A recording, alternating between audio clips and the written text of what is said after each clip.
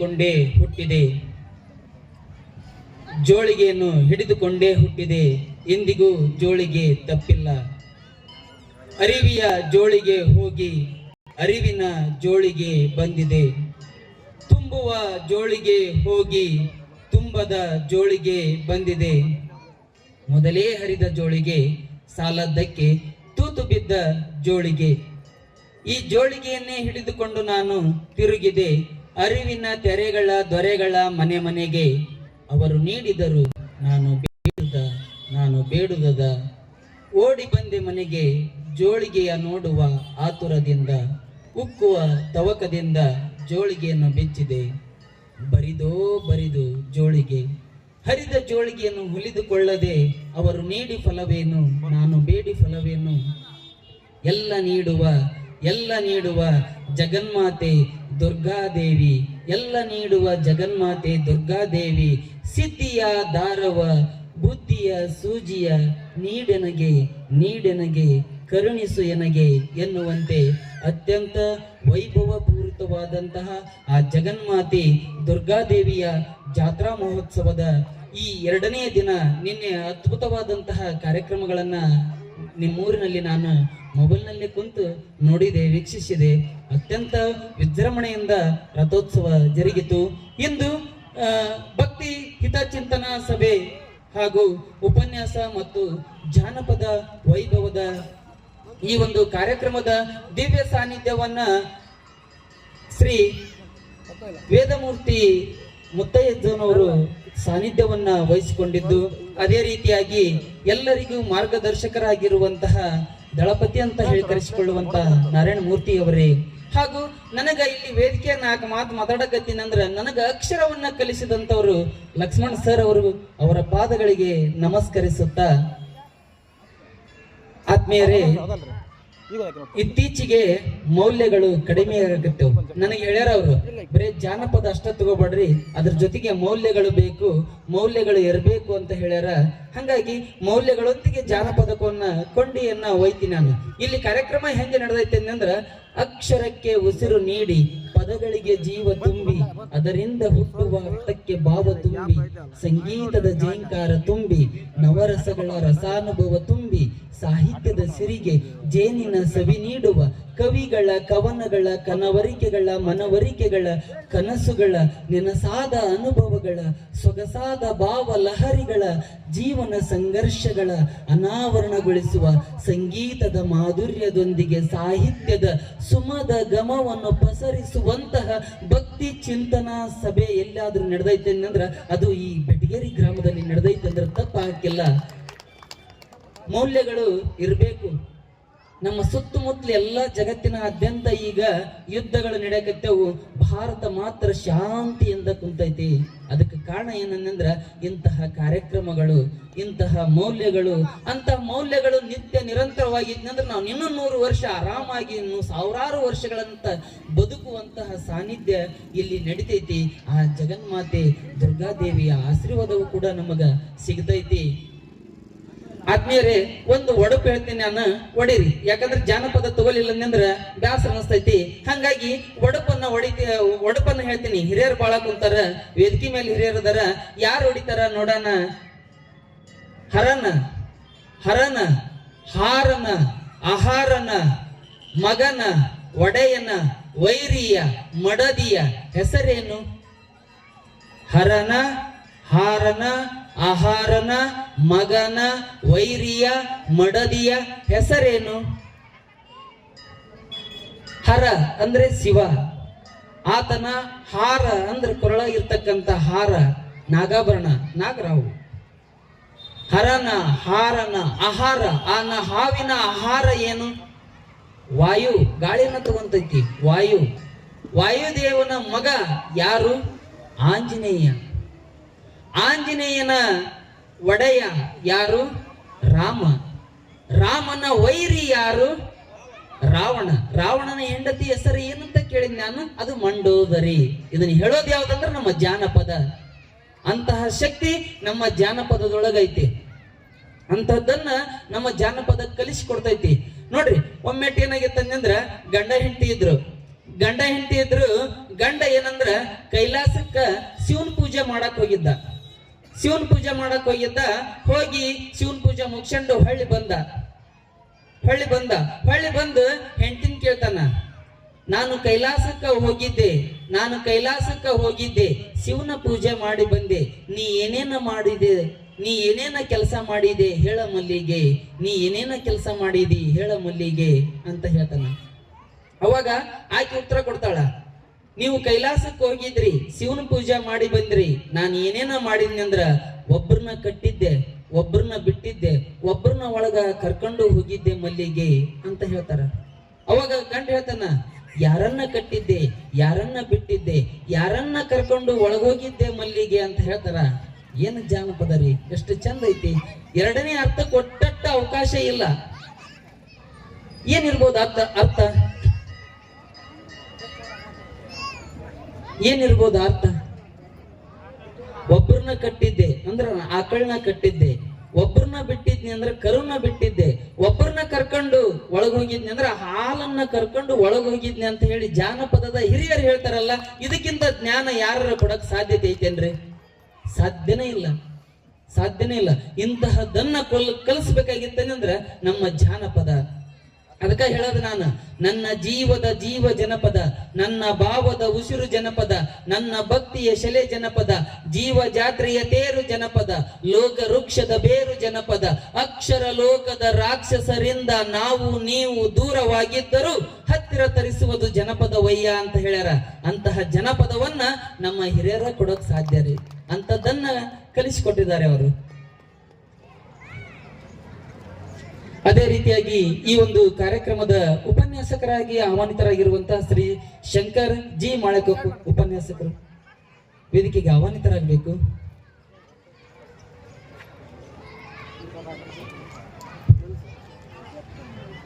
ಸ್ವಲ್ಪ ಕ್ಷಮೆ ಇರಲಿ.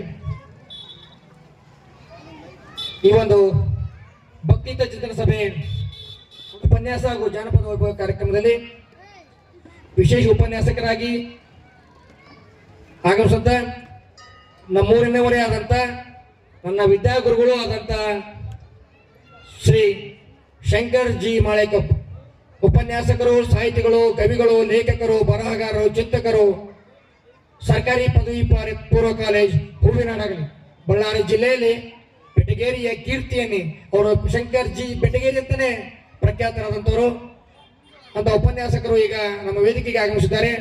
ಅವರಿಗೆ ಜೋರದ ಚಪ್ಪಾಳೆ ಮೂಲಕ ಗೌರವಪೂರ್ವಕ ಸ್ವಾಗತವನ್ನು ಕೋರ್ತಾ ಇದ್ದೀನಿ. ಅದೇ ರೀತಿ ತಮ್ಮ ಕೊಪ್ಪಳದ ನ್ಯಾಯದಾನದ ಇತಿಹಾಸದಲ್ಲಿ ಬೆಟಗೇರಿಯಿಂದ ಹೋಗಿ ಒಂದು ವಿಶಿಷ್ಟ ಹೆಸರನ್ನ ಮಾಡಿದಂತ ಮತ್ತೋರ್ವ ಸಾಧಕರು ಅಂದ್ರೆ ಉಮೇಶ್ ಮಾಳೆಕೊಪ್ಪರು. ಕೊಪ್ಪಳದೊಳಗೆ ಉಮೇಶ್ ವಕೀಲ್ ಗೊತ್ತಿಲ್ಲ ಅಂತ ಯಾರು ಹೇಳಾಗ ಇಲ್ಲ. ಕೋರ್ಟ್ಗೆ ಹೋದ್ರೆ ಉಮೇಶ್ ವಕೀಲ್ ಗೊತ್ತಿಲ್ಲ ಅಂತ ಸಾಮಾನ್ಯ ವ್ಯಕ್ತಿಗೂ ಚಿರಪರಿಚಿತ. ಅಂತ ಒಂದು ತತ್ವ ಸಿದ್ಧಾಂತ ಟೆಕ್ನಿಕ್ಸ್ ಗಳನ್ನ ಬಳಸಿಕೊಂಡು ನ್ಯಾಯದ ಒಂದು ಕಟಕಟೆಯಲ್ಲಿ ವಿಜೃಂಭಣೆಯಿಂದ ನಿಲ್ಲಿಸಿದ್ರೆ ನಮ್ಮೂರಿನ ಕೀರ್ತಿ ಪತಾಕೆಯನ್ನು ಅವರು ಸಹ ಎತ್ತರಕ್ಕೆ ಹೋಯ್ತಿದ್ದಾರೆ. ಅಂತ ಮಾನೀಯರು ಸಹ ದಯಮಾಡಿ ಅತಿಥಿ ಸ್ಥಾನವನ್ನ ವಹಿಸ್ಕೊಳ್ಬೇಕೆಂದೇಳಿ ವಿನಂತಿಸ್ಕೊಳ್ತಾ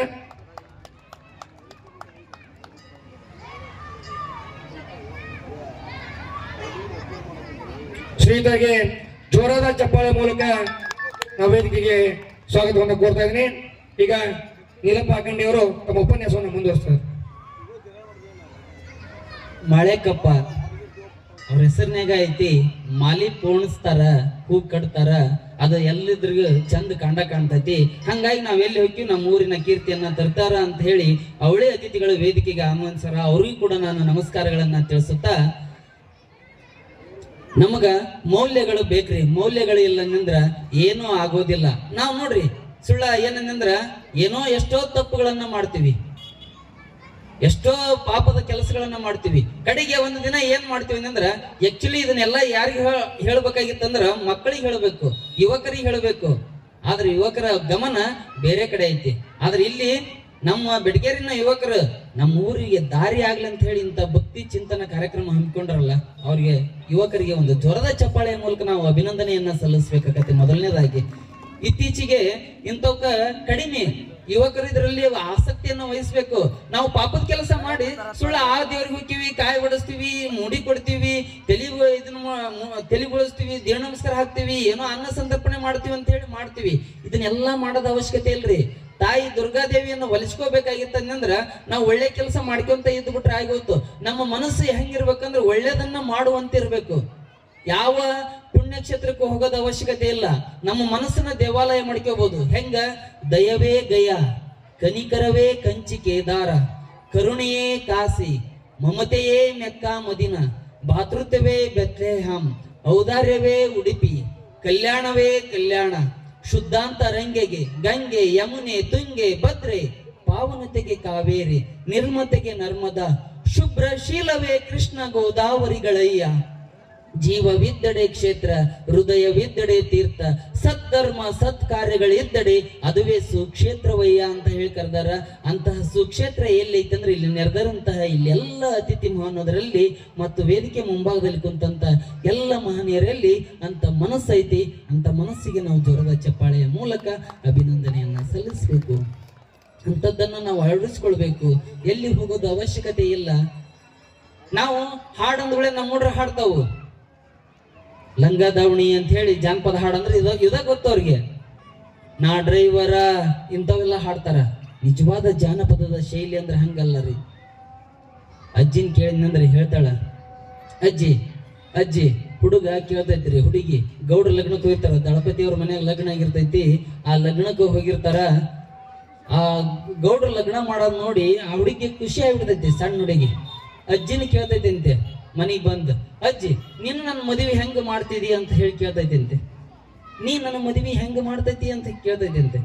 ಅವಾಗ ಅಜ್ಜಿ ಹೇಳ್ತಾಳ್ರಿ, ಅಕ್ಷರ ಕಲ್ತಿಲ್ಲ, ಏನು ಅಕ್ಷರ ಗೊತ್ತಿಲ್ಲ, PhD ಮಾಡಿದವ್ರಿಗೆ ಗೊತ್ತಿಲ್ಲ ಪದಗಳು.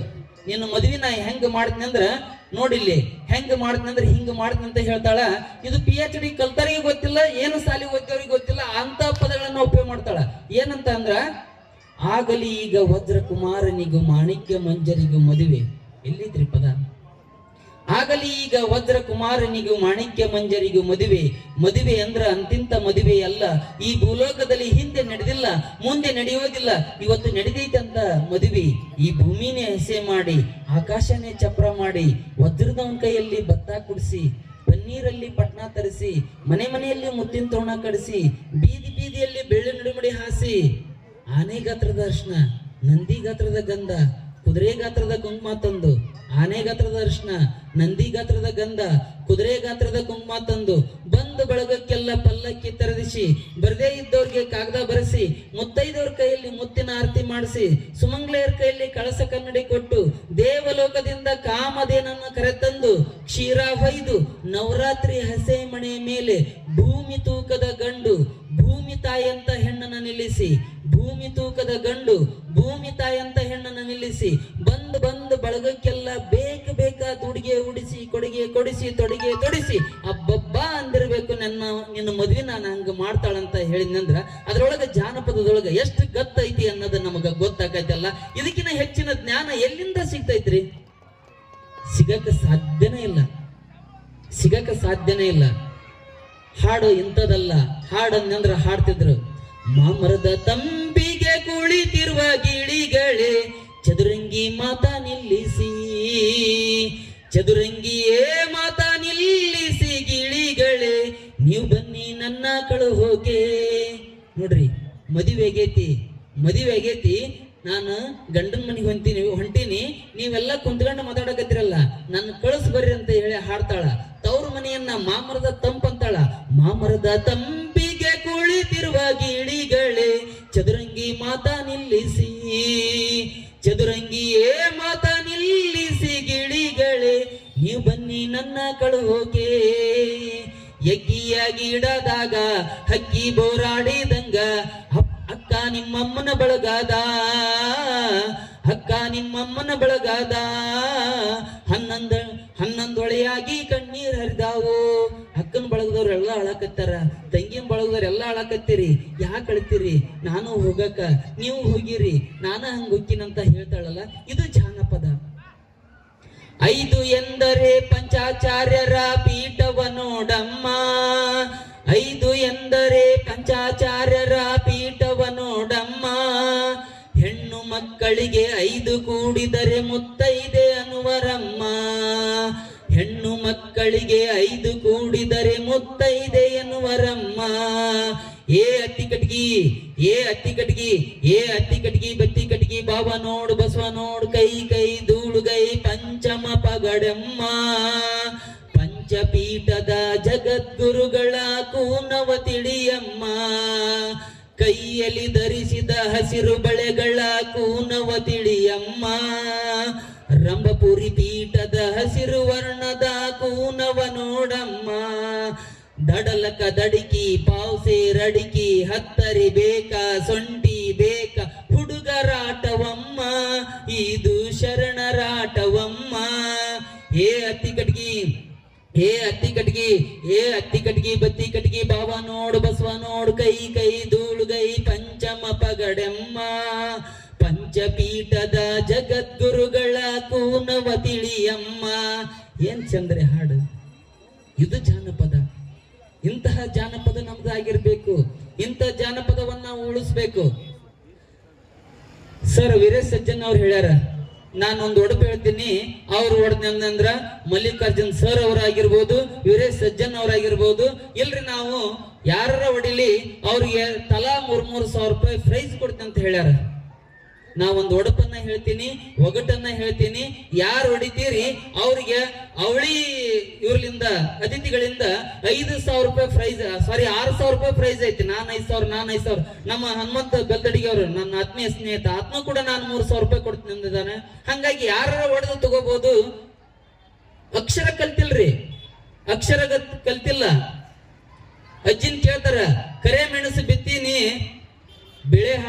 ಬೆಳೆ ಹೊಲದ ಕರೆ ಮೆಣಸು ಬಿತ್ತೀನಿ, ಬಿತ್ತಿ ಬೆಳ್ಕೋರಿ ನಿಮ್ಮ ಬದುಕು ಬಂಗಾರ ಆಗ್ಲಿ ಅಂತ ಹೇಳ್ತಾಳ.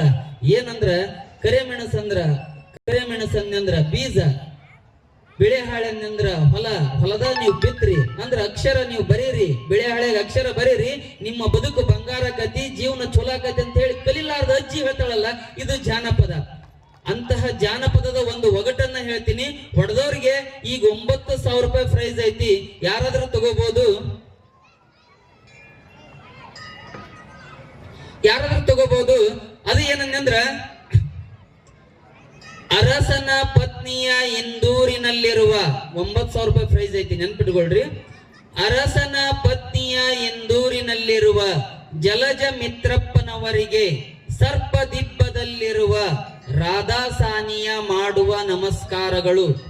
ಅರಸನ ಪತ್ನಿಯ ಇಂದೂರಿನಲ್ಲಿರುವ ಜಲಜ ಮಿತ್ರಪ್ಪನವರಿಗೆ ಸರ್ಪದಿಬ್ಬದಲ್ಲಿರುವ ರಾಧಾಸಾನಿಯ ಮಾಡುವ ನಮಸ್ಕಾರಗಳು. ಅಚಲ ಸುತ ಪತ್ನಿಯ ಸಂವತ್ಸರದಲ್ಲಿ ಹಿರೇ ಮಾಸದಲ್ಲಿ ರುಂಕಾಂಗದ ತಿಥಿಯಲ್ಲಿ ಹರಿಯ ವೈರಿಯ ಏರಿದ ಅಳಿಯನ ಹೆಸರಿನ ನಕ್ಷತ್ರದಲ್ಲಿ ನನ್ನ ಮಗಳು ಪುಷ್ಪವತಿಯಾಗಿರುತ್ತಾಳೆ.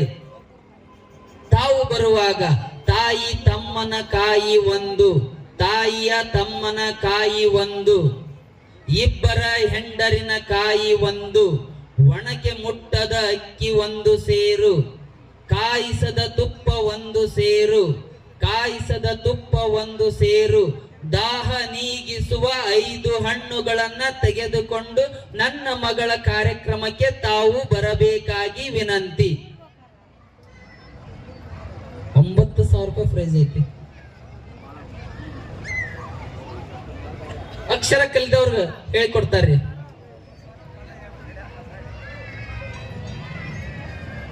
ಹೇಳ್ಯಾರಿ ನಾನು. ಅರಸನ ಪತ್ನಿಯ ಇಂದೂರಿನಲ್ಲಿರುವ ಅರಸ, ಇದಕ್ಕೆ ಇನ್ನೊಂದು ಅರ್ಥ ಕನ್ನಡದೊಳಗ ರಾಜ. ಅರಸನ ಪತ್ನಿ ಅಂದ್ರ ರಾಜನ ಪತ್ನಿ, ಏನಕ್ಕಳ ರಾಣಿ. ಹಿಂದೂರು ಅಂದ್ರ ಬೆನ್ನೂರು, ರಾಣೆ ಬೆನ್ನೂರಿನಲ್ಲಿರುವ, ಬಹಳ ದೂರ ಇಲ್ರಿ. ಅರಸನ ಪತ್ನಿಯ ಇಂದೂರಿನಲ್ಲಿರುವ ಅಂದ್ರ ರಾಣೆ ಬೆನ್ನೂರಿನಲ್ಲಿರುವ. ಜಲಜ ಮಿತ್ರಪ್ಪನವರಿಗೆ, ಜಲ ಎಂತ ಬಿಸಿಲು ಮರೆಯ, ಸೂರ್ಯನ ಬಿಸಿಲು, ಜಳ ಅಂತೀವಲ್ಲ ಅದನ್ನ ಜಲಜ ಮಿತ್ರಪ್ಪನವರಿಗೆ ಅಂದ್ರ ಸೂರ್ಯ ದೇವನಿಗೆ.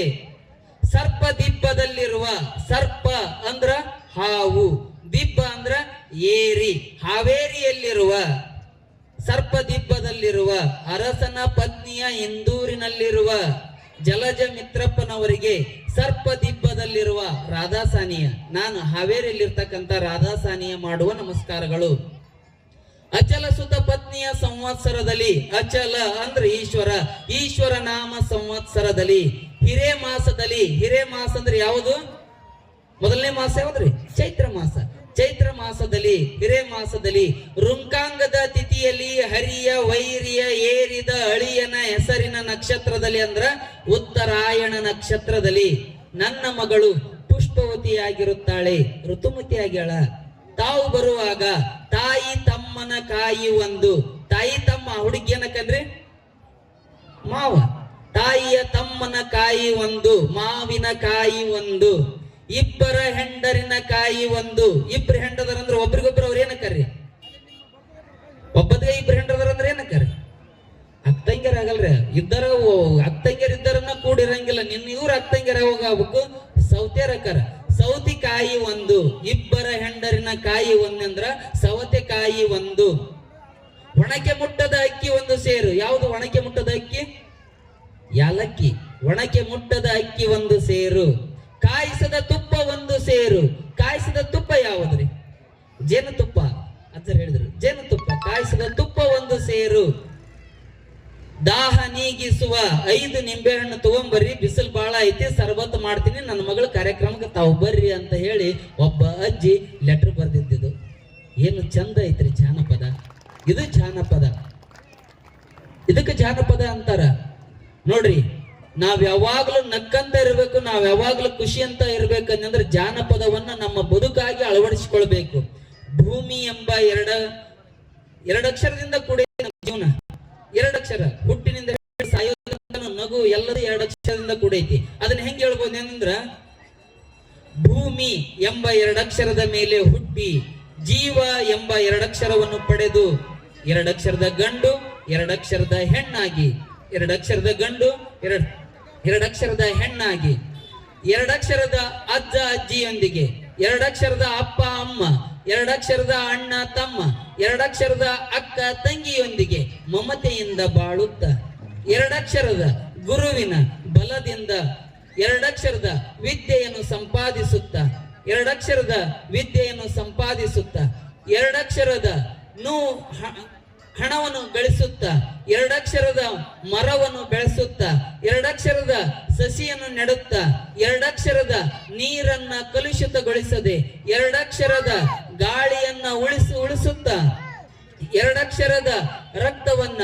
2 ಅಕ್ಷರದ ಕಣ್ಣನ್ನ ದಾನ ಮಾಡುತ್ತ, 2 ಅಕ್ಷರದ ನೋವನ್ನ, 2 ಅಕ್ಷರದ ಸಿಟ್ಟನ್ನ ನುಂಗಿಕೊಳ್ಳುತ್ತ, 2 ಅಕ್ಷರದ ಪ್ರೀತಿಯನ್ನ, 2 ಅಕ್ಷರದ ಸ್ನೇಹವನ್ನ, 2 ಅಕ್ಷರದ ತಾಳ್ಮೆಯನ್ನ ಬೆಟ್ಟದಷ್ಟು ಬೆಳೆಸಿಕೊಳ್ಳುತ್ತ, 2 ಅಕ್ಷರದ ನಾನು ಎಂಬ ಅಹಂಕಾರವನ್ನು ಮೆರೆಯದೆ 2 ಅಕ್ಷರದ ನಾವು ಎಂಬ ಮಮಕಾರದೊಂದಿಗೆ ಬಾಳುತ್ತ, 2 ಅಕ್ಷರದ ಮುಖದ ಮೇಲೆ 2 ಅಕ್ಷರದ ನಗು ಇದ್ದಿದ್ದೇ ಆದರೆ 2 ಅಕ್ಷರದ ಅಂಗೈಯಲ್ಲಿ 2 ಅಕ್ಷರದ ಸ್ವರ್ಗ ನಿಮ್ಮ ಕೈಯಲ್ಲೇ ಇದ್ದಂತ ಅಂತಹ ಸ್ವರ್ಗವನ್ನ ಪಡ್ಕೋಬೇಕಾಗಿತ್ತಂದ್ರೆ ನಾವು ಜಾನಪದವನ್ನ ಅಳವಡಿಸಿಕೊಳ್ಳಬೇಕು.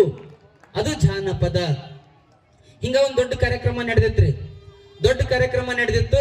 ಕಾರ್ಯಕ್ರಮದೊಳಗ ಅತಿಥಿ ಬಂದ, ಸಿಟ್ಟು ಗೆದ್ದು ಬಿಟ್ಟಿದ್ನಾತ. ಬಹಳಷ್ಟು ಸಿಟ್ಟು ಬಂದ್ಬಿಟ್ಟಿತ್ತು. ಕಾರ್ಯಕ್ರಮದ ಆಯೋಜಕರು ಹಿಂಗ ನೀವು ಕಾರ್ಯಕ್ರಮ ಮಾಡೋದಂದ. ಯಾಕ್ರಿ ಏನಾಗೈತಿ ಅಂದ. ಹಿಂಗನ ನೀವು ಕಾರ್ಯಕ್ರಮ ಮಾಡೋದಂದ. ಯಾಕ್ರಿ ಏನ್ ಮಾಡಿ ನಾನು ಪಾಂಪ್ಲೆಂಟ್ಸ್ ನೋಡಿ ನೀನ್ ಏನಂತ ಹಾಕ್ಸಿದಿ? ಏನ್ ಹಾಕ್ಸಿನ್ರಿ? ನನ್ನ ಹೆಸರು ಏನು? ಉದ್ಘಾಟಕರಂತ ಹಾಕ್ಸಿದಿ. ನನ್ನ ಹೆಸರು ಏನಂತ ಹಾಕ್ಸಿದಿ?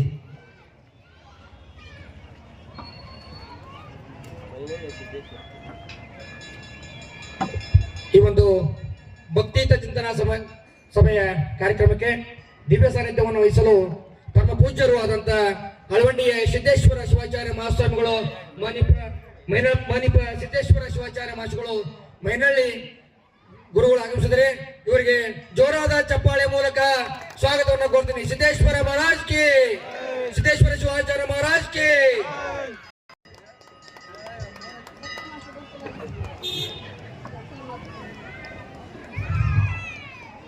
ಏನಾತ್ರಿ? ಫಂಕ್ಷನ್ ನಡೆದಿತ್ತು.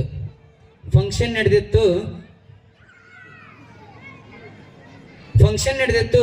ಫಂಕ್ಷನ್ ಒಳಗ ಆತ ಮುಖ್ಯ ಅತಿಥಿ ಬಂದು, ಏನ್ರಿ ನನ್ನ ಹೆಸರು ಹಿಂಗ ಹಾಕ್ಸಿರಿ ಅಲ್ಲ, ಏನಾಗೈತಿ, ಏನ್ರಿ ಹಿಂಗನ ಹಾಕ್ಸೋದು, ಉದ್ಘಾಟಕರಂತ ಹಾಕಿರಿ, ಸರಿ ಒಪ್ಪಿಗೆ ಅಂತೀನಿ. ಮುಂದ ನನ್ನ ಹೆಸರೇನು, ವೀರಭದ್ರಪ್ಪ ಜೋಳದ, ಮತ್ ನೀವೇನ್ ಹಾಕ್ಸಿರಿ, ಇರಬಾರ್ದಪ್ಪ ಜೋಳದಂತ ಹಾಕ್ಸಿರಿ. ಹುಡ್ರಿ ಹೆಂಗ್ ಬೇಕ ಹಂಗ ಕಲ್ತಿರ್ತಾವು, ಹಿಂಗ ಹಾಕತ್ರಿ. ಕರೆಕ್ಟ್ ಕಲ್ತಂದ್ರ ಕರೆಕ್ಟ್ ಆಗಿರ್ತೈತಿ. ಒಂದು ನಾನು ಸಮಯದ ಅಭಾವ ಅನ್ನಕತ್ತಾರ, ಶ್ರೀಗಳು ಬಂದರ. ತೆಲೆಯನ್ನ ನಾವು ಏನಂದ್ರ, ಒಬ್ಬ ತಾಯಿಗೆ ಹೆಗಲಿಗೆ ತೆಲೆಯನ್ನ ಕೊಟ್ಟನಂದ್ರ ನಮ್ಮ ಆಯುಷ್ಯ ಎಲ್ಲ ನಮ್ಮ ಆಯಾಸ ಏನ್ ದುಗುಡ ಅನಿಸಿರ್ತೈತಲ್ಲ ಅದು ಕಡಿಮೆ ಆಗ್ಬಿಡ್ತೈತಿ. ಅದ ನಮ್ಮ ತೆಲೆಯನ್ನ ತಂದೆಯ ಹೆಗಲಿಗೆ ದುಡಿಬೇಕೆನ್ನುವಂತ ಭಾವನೆ ಬರ್ತೈತಿ. ಅದ ನಮ್ಮ ತೆಲೆಯನ್ನ ಶಿಕ್ಷಕನ ಹೆಗಲಿಗೆ ಕೊಟ್ಟನಂದ್ರ ಅಜ್ಞಾನದಿಂದ ಜ್ಞಾನದ ಕಡೆಗೆ ಹೋಗತಿ. ಅದ ನಮ್ಮ ತೆಲೆಯನ್ನ ಶ್ರೀ ಸಿದ್ದೇಶ್ವರ ಸ್ವಾಮಿಗಳ ಅಡಿಗೆ ನಮಸ್ಕಾರ ಮಾಡಿದಂದ್ರ ಜಗತ್ತಿನೊಳಗೆ ನಾವು ತಲೆ ಎತ್ತಿ ಬಾಗಬೇಕಾಕತಿ. ಅಂತಹ ಶ್ರೀಗಳಿಗೆ ನಾವು ಜ್ವರದ ಚಪ್ಪಾಳೆಯ ಮೂಲಕ ಭಕ್ತಿ ಪೂರ್ವಕವಾಗಿ ಸ್ವಾಗತವನ್ನ ಮಾಡಿಕೊಳ್ಳೋಣ. ಅದೇ ರೀತಿಯಾಗಿ ಒಂದು ಕಥೆಯನ್ನ ಹೇಳಿ ನನ್ನ ಮಾತುಗಳನ್ನ ಮುಗಿಸ್ತೀನಿ. ಮತ್ತೆ ನಂತರ ಕಂಟಿನ್ಯೂ ಬೇಕಾದ್ರೆ ಟೈಮ್ ಇತ್ತಂದ್ರೆ ಮಾಡೋಣಂತೆ. ಒಂದು ಕಥೆ ಒಂದ್ ಸ್ವಲ್ಪ ಲಾಂಗ್ ಐತಿ, ಆದ್ರ ಅನ್ಸೋರ್ಸ್ಕೊರಿ. ಜೋಕಿನ ಕಥೆ.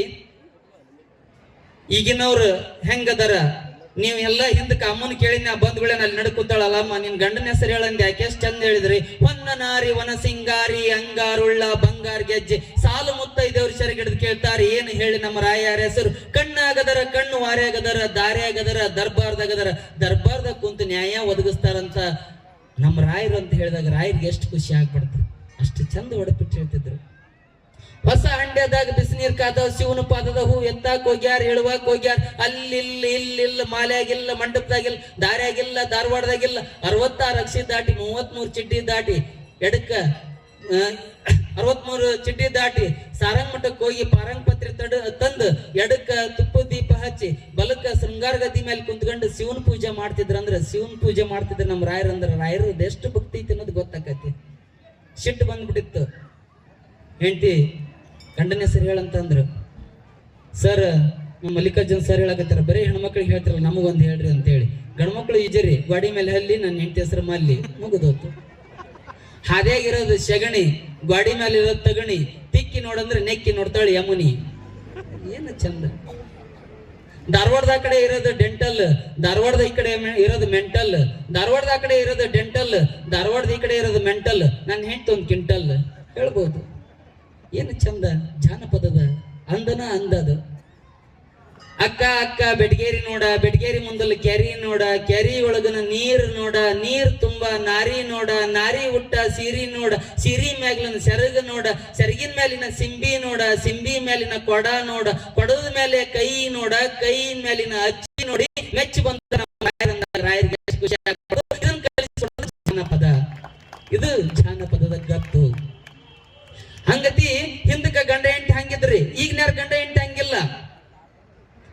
ಅವ್ರಿಬ್ರು ಗಂಡ ಹೆಂಡತಿ ಹೊಸದಾಗಿ ಮದುವೆ ಆಗಿತ್ತು, ಕೆಲಸ ಮಾಡಕ್ ಅವ್ರಿಗೆ ತ್ರಾಸ ಆಗಿತ್ತು. ಕೆಲಸ ಮಾಡಕ್ ಆಗಂಗಿಲ್ಲ, ಇಬ್ರಿಗೆ ನೌಕರಿ ಐತಿ, ಕೆಲಸ ಮಾಡಕ್ ಒಲ್ಲೆ ಅಂತಾರ. ಮನೇನ್ ಕೆಲಸ ಅಂದ್ರೆ ಆಯ್ ಬರಲ್ಲ. ಅದಕ್ಕ ಇಬ್ರು ದಿನ ಜಗಳ ಆಡ್ತಿದ್ರು. ಒಂದು ದಿನ ಇಬ್ರು ಏನಂದ್ರ ಕಾಂಪ್ರಮೈಸ್ ಬಂದ್ರು. ಏನಿಲ್ಲ ನೋಡ, ಒಂದ್ ವಾರ ನಾನು ಕಸ ಮುಸುರಿ ಎಲ್ಲಾ ಮಾಡ್ತೀನಿ, ಅಡಿಗೆ ನೀ ಮಾಡ್ಬೇಕು. ಒಂದ್ ವಾರ ನಾನ್ ಅಡಿಗೆ ಮಾಡ್ತೀನಿ, ನೀ ಕಸ ಮುಸುರಿ ಮಾಡ್ಬೇಕು. ಗಂಡ ಹೆಂಡತಿ ಹಂಚ್ಕೊಂಡ್ರು. ಆಯ್ತು ಅಂತ ಹೇಳಿ ನಡೀತು. ಒಂದೇ ವಾರ ಏನ್ ಮಾಡೋದಂದ್ರೆ ಸೋಮವಾರ ಬಂತು. ಸೋಮವಾರ ದಿನ ಗಂಡ ಏನ್ ಮಾಡ್ಬೇಕು, ಕಸ ಮುಸುರಿ ಎಲ್ಲಾ ಮಾಡ್ಬೇಕು, ಹೆಂಡತಿ ಅಡಿಗೆ ಮಾಡ್ಬೇಕು. ಸೋಮವಾರ ಹೋತು, ಮಂಗಳವಾರ ಬಂತು. ಮಂಗಳವಾರ ಆತ ಎಲ್ಲ ಕೆಲಸ ಮಾಡಿದ, ಈಕೆ ಅಡಿಗೆ ಮಾಡಿದ್ಲು. ಮಂಗಳವಾರ, ಬುಧವಾರ, ಗುರುವಾರ, ಶುಕ್ರವಾರ, ಶನಿವಾರ ಬಂತು. ಶನಿವಾರ ಬಂದಾಗ ಏನ್ ಮಾಡಿದಂದ್ರ ಇಬ್ರು ಕೆಲಸ ಮುಗಿಸ್ಕೊಂಬಂದ್ರ ಈತ ಲೇಟ್ ಆಗಿ ಬಂದ, ಹೊಟ್ಟೆ ಹಸ್ಬಿಟ್ಟಿತ್ತು. ಅಡಿಗೆದ ಪಾತ್ರೆ ತೆಗೆದು ನೋಡ್ತಾನ, ಖಾಲಿ ಇತ್ತು. ಏ ಅಡಿಗೆ ಮಾಡಿಲ್ಲಲ್ಲ ನೀನು, ನಾಳೆ ಒಂದಿನ ಐತಿ ನಿಂದು, ಲೆಕ್ಕದ ಪ್ರಕಾರ ನಾಳೆ ಒಂದಿನ ಐತಿ, ಬಾ ಅಡಿಗೆ ಮಾಡ ಬಾ ಅಂದ. ಏ ಇಲ್ಲ ನಾ ಸರಿಗಮಪ್ಪ ನೋಡಕತ್ತೀನಿ, ನಾ ಮಾಡಲ್ಲ ಅಂದಕ್ಕೆ. ನಾ ಮಾಡಲ್ಲ. ಏ ಇದು ಮುಗಿದ್ಮೇಲೆ ನೋಡ್ತೇನೆ, ಇಲ್ಲ ಇದು ಮುಗಿದ್ಮೇಲೆ ನಮ್ಮ ಜೂನಿಯರ್ಸ್ ನೋಡ್ಬೇಕು, ಅದನ್ನ ಮಾಡಲ್ಲ ನಾನು, ಒಟ್ಟ ಮಾಡಲ್ಲ, ಆಗಲ್ಲ ನನಗೆ ಅಡಿಗೆ ಮಾಡೋದಂದ. ನನ್ಗೆ ಹೊಟ್ಟೆ ಹಸ್ತೈತಿ, ಅದು ನನ್ಗೆ ಗೊತ್ತಿಲ್ಲ. ಇಬ್ರು ಗುದ್ದಾಡಕತ್ತಿದ್ರು, ಬಹಳಷ್ಟು ಗುದ್ದಾಡಿದ್ರು.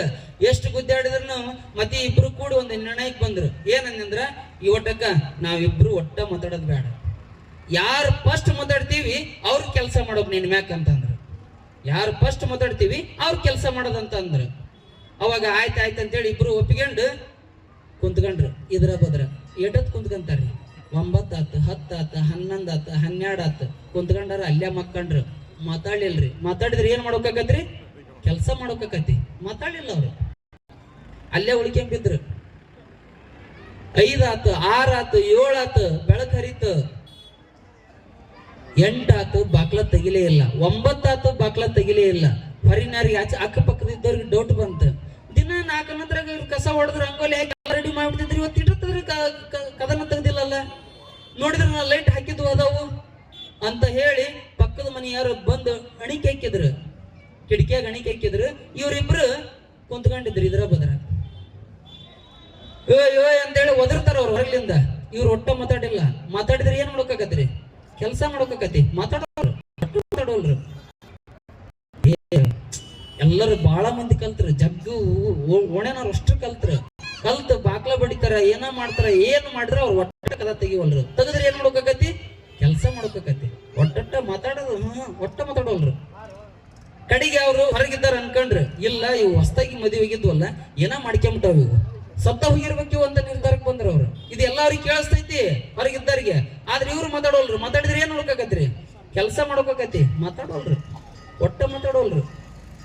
ಕಡೆಗೆ ಬಾಕ್ಲ ಹೊಡೆದ್ ಬಿಡ ತೋರಿ ಅಂತ ಹೇಳಿ ನಿರ್ಧಾರ ಮಾಡಿದ್ರು. ಎಲ್ಲರೂ ಕಲ್ತು ಬಾಕ್ಲ ಓದೇ ಕತ್ತಿದ್ರು. ದಬ್ಬ ಸೌಂಡ್ ಆಕತಿ. ಇವ್ರು ಮಾತ್ರ ಮಾತಾಡೋಲ್ರು. ಮಾತಾಡಿದ್ರೆ ಏನು ನೋಡ್ಕಾಕತಿ? ಕೆಲಸ ಮಾಡೋಕಾಕತಿ. ಮಾತಾಡೋಲ್ರು. ಕದ ಮುರಿದ್ರು. ಒಳಗ್ ಬಂದ್ರು. ಉಳ್ಳಾಡಿಸ್ತಾರ, ಅಗ್ಯಾಡಿಸ್ತಾರ, ಮಾತಾಡಿಸ್ತಾರ. ಒಟ್ಟ ಮಾತಾಡೋಲ್ರು. ಈಗಿನಾರಿ ಗಂಡ ಹೆಂಡ್ತಿಯಾರ ಎಷ್ಟು ಗಟ್ಟಿ. ಒಟ್ಟ ಮಾತಾಡೋಲ್ರು. ಮಾತಾಡಿದ್ರೆ ಏನು ನೋಡ್ಕಾಕತ್ರಿ? ಕೆಲಸ ಮಾಡೋಕಾಕತಿ. ಮಾತಾಡೋಲ್ರು. ಸತ್ತ ಹೋಗ್ಯ ಬಿಡ ಅಂತ ಹೇಳಿ ತಿಳ್ಕೊಂಡ್ ಬಾಳತ್ತೇನು ಸತ್ತ ಹೋಗ್ಯವು ಅಂತ ಅನ್ಕೊಂಡ್ರು. ಇಲ್ಲ ಅವ್ರ ರಿಲೇಷನ್ಗೆಲ್ಲ ಫೋನ್ ಹಚ್ಚಿಬಿಡ್ರಿ ಅಂತ ಹೇಳಿ ಅಂದ್ರು. ಒಂದಿಸ್ ಮಂದಿ ರಿಲೇಷನ್ ಫೋನ್ ಹಚ್ಚಕತ್ತಿದ್ರು. ಒಂದಿಸ್ ಮಂದಿ ಎಲ್ಲಿ ನೀರಿಡ ಅಂತಂದ್ರು, ನೀರಿಡಕತ್ತಿದ್ರು. ಒಂದಿಸ್ ಮಂದಿ ಇಲ್ಲ ಉರಿ ಪರಿ ಎಲ್ಲ ತಗೊಂಬರ್ರಿ ಅಂತ ಹೇಳಿದ್ರು. ಅಜ್ಜರಿಗೆ ಹೇಳಿಬರಿ ಅಂತ ಎಲ್ಲ ಇದು ಕೇಳ್ತೈತಿ ಅವ್ರಿಗೆ. ಅವ್ರು ಮಾತ್ರ ಮಾತಾಡೋಲ್ರು. ಮಾತಾಡಿದ್ರೆ ಏನ್ ಮಾಡೋಕಾಕತಿ? ಕೆಲಸ ಮಾಡೋಕಾಕತಿ. ಮಾತಾಡೋಲ್ರು. ಒಟ್ಟ ಮಾತಾಡೋಲ್ರು. ಸರಿ, ನೀರ್ ಕಾದು ಹೊರಗೆ ಇವ್ರನ್ನ ಹೆಂಗ ಕುಂತ್ಕೊಂಡಿದ್ರ ಹಂಗ ಎತ್ಕೊಂಬಂದ್ರು. ಇವ್ರು ನೋಡಿದ್ರು ಜುಮ್ ಅನ್ನವಲ್ರು. ಜುಮ್ ಅಂದ್ರ ಇವ್ರಿಗೆ ಕೆಲಸ ಮಾಡ್ಕೋಕತ್ರಿ. ಹೊರಗ್ ತಂದ್ರು, ಬಿಸಿನೀರ್ ಹಾಕಿದ್ರು, ಸ್ನಾನ ಮಾಡಿಸಿದ್ರು. ಹಳ್ಳಿ ಗೂಟಕ್ ಸತೆ ಬಡದ್ರು. ಹಲಿಗೆ ಯಾರನ್ನ ಕರೆಸಿದ್ರು. ಹಲಿಗೆ ಸೌಂಡ್ ಕೇಳ್ತೈತಿ. ಇವ್ರು ಮಾತ್ರ ಮಾತಾಡೋಲ್ರು. ಮಾತಾಡಿದ್ರೆ ಕೆಲಸ ಮಾಡ್ಕೋಕತ್ತೆ. ಒಟ್ಟ ಮಾತಾಡೋಲ್ರು. ಸರಿ, ಹಲಿಗೆ ಯಾರು ಎಲ್ಲದು ಸೌಂಡ್ ಕೇಳೋದು ಎಲ್ಲದ ಅದು. ಒಂದು ಪ್ರಶ್ನೆ ಬಂತ ಅಲ್ಲಿ. ಏನು ಹುಗ್ಯದ ಏನು? ಅವಾಗ ಒಬ್ಬಾಕಿ ಅಜ್ಜ ಬಂದ. ಏನು ಹುಚ್ಚ ಹುಡ್ರದಿರೋ ನೀವು? ಅವು ವಯಸ್ಸಿ ನೋಡ್ರು ಏನ್ ಮಾಡ್ಕೊಂಡು ಸತ್ತವ ಏನ? ಸುಟ್ಟು ಬಿಡ್ರಿ ಅವ್ರನ್ನಂದ.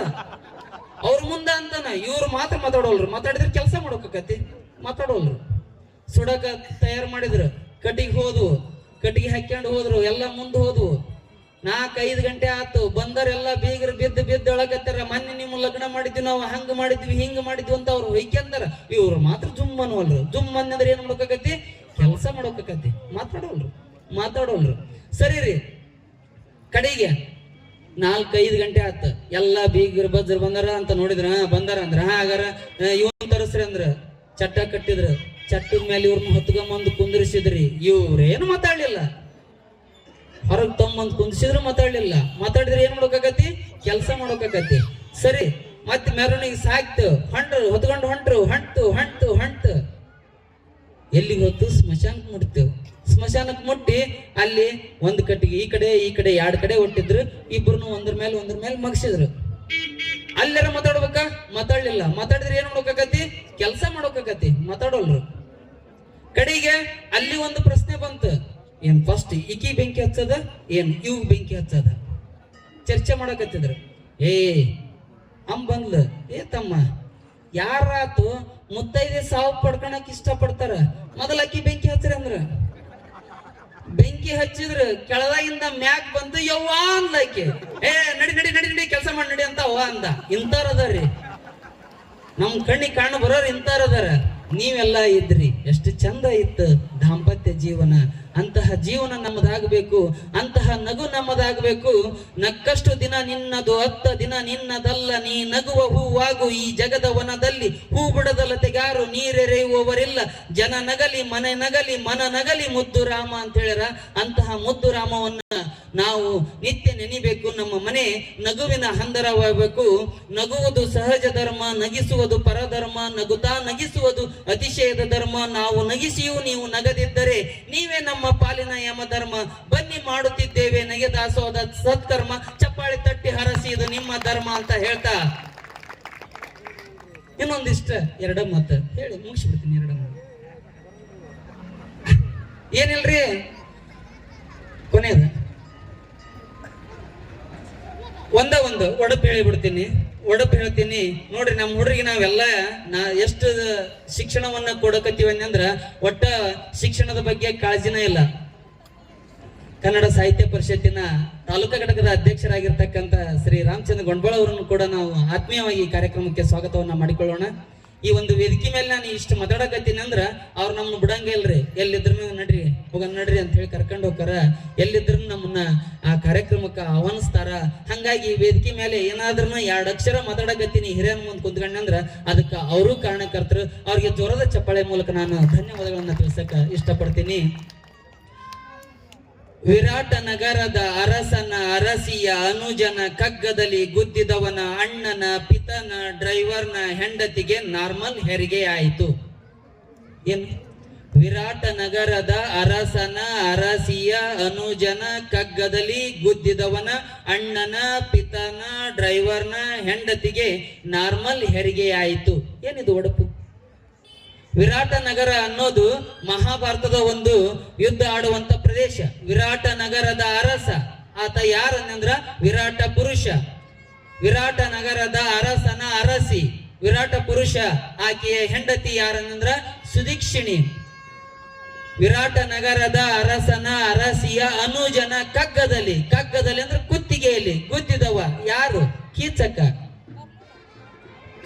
ಕಗ್ಗದಲ್ಲಿ ಗುದ್ದಿದವನ ಅಣ್ಣನ, ಕೀಚಕನ ಅಣ್ಣ ಯಾರು? ಧರ್ಮರಾಯ. ಧರ್ಮರಾಯನ ಪಿತ ಯಾರು? ಯಮಧರ್ಮ. ಕೀಚಕನ ಕುತ್ತಿಗೆಯಲ್ಲಿ ಗುದ್ದಿದವನ ಅಣ್ಣನ ಪಿತನ ಡ್ರೈವರ್. ಆ ಪಿತನ ಯಮಧರ್ಮನ ಡ್ರೈವರ್ ಯಾರ್ರಿ? ಕ್ವಾಣ ಅಲ್ಲ,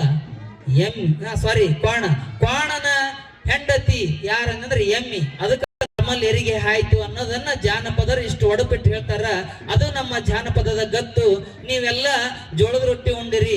10ಕ್ಕೆ ಹಕ್ಕಿ, 20ಕ್ಕೆ ನೆಕ್ಕಿ, 30ಕ್ಕೆ ಮುರುಕ, 40ಕ್ಕೆ ನಾಚಿಕೆ, 50ಕ್ಕೆ ಕರುವು, 60ಕ್ಕೆ ಮರುವು, 70ಕ್ಕಾಗಿ, 80ಕ್ಕೆ ಬಾಗಿ, 90ಕ್ಕೆ ಕೂಗಿ, 100ಕ್ಕೆ ಕುತ್ಕೊಂಡು ಹೋಗಿ ಅಂತ ಹೇಳಿ ಬದುಕುವಂತ ಜೀವಿಗಳು ನೀವು ಇಲ್ಲಿ ಕುಂತ್ಕೊಂಡವ್ರು. ನಮ್ಮ ಹುಡ್ರಿ ಹಂಗಲ್ಲ. 10ಕ್ಕೆ ಮಕ್ಕಳು ಸೂಪರ್, 20ಕ್ಕೆ ಯುವಕರು ಪವರ್, 30ಕ್ಕೆ ಪ್ರೆಷರ್, 40ಕ್ಕೆ ಶುಗರ್, 50ಕ್ಕೆ ಡೇಂಜರ್, 60ಕ್ಕೆ ಡಮಾರ್ ಅಂತ ನಮ್ಮ ಆಯುಷ್ಯವನ್ನ ತಂದಿಟ್ಕೊಂಡಿವಿ. ಇದು ನಮ್ಮ ಜೀವನವಲ್ಲ. ಜೀವನವನ್ನ ನಮ್ಮ ತಂದೆ ತಾಯಿಗಳು ನಮಗ ಏನ್ ಕೊಟ್ಟಾರ ಅಂತ ಮಕ್ಕಳು ಕೇಳ್ತಾವು. ತಂದೆ ತಾಯಿಗಳು ಮಕ್ಕಳ ಬುದ್ಧಿಗೆ ಹೆಡ್ ಕೊಟ್ಟಾರ, ದೇಹಕ್ಕೆ ಬ್ಲಡ್ ಕೊಟ್ಟಾರ, ಎಜುಕೇಶನ್ಗೆ ದುಡ್ಡು ಕೊಟ್ಟಾರ, ಇರೋಕೆ ಮನೆಯನ್ನು ಶೆಡ್ ಕೊಟ್ಟಾರ, ತಿನ್ನೋಕೆ ಫುಡ್ ಕೊಟ್ಟಾರ, ಮಲಗೋಕೆ ಬೆಡ್ ಕೊಟ್ಟಾರ, ತಿನ್ನೋಕೆ ಬ್ರೆಡ್ ಕೊಟ್ಟಾರ. ಕಡಿಗಿ ಹುಡುಗ ಹುಡುಗಿನ ಇಷ್ಟಪಟ್ಟು ಕಣ್ಣು ನೋಡಿದ್ನಂದ್ರ ಲಡ್ ಕೊಟ್ಟು ಗುಡ್ಡು ಕೊಟ್ಟಾರ. ಪ್ರತಿಯೊಂದು ವಿಚಾರದೊಳಗ ಗೆಟಪ್ ಅಂತ ಹೇಳೋ ತಂದೆ ತಾಯಿಗಳು, ನೀವು ಗೆಟಪ್ ಇದ್ದಾಗ ತಂದೆ ತಾಯಿಗಳು ಗೆಟಪ್ ಇಲ್ದಾಗ ನೀವು ಅವ್ರಿಗೆ ಗೆಟಪ್ ಅಂತ ಹೇಳಬೇಕು ಹೊರತು ಶಟಪ್ ಅಂತ ಹೇಳಿ ಮನೆಯಿಂದ ಹಾಕುವುದು ನಮ್ಮ ಸಂಸ್ಕೃತಿ ಅಲ್ಲ. ಅದನ್ನು ತಿಳ್ಕೋಬೇಕು. ಅಂದಿನ ಮನೆಗಳು ಇಂದಿನಂತಿಲ್ಲ, ಇಂದಿನ ಮನೆಗಳು ಈ ಮೊದಲಿನಂತಿಲ್ಲ. ಮನೆಯ ಸುತ್ತ ಕಾಂಪೌಂಡ್ ಗೇಟ್ ಭದ್ರ, ಮನೆಯೊಳಗಿರುವ ಮನಸ್ಸುಗಳು ಮಾತ್ರ ಛಿದ್ರ. ಬಂಧುಗಳೂ ಬಾರದ, ಸ್ನೇಹಿತರೂ ಸೇರದ, ಮನೆಯೊಳಗ ಸದಾ ಕಾವಲುಗಾರ. ಎಂದು ಅಡಿಗೆ ಮನೆಯಲ್ಲಿ ಅನ್ನವೇ ಬೇಯುತ್ತಿಲ್ಲ, ಮನಸ್ಸುಗಳು ಮಾತ್ರ ಕುದಿಯುತ್ತಿವೆ ಅಲ್ಲ. ಕೂತಲ್ಲೇ ಫೋನಿನಿಂದ ಊಟ ತಿಂಡಿ ಬರುತ್ತೆ, ಮನೆಗಳಾಗಿವೆ ಮಹಡಿಯಿಂದ ಎತ್ತರ, ಮನಸ್ಸುಗಳು ಯಾಕೋ ಆಗುತ್ತಿಲ್ಲ ಹತ್ತಿರ, ಸಂತಸವೆಂಬುದಕ್ಕೆ ಸಿಗುತ್ತಿಲ್ಲ ಉತ್ತರ. ಹಿಂದೆ ನನ್ನಜ್ಜ ಕಟ್ಟಿದ ಮನೆಯಲ್ಲಿ ನಲಿವಿತ್ತು, ಸೆಲೆ ಇತ್ತು, ಸಂತಸದ ಸೆಲೆ ಇತ್ತು. ತಾಯಿ ಬಾಗಿಲು ಚಿಕ್ಕದಿತ್ತು, ತಲೆ ಬಾಗಬೇಕಿತ್ತು, ಮಾಡು ಚಿಕ್ಕದಿತ್ತು, ಬದುಕು ದೊಡ್ಡದಿತ್ತು, ಚಾಪೆಯಲ್ಲಿ ಸುಖದ ನಿದ್ದೆ ಇತ್ತು. ಅಂತಹ ಮನೆ ನಮ್ಮದಾಗಬೇಕು, ಅಂತಹ ಮನಸ್ಸು ನಮ್ಮದಾಗಬೇಕು ಅಂತ ಹೇಳ್ತಾ ಇನ್ನೂ ಸಾಕಷ್ಟು ಒಡಪು, ಜೋಕು, ಅದವು. ಆದರೆ ಸಮಯದ ಅಭಾವ ಇರುವುದರಿಂದ ಇನ್ನು ಸಾಕಷ್ಟು ವೇದಿಕೆಯಲ್ಲಿ ಮಾತನಾಡೋರು ಇರೋದ್ರಿಂದ ನನ್ನನ್ನು ಅಳವಂಡಿಲಿಂದ ಇಲ್ಲಿ ಕರೆಸಿ 2 ಮಾತುಗಳನ್ನು ಹೇಳಲು ಅನುವು ಮಾಡಿಕೊಟ್ಟಂತ ನನ್ನ ಸ್ನೇಹಿತರು, ನಾವು ಅವರು ಕೂಡಿ ಕಲ್ತೀವಿ. ಮಲ್ಲಿಕಾರ್ಜುನ್ CRPಗಳಾಗಿರ್ಬೋದು, ಅದೇ ರೀತಿಯಾಗಿ ಇರತಕ್ಕಂಥ ಹನುಮ ರೆಡ್ಡಿ ಬೆಲ್ದಡಿಗೆ ಅವರಾಗಿರ್ಬೋದು, ಇವರು ನಮ್ಮನ್ನ ಕರೆಸಿ ಇಲ್ಲಿ ನನಗೆ ಸ್ಥಳಾವಕಾಶ, ವೀರೇಶ್ ಸಜ್ಜನ್ ಅವರು ನಮ್ಮನ್ನ ಕಾಯಂ ಇಲ್ಲ ಬರ್ರಿ ಅಂತಿದ್ರು. ಈಗ ಈ ಜಾತ್ರೆ ಒಳಗ ಆ ದುರ್ಗಾ ಮಾತೆಯ ದರ್ಶನವನ್ನು ಪಡೆದು 2 ಮಾತು ಮಾಡ್ತಾನಲ್ಲೋ ಅನುವು ಮಾಡಿಕೊಟ್ಟಂತ ಈ ಬೆಟಗೇರಿ ಗ್ರಾಮದ ಎಲ್ಲ ಹಿರಿಯರಿಗೂ ವಂದಿಸಿ ನನ್ನ ಕಿರಿಯ 2 ಮಾತುಗಳಿಗೆ ಪೂರ್ಣ ವಿರಾಮವನ್ನ ನೀಡುತ್ತೇನೆ. ಜೈ ಹಿಂದ್, ಜೈ ಗಣಕ ಮಾತೆ. ಅಕ್ಷರದ ಮಾಂತ್ರಿಕತೆಯನ್ನೇ ತಮ್ಮೆಲ್ಲರಿಗೆ ಸೃಷ್ಟಿಯನ್ನ ಮಾಡುವಂತ ಆತ್ಮೀಯ ಸ್ನೇಹಿತ, ಅದೇನೇ ಹೇಳ್ತಾರಲ್ರಿ, ಮಾತ್ನಾಗ ಮನೆ ಕಟ್ತಾರಂತ, ಈ ತರ ನೋಡಿ ಹೇಳಿರ್ಬೇಕ.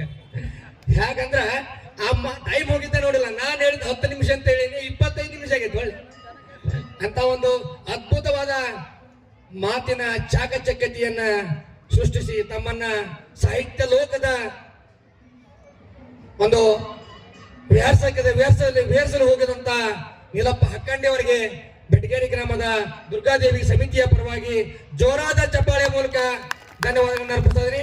ದಯಮಾಡಿ ನಮ್ಮೂರನೇವರಾದಂತ ಗೌರವವನ್ನು ಉಳಿತಂತ ಕನ್ನಡ ಸಾಹಿತ್ಯ ಪರಿಷತ್ನ ಅಧ್ಯಕ್ಷರಾದ ಶ್ರೀ ರಾಮಚಂದ್ರ ಗೊಂಡವಾಳ ಸರ್ ಅವರು ವೇದಿಕೆಗೆ ಆಗಮಿಸಬೇಕೆಂತೇಳಿ ಅವರಲ್ಲಿ ಗೌರವಪೂರ್ವಕವಾಗಿ ವಂದಿಸಿಕೊಳ್ತಾ ಇದ್ದೀನಿ.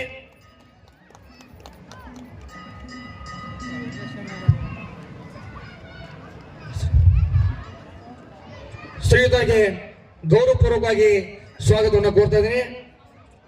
ಸಮಯದ ಅಭಾವ, ನಮ್ಮ ದೇವಿ ಜಾತ್ರೆ ಅಂದ್ರೆ ಅನೇಕ ಕಾರ್ಯಕ್ರಮಗಳು ಒಟ್ಟೊಟ್ಟಿಗೆ ನಡೆಯೋದ್ರಿಂದ ಕಾರ್ಯಕ್ರಮಗಳ ಶೆಡ್ಯೂಲ್ ಮಾಡೋದ ದೊಡ್ಡ ಸಮಸ್ಯೆ ಇದೆ. ಆಯೋಜಕರಿಗೆ ಒಂದು ನುಂಗಲಾರದ ತುತ್ತಾಗಿಬಿಟ್ಟಿದೆ. ಕಡಿಮೆನ ಕಾಳಗೆ ಇದೆ, ಇನ್ನು ಜಾನಪದ ವೈಭವ ಇದೆ, ಉಪನ್ಯಾಸ ಇದೆ, ಇನ್ನು ಸ್ನೇಹಜೀವಿ ಮೆಲೋಡಿಸುವಂತ ಕಾರ್ಯಕ್ರಮಗಳಿವೆ. ಹಾಗಾಗಿ ದಯಮಾಡಿ ಉಪನ್ಯಾಸಕರಲ್ಲಿ ಒಂದಿಷ್ಟು ಕ್ಷಮೆಯನ್ನು ಕೇಳ್ತಾ ಸಮಯವನ್ನ ತಾವು ನಿರ್ವಹಣೆ ಮಾಡ್ಬೇಕಂತ ಹೇಳಿ ಅವ್ರಲ್ಲಿ ಕೋರಿಕೊಳ್ತಾ, ಈಗ ಉಮೇಶ್ ಮಾಳಕಪ್ಪರವರು ಹಿರಿಯ ವಕೀಲರು 1-2 ಅನಿಸಿಕೆಗಳನ್ನ ನೇರವಾಗಿ ಹಂಚಿಕೊಳ್ಬೇಕಂತ ಹೇಳಿ ಅವರು ವಿನಿಸ್ಕೊಳ್ತಾರೆ.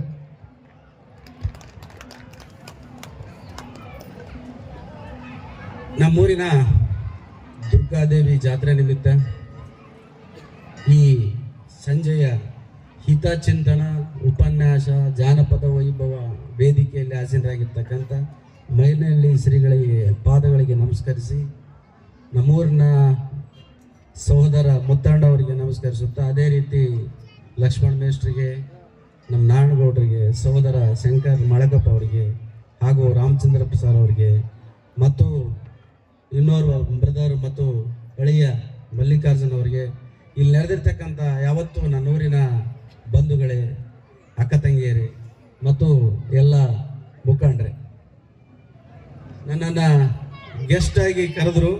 ಬಟ್ ನೀನು ಮಾತಾಡ್ಬೇಕಂತ ಹೇಳಿರಲಿಲ್ಲ, ಹಾಗಾಗಿ ಏನು ಮಾತಾಡ್ಬೇಕಂತ ನಾನು ತಯಾರಾಗಿಲ್ಲ. ಪ್ರಾಸ್ತಾವಿಕವಾಗಿ ಮಾತಾಡೋದಾದರೆ ನಾನು ಮಾತಾಡೋದೇ ಬೇರೆ, ನನ್ನ ಮಾತ ಬೇರೆ. ಆದರೆ ಇಲ್ಲಿ ಈ ಆಧ್ಯಾತ್ಮ ಬಗ್ಗೆ ಮಾತಾಡೋದಾದರೆ, ಆಧ್ಯಾತ್ಮ ಅಂದ್ರೆ ಏನು? ಎಲ್ಲ ಸಾಕಪ್ಪ, ಇನ್ನೇನು ಬೇಕಾಗಿಲ್ಲ, ಎಲ್ಲ ಶೂನ್ಯ. ಸೊನ್ನೆಗಳಿಂದ ಸಂಪಾದನೆ ಮಾಡಿದ ಮೇಲೆ ಶೂನ್ಯದತ್ತ ವಾಲ್ಲೇಬೇಕು. ಹಾಗೆ ಜೀವನ ನಾವೆಲ್ಲರೂ ಭಾಳ ಕಷ್ಟಪಟ್ಟು ಜೀವನ ಕಟ್ಟಿಯಬೇಕಾಗತ್ತೆ. 2003ರಿಂದ ನಾನು ಇಲ್ಲಿಂದ ಕೊಪ್ಪಳಕ್ಕೆ ಹೋದೆ. ಈಗ ನಮ್ಗೆ ಹೇಳಿದರು, ಇಲ್ಲ ಮಾಳಕಪ್ಪಕ್ಕಿಲ್ಲ ಅಂದ್ರೆ ಎಲ್ಲರಿಗೂ ಪರಿಚಯ ಅಲ್ಲ. ಅದೆಲ್ಲ ನಿಮ್ಮ ಆಶೀರ್ವಾದ. ಯಾಕಂದ್ರೆ ಮನುಷ್ಯನಿಗೆ ಹಸು ಬೇಕು ಅನ್ನೋದಕ್ಕಿಂತ ಹಳ್ಳಿಗರದರಲ್ಲ, ಹಳ್ಳಿಗರೇ ದಿಲ್ಲಿ ಆಳೋದು. ಇವತ್ತು ನಾನು ಕನ್ನಡ ಮೀಡಿಯಂ ಓದಿದ್ದೆ, ನನಗಿಂತ ದೊಡ್ಡ ಇಂಗ್ಲಿಷ್ ಮೀಡಿಯಂ ಓದಿದವರು ಇರ್ಬೋದು. ಆದ್ರೆ ಅವಕಾಶಗಳನ್ನ ಹಳ್ಳಿಗರಿಗೆ ಕೊಡ್ತಾರ, ಅದನ್ನು ಸದುಪಯೋಗ ಪಡಿಸ್ಕೋಬೇಕು. ಯಾಕೆ ಬರ್ತಾರ ವಕೀಲರ ಮೇಲೆ? ಇದು ಹಿತಚಿಂತನದ ಜೊತೆಗೆ ಕಾನೂನಿನ ಟಚ್ ಕೊಡೋಣಂತ ನಾನು ಹೇಳಕತ್ತೀನಿ. ಎಂತೆಂಥ ಪ್ರಕರಣಗಳು ಬರ್ತಾವೆ ಕೋರ್ಟ್ನಲ್ಲಿ ಅಂತಂದ್ರೆ, ಇವತ್ತು ಬಸವಣ್ಣನ ವಚನ, ಕೆಲವು ವಚನಗಳನ್ನ ನೀವು ನೋಡಿಬಿಟ್ರೆ ನೀವು ಕೋರ್ಟಿಗೆ ಬರೋದು ಬೇಡ. ಪೊಲೀಸ್ ಸ್ಟೇಷನ್ ಕೋರ್ಟಿಗೆ ಬರೋದಂದ್ರೆ ಏನ್ರಿ? ನಿಮ್ಮ ಮನೆಗೆ ದೇವನ್ ಕರ್ಕೊಂಡಂಗೆ, ನಿಮ್ಮ ಮನೆಗೆ ದೇವನ್ ಕರ್ಕೊಂಡಂಗೆ. ಯಾರಿಗಾರ ನಿಮಗೆ ಕೋರ್ಟಿಗೆ ಬಂದು ನನಗೆ ನ್ಯಾಯ ಸಿಕ್ಕತ್ತಿ, ನನಗೆ ಆಸ್ತಿ ಸಿಕ್ಕತ್ತಿ, ನಾನು ಹೊಡೆದ ನ್ಯಾಯ ಸಿಕ್ಕತ್ತಿ ಅಂದ್ರೆ ನಿಮ್ಮ ಭ್ರಮೆ ಅದು. ನೀವು ನಮ್ಮನ್ನು ಸಾವುಕಾರ ಮಾಡಕ್ ಬಂದಿರಿ. ನಾನು ಬಸ್ನಾಗ ಅಡ್ಡಾಡ್ತಿದ್ದೆ, ಅವತ್ತು ಕಾರ್ನಾಗ ಅಡ್ಡಾಕತ್ತೀನಿ. ಅದು ನೀವು ಕೊಟ್ಟಂತ ದುಡ್ಡು. ಅದಕ್ಕೆ ನೀವು ಹೊಡೆದಾಡ್ಬೇಡ್ರಿ. ಯಾಕೆ ಬಡದಾಡ್ಬೇಡ್ರಿ ಅಂದ್ರೆ ನಿಮ್ಮ ನ್ಯಾಯ ಸಿಗಲ್ಲ. ನಿಜವಾಗ್ಲೂ ಏನಾದರೂ ಸಾಧ್ಯತೆಗಳು ಇದ್ರೆ ಅದು ಕೋರ್ಟ್ನಿಂದ ಅನಿವಾರ್ಯ ಆದಾಗ ಕೋರ್ಟಿಗೆ ಬರ್ರಿ. ಅಣ್ಣನ ಬದುವಿಗೆ ತಮ್ಮ, ತಮ್ಮನ ಬದುವಿಗೆ ಅಣ್ಣ, ಅಕ್ಕ ತಂಗಿ ಬಂದು ಅಣ್ತಮ್ಮಳು ಎದುರಿಗೆ ನೀವು ಕೇಸ್ ಹಾಕಿ ಆಸ್ತಿ ತಗೊಳ್ಳೋದು ಸಂಬಂಧಗಳು ಸತ್ತೋಗ್ಯವು. ಅತ್ತರು ನಕ್ಕರು ನಾಟಕೀಯವೆನಿಸುತ್ತದೆ ಅಂತೇಳಿ ಎಲ್ಲೋ ಒಂದು ಕಡೆಗೆ ಓದಿದ್ದೆ ನಾನು. ಅತ್ತರು ಸರಿ ದುಃಖ ಬರ್ತಾ ಇಲ್ಲ, ನಕ್ಕರು ಸಂತೋಷದಿಂದ ನಗ್ತಾ ಇಲ್ಲ, ಇಂಥ ಪರಿಸ್ಥಿತಿ ಬಂದಿದೆ ಅಲ್ರಿ. ಎಂಥ ಜೀವನ್ರಿ ಹಳ್ಳಿ ಜೀವನ. ನೀವೆಲ್ಲ ಅನ್ಕೊಂಡಿರಿ ನಾವೇನ್ರಿ ಮಾಡಕ್ ಹೋಗಿಲ್ರಿ, ಹಳ್ಳಿಯಾಗ ಇದೀವಿ, ನೀವು ಸಿಟಿಯಾಗ ಚಲೋ ಇದೀವಿ. ಏನ್ ಸಿಟಿಯಾಗ ಏನೇ ಸುಡ ಬಿಸಿಲು, ಫ್ಯಾಕ್ಟ್ರಿ ಧೂಳು, ಅನೇಕ ಸಮಸ್ಯೆ. ಸರಿ ಕುಂತ್ಕೊಂಡ್ರೆ ಕುಂದ್ರಕ್ಕಾಗೋಲ್ದು, ನಿಂತ್ಕೊಂಡ್ರೆ ನಿಂದ್ರಕ್ಕಾಗೋಲ್ದು, ಸರಿ ಊಟ ಮಾಡಕ್ಕಾಗೋಲ್ದು. ನಾನೀಗ 4 ಗಂಟೆಯಿಂದ ಗಂಗಾವತಿ ಬಿಟ್ಟು ಇಲ್ಲಿ ಫಂಕ್ಷನ್ಗೆ ಬರ್ಬೇಕು, ಅಣ್ಣನ್ ಕರ್ಕೊಂಡು ಬಂದೀನಿ. ಹೆಂಗ್ ಬಂದೀನಿ ಹೆಂಗಿಲ್ಲ ತಾಪತ್ರಿ.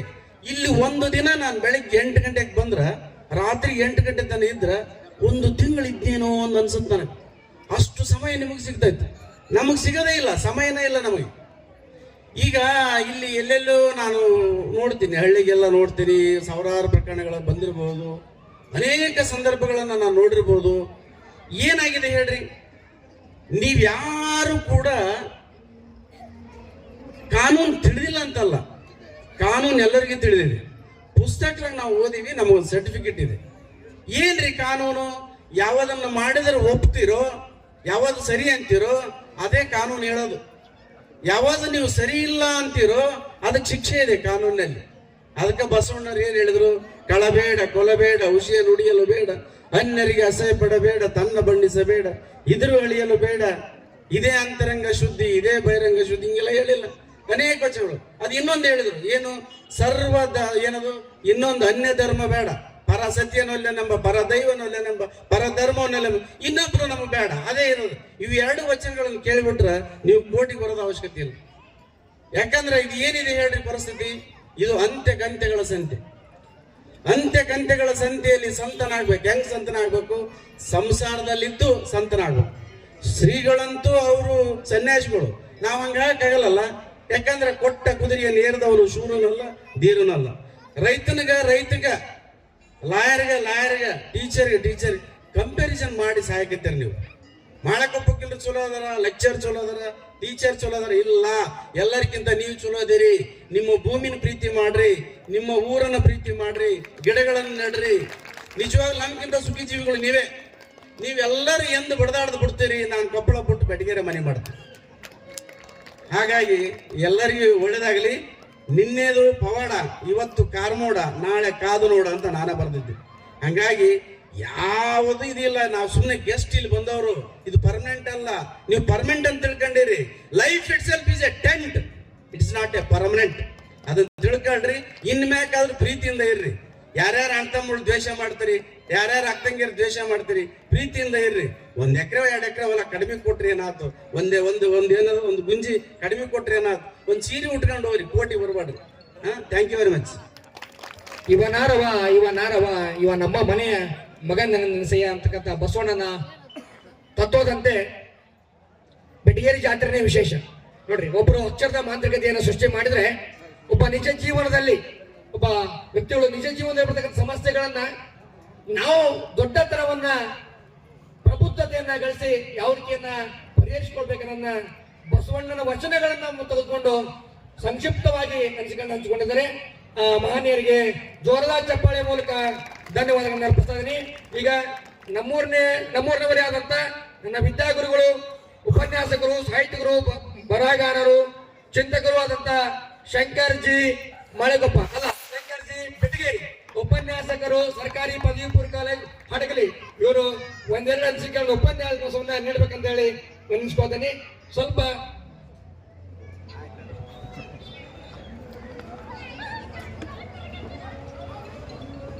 ಜನನಿ ಜನ್ಮಭೂಮಿಶ್ಚ ಸ್ವರ್ಗಾದ ಬೇಕರಿಯಸಿ.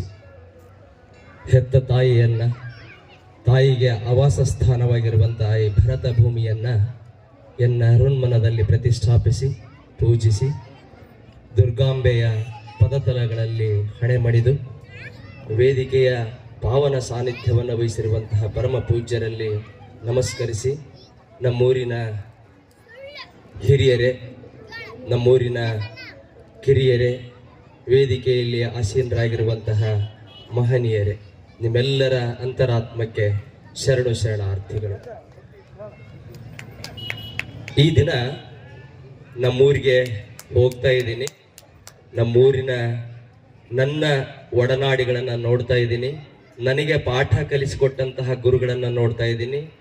ನನಗೆ ವಿದ್ಯೆ ಹೇಳಿದಂತಹ ರೈತ ಬಂಧುಗಳನ್ನು ನೋಡ್ತಾ ಇದ್ದೀನಿ.